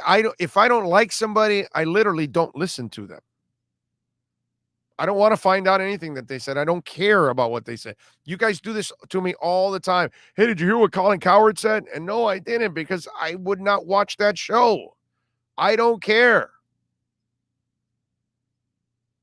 I don't. The only reason I would watch it for a moment is maybe if Joy is talking, and because she's, local and all that, just out of respect and support for Joy, I would do that just to listen a moment. But once it goes to the gas bag, I'm out, dude.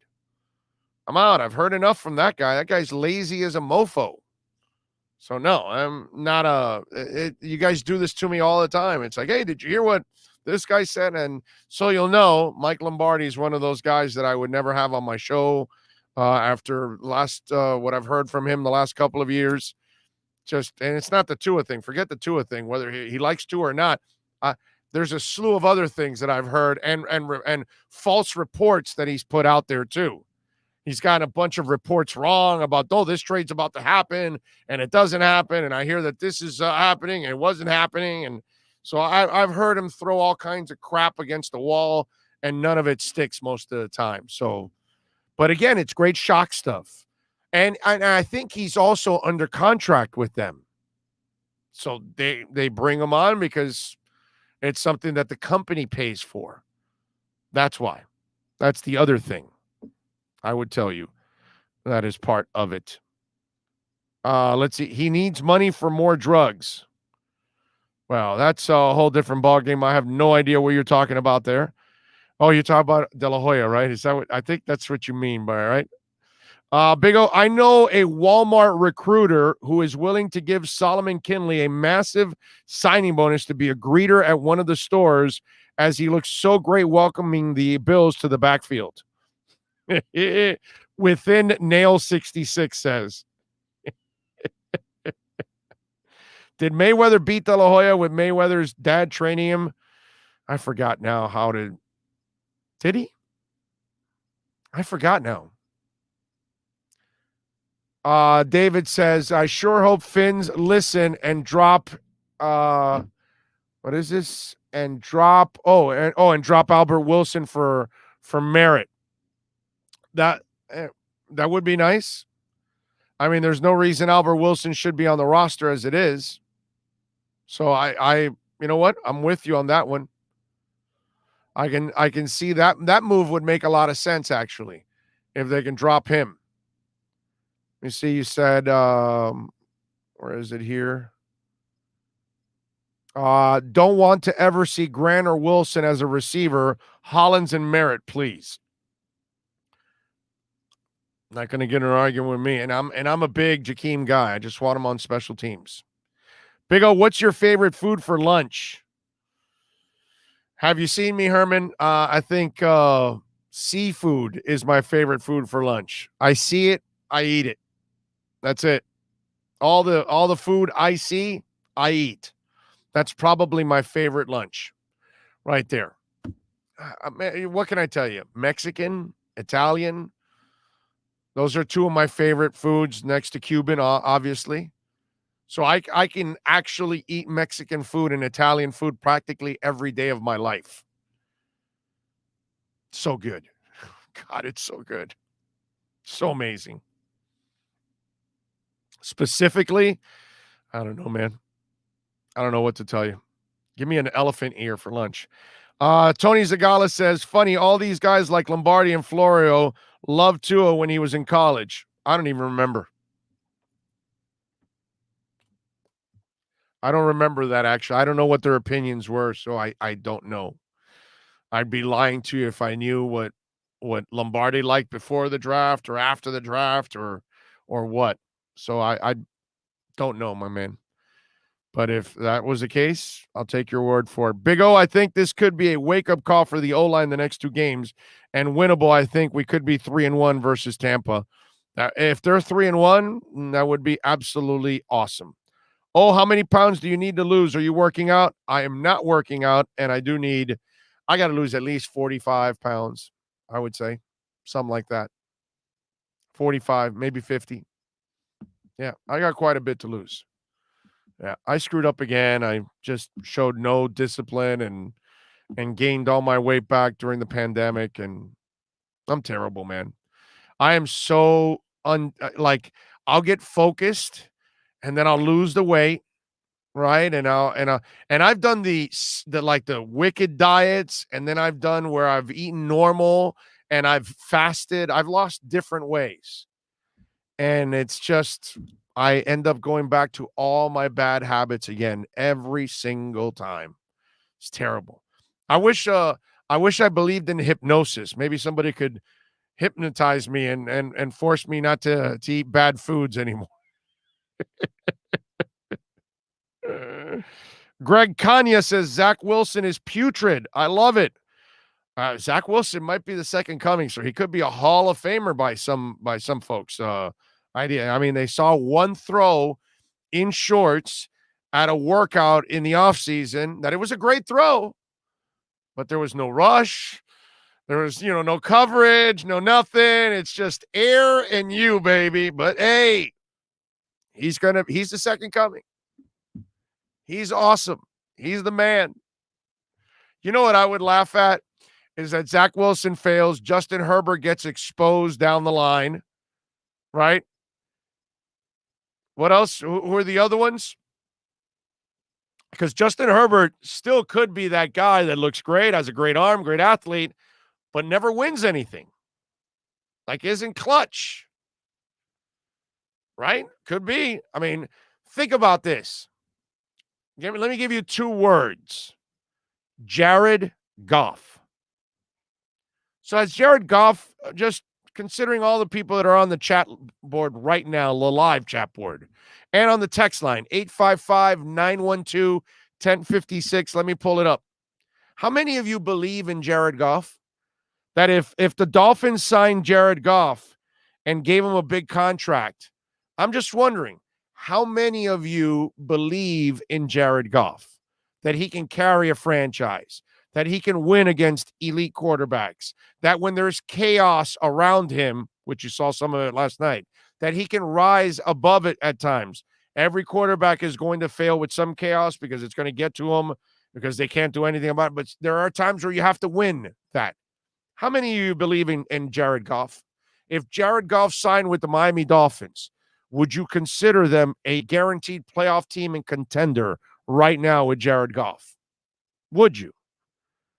No to Goff. No freaking way. No, not me. So who's to say that Justin Herbert isn't another Jared Goff? He looks great. He can move around. He's got a big arm, right? I mean, describe Jared Goff, describe Justin Herbert. What's the difference? But let's just overreact on Justin Herbert, who hasn't beaten a quality team yet since last year, and these first 2 games does not have one win against a quality team. I'm just saying. All I get is no, not me, no. Laughing my ass off. Goff, no thanks. Not me. Goff is very inconsistent. No thanks. I will destroy Chris Greer for that. Nope, freaking no. Push Herbert. Get the Goff out of here. Why would you not prefer to have Goff over Wentz? Well, okay, because Wentz is a sack of injuries. I understand that, Herman. But how about this? I don't want Goff or Wentz. Okay? Wentz actually can play. Now, Wentz, I think, lost his juice because all the injuries, I think he lost his edge. Before all these injuries, dude was balling out. He made throws that were sick. Deadly accurate, athleticism, great arm, all of that stuff. Then he got certain injuries, and he has never been the same again. He lost his mojo. He lost his confidence. He's done. And then now he continues with his injuries. Got banged up again. But I do get what you're saying on Wentz and Goff. I get it because you've seen something out of Wentz that you were like, holy shit, that guy's pretty damn good. Goff, yeah, he looked great when the Rams had everything going and Gurley was dominating and all that, and he can game manage. You know what I'm saying? But the coach in Los Angeles finally figured out, like, yeah, this is not the guy. I got to move on. So let's allow Justin Herbert to start winning some big games. Show me something. But if you want to just go with fantasy stats, knock yourself out, dude. Knock yourself out. Go for it. Big O, you got to stop using who he plays. They play who they play. Herbert has played outstanding, and he is not the reason the Chargers lose. His play is stellar. Did you watch the late interception against Dallas here this week? I'm just sorry. Did you watch that, sir? I'm sorry. Interception? End of the game? So we're going to kill Tua for his interception, but it's all right for Justin Herbert. Wow, dude. Really? Is that how we're going? So Zach Wilson can throw 4 interceptions, but he'll be fine. But Tua's not. So Justin Herbert can throw a late interception that kills his team's chances to beat the Cowboys. But Tua will kill for the interception against the Patriots. Am I understanding this? I'm sorry. Did I get this right? Is that the triple standard we have now? Okay. All right. I got it. Tua must be perfect. Everyone else can screw up. Right? Tua can have a quality win against Arizona with no talent, very little talent. But meanwhile, Justin Herbert has no quality wins with way better talent, but it doesn't count, sir. Okay. All right. Okay. I mean, what more is there to say? Right? I mean, it's kind of proven already. Tua can't win. So, is there a Hawaiian Football League we can trade him to? 855-912-1056 is the text line. 855-912-1056. Remember, you can reach out to us. You can donate to the program on Cash App or Venmo. Cash Big O Show. That's Cash Big O Show. Please smash the hell out of the like button. Okay? Gary Scott says, Big O, if you can't stay on the field, I don't care what your skill set is. That's not what we're talking about now. Don't change the subject now. We all know he's injury prone. That's always been my concern with Tua. That's the only reason I would question the draft pick is because of his durability. I know he can play, but that's not what we're talking about. All right? I'm just saying there's clearly a different standard for Herbert and for Zach Wilson than there is for Tua. That's all I'm saying. Completely different standard. Whatever Tua does is magnified, and it must be absolutely terrible.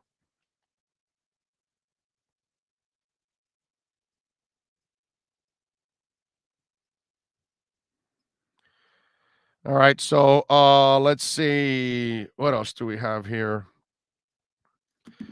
Big O, most of our fans are good to make comments in hindsight, but in the front end of things, the comments were totally different. There we go. What are you going to do, man?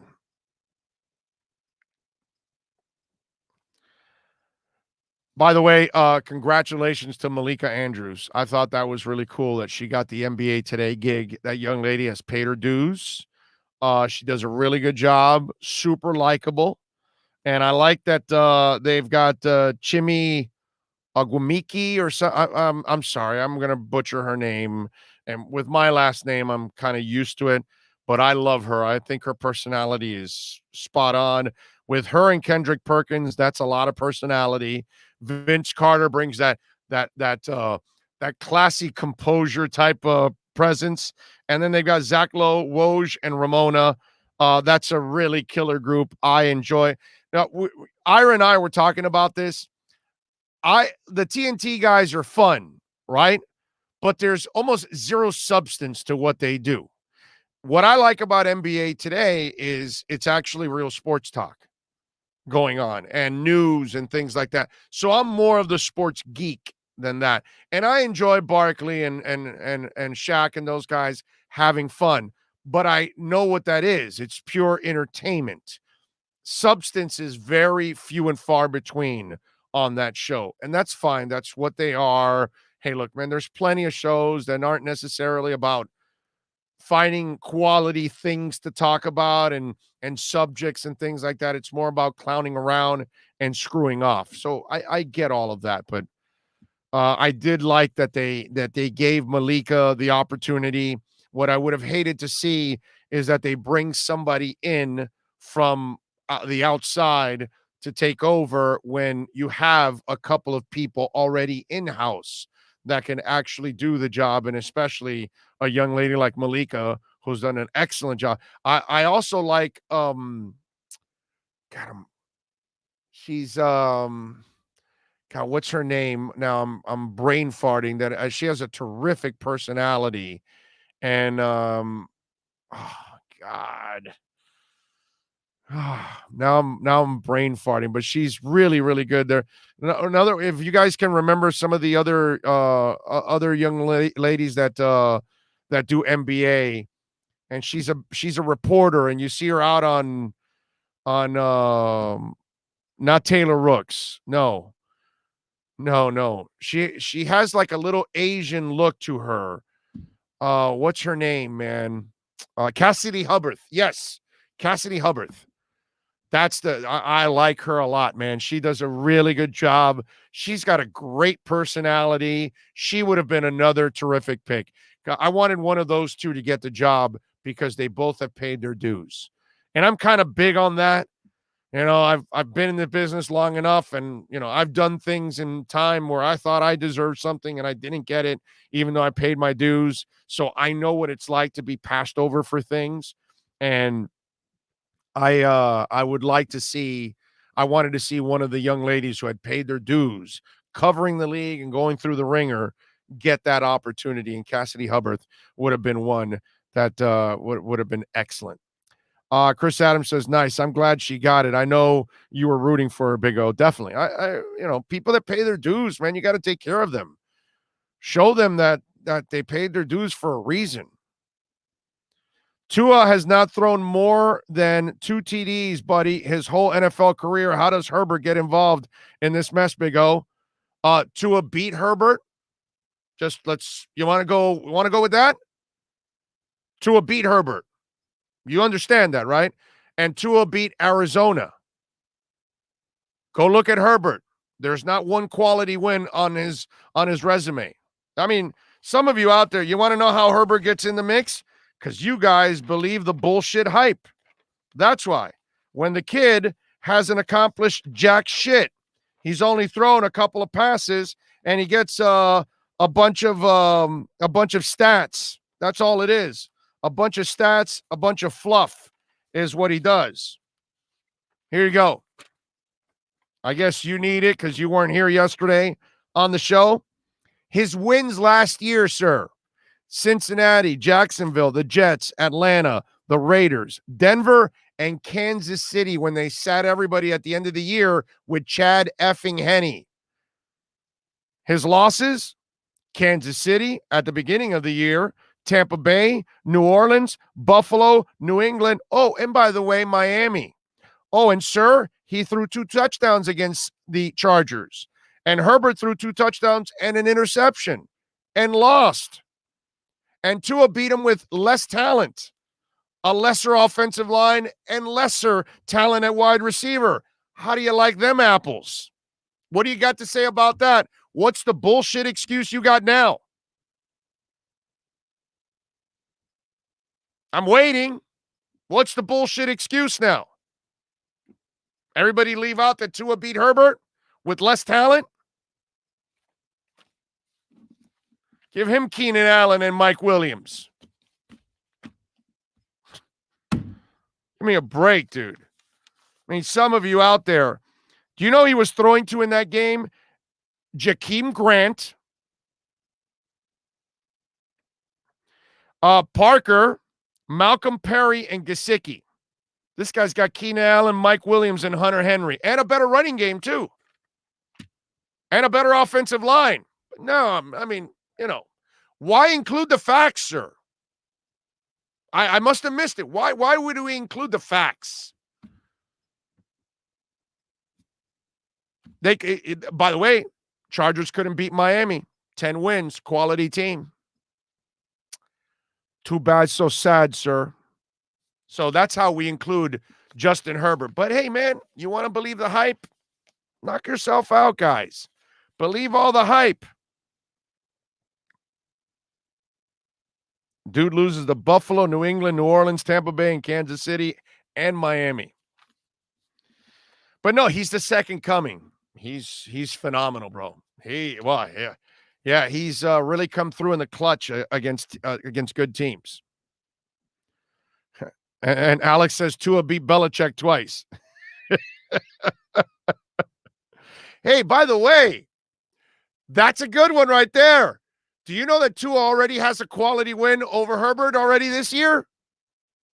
And he's only played 1 game in 9 snaps.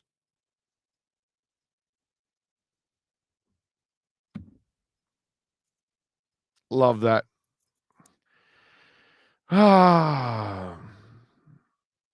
Let's see. We'll see how good he is against the Chiefs. LOL. Yeah, we'll see if he actually. I need to see him actually perform when he has like a good game against a really good team, like a winning team, a playoff team. Then then tell me, okay, maybe now he's turning the corner a little bit. But so far, I haven't seen anything yet. I've seen a bunch of stats, and it looks great. I mean, he's got a good line. He's got excellent receivers. He's got decent running backs. He should put up good points. I can't say that our guy has the same thing. I'd love to, but I can't. Big O, that is not how anyone judges a QB. Watson won 4 games. You want Tua over Watson? Sir, see, again, did Watson win 4 games every year, sir? Has he not beaten good teams? Or you just want to make shit up and pick one season that they had bad? I'm sorry. Did you watch Watson at Clemson, sir? And I must have missed it. How many of those big games Herbert was winning at Oregon? Wow, shocker. I must have missed all of that. Damn, I must have missed Justin Herbert challenging Alabama, sir. I must have missed that. Damn. Wow. I've seen Tua at the highest point in college football win it all, coming off the bench, save the team's ass. I've watched Watson be the best player on the field against Alabama twice, and I've watched him beat good teams at Houston. No, but you want to, grab a little one season. That's not how the discussion goes, sir. The discussion goes, what have you done? What have you accomplished? Big time. Big moments. Talk to me. What? Winning something in the Pac-12? Please, give me a break. What's that, the Boy Scouts League?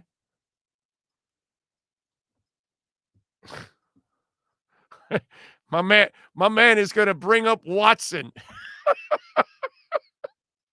A guy that has shown more balls than most people out there, and to many massage therapists.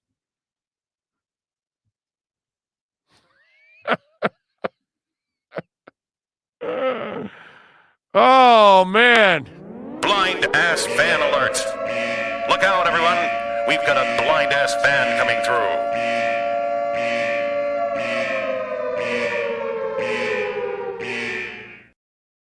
Paul says, Big O, they should put Jesse at left guard, Eichenberg at right tackle. Jesse is struggling, putting him inside could help. Plus, Eichenberg more comfortable at right tackle. Love you. Well, no, actually not, sir. He's a left guy, not a right guy. He is not comfortable. If you want comfortable, then you got to put him on the left, but then you move Jackson to the right, and then it's been tough enough for him on the left. Now he's going to move to the right.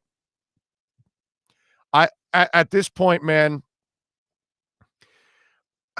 I don't know what the right answer is, because we don't know where these guys are finally going to be comfortable at. Like I told you, play all 5 of them. Find out who can play and who can't play. That's it. Without these allegations, Watson would the Dolphins quarterback right now, or would be, I guess is what you want to put, would be the Dolphins quarterback right now. Tua is a good kid pulling for him, but if Watson gets cleared, the Dolphins should make that trade right away. Well, dude, you're going to have to give up so much. I don't know, man. I don't know. That's a tough one. They're going to ask for the world. That makes me nervous when you're giving up that much draft capital, and they're going to be able to drive up the bidding if he's cleared, of course. If he's cleared. That's the key.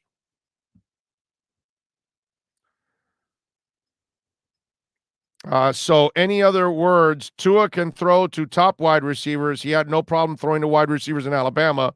Tua's average QB with an average arm. Tua and all the same teams. Yeah, no, I know. And he had average or less than average receivers against Arizona last year. No, you're right. And he fooled Patrick Peterson on a throw that I haven't seen Justin Herbert make. So go back and look at that throw he threw to Parker, knowing the DB was coming. He placed it on the other side. All right, go ahead and look at that. Go ahead, sir. I think you still haven't missed the point that at the NFL level, with a bad hip recovering last year, he had more quality wins and beat Justin Herbert head-to-head with a hip that wasn't completely healthy yet. I'm not sure if you're understanding me here. Leave Alabama out. We all know he's way more accomplished than Herbert in college. Forget about that. There's no comparison there. But at the NFL level, he has more quality wins and beat Justin Herbert head-to-head. Those are the facts. The facts are the Chargers under Justin Herbert haven't beat quality teams. Those are the facts. Now, you guys want to make up whatever you want, and you want to say he looks great, which he does, and he puts up great numbers, and he's got a beautiful arm and all that good stuff. Show me what you do with that. Again, show me that you can be a franchise guy and not be Jared Goff. Show me that. Because for the moment, I'm seeing Jared Goff is what I'm seeing. I'm not seeing Tom Brady. I'm not seeing Drew Brees. Okay?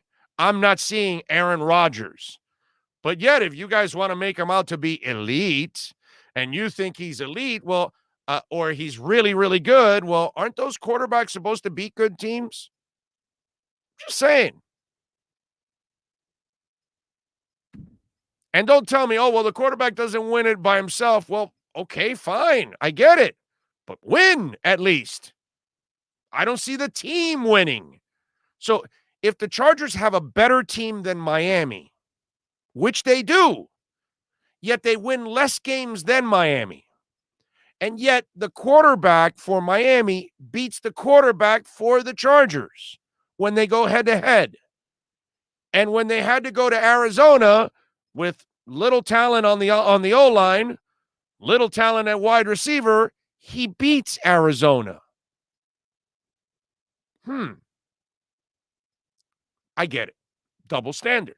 Whatever Tua does, it doesn't count because he's short, he's Hawaiian, he's left-handed, he's injury-prone. He showers with dial soap. He puts on his shoes too slowly. He double knots them. I don't know. How many excuses do we want to come up with? Does he drive a small car too? I don't know. Let's come up with all kinds of things.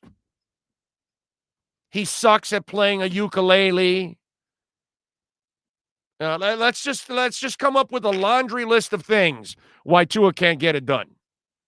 Meanwhile, Zach Wilson is phenomenal. He can throw 4 interceptions, but he's got a fine-ass mom, so he's going to make it. And Justin Herbert, well, come on. I mean, look at him. Just look at him. That's what they all say. Look at him. He looks the part. He looks the part. Is he playing the part?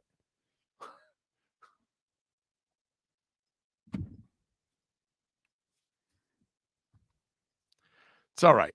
It's all good. Let's see. Blaze, Mac Jones is legit. Yeah. Why don't you go read the papers now in New England? He doesn't throw deep.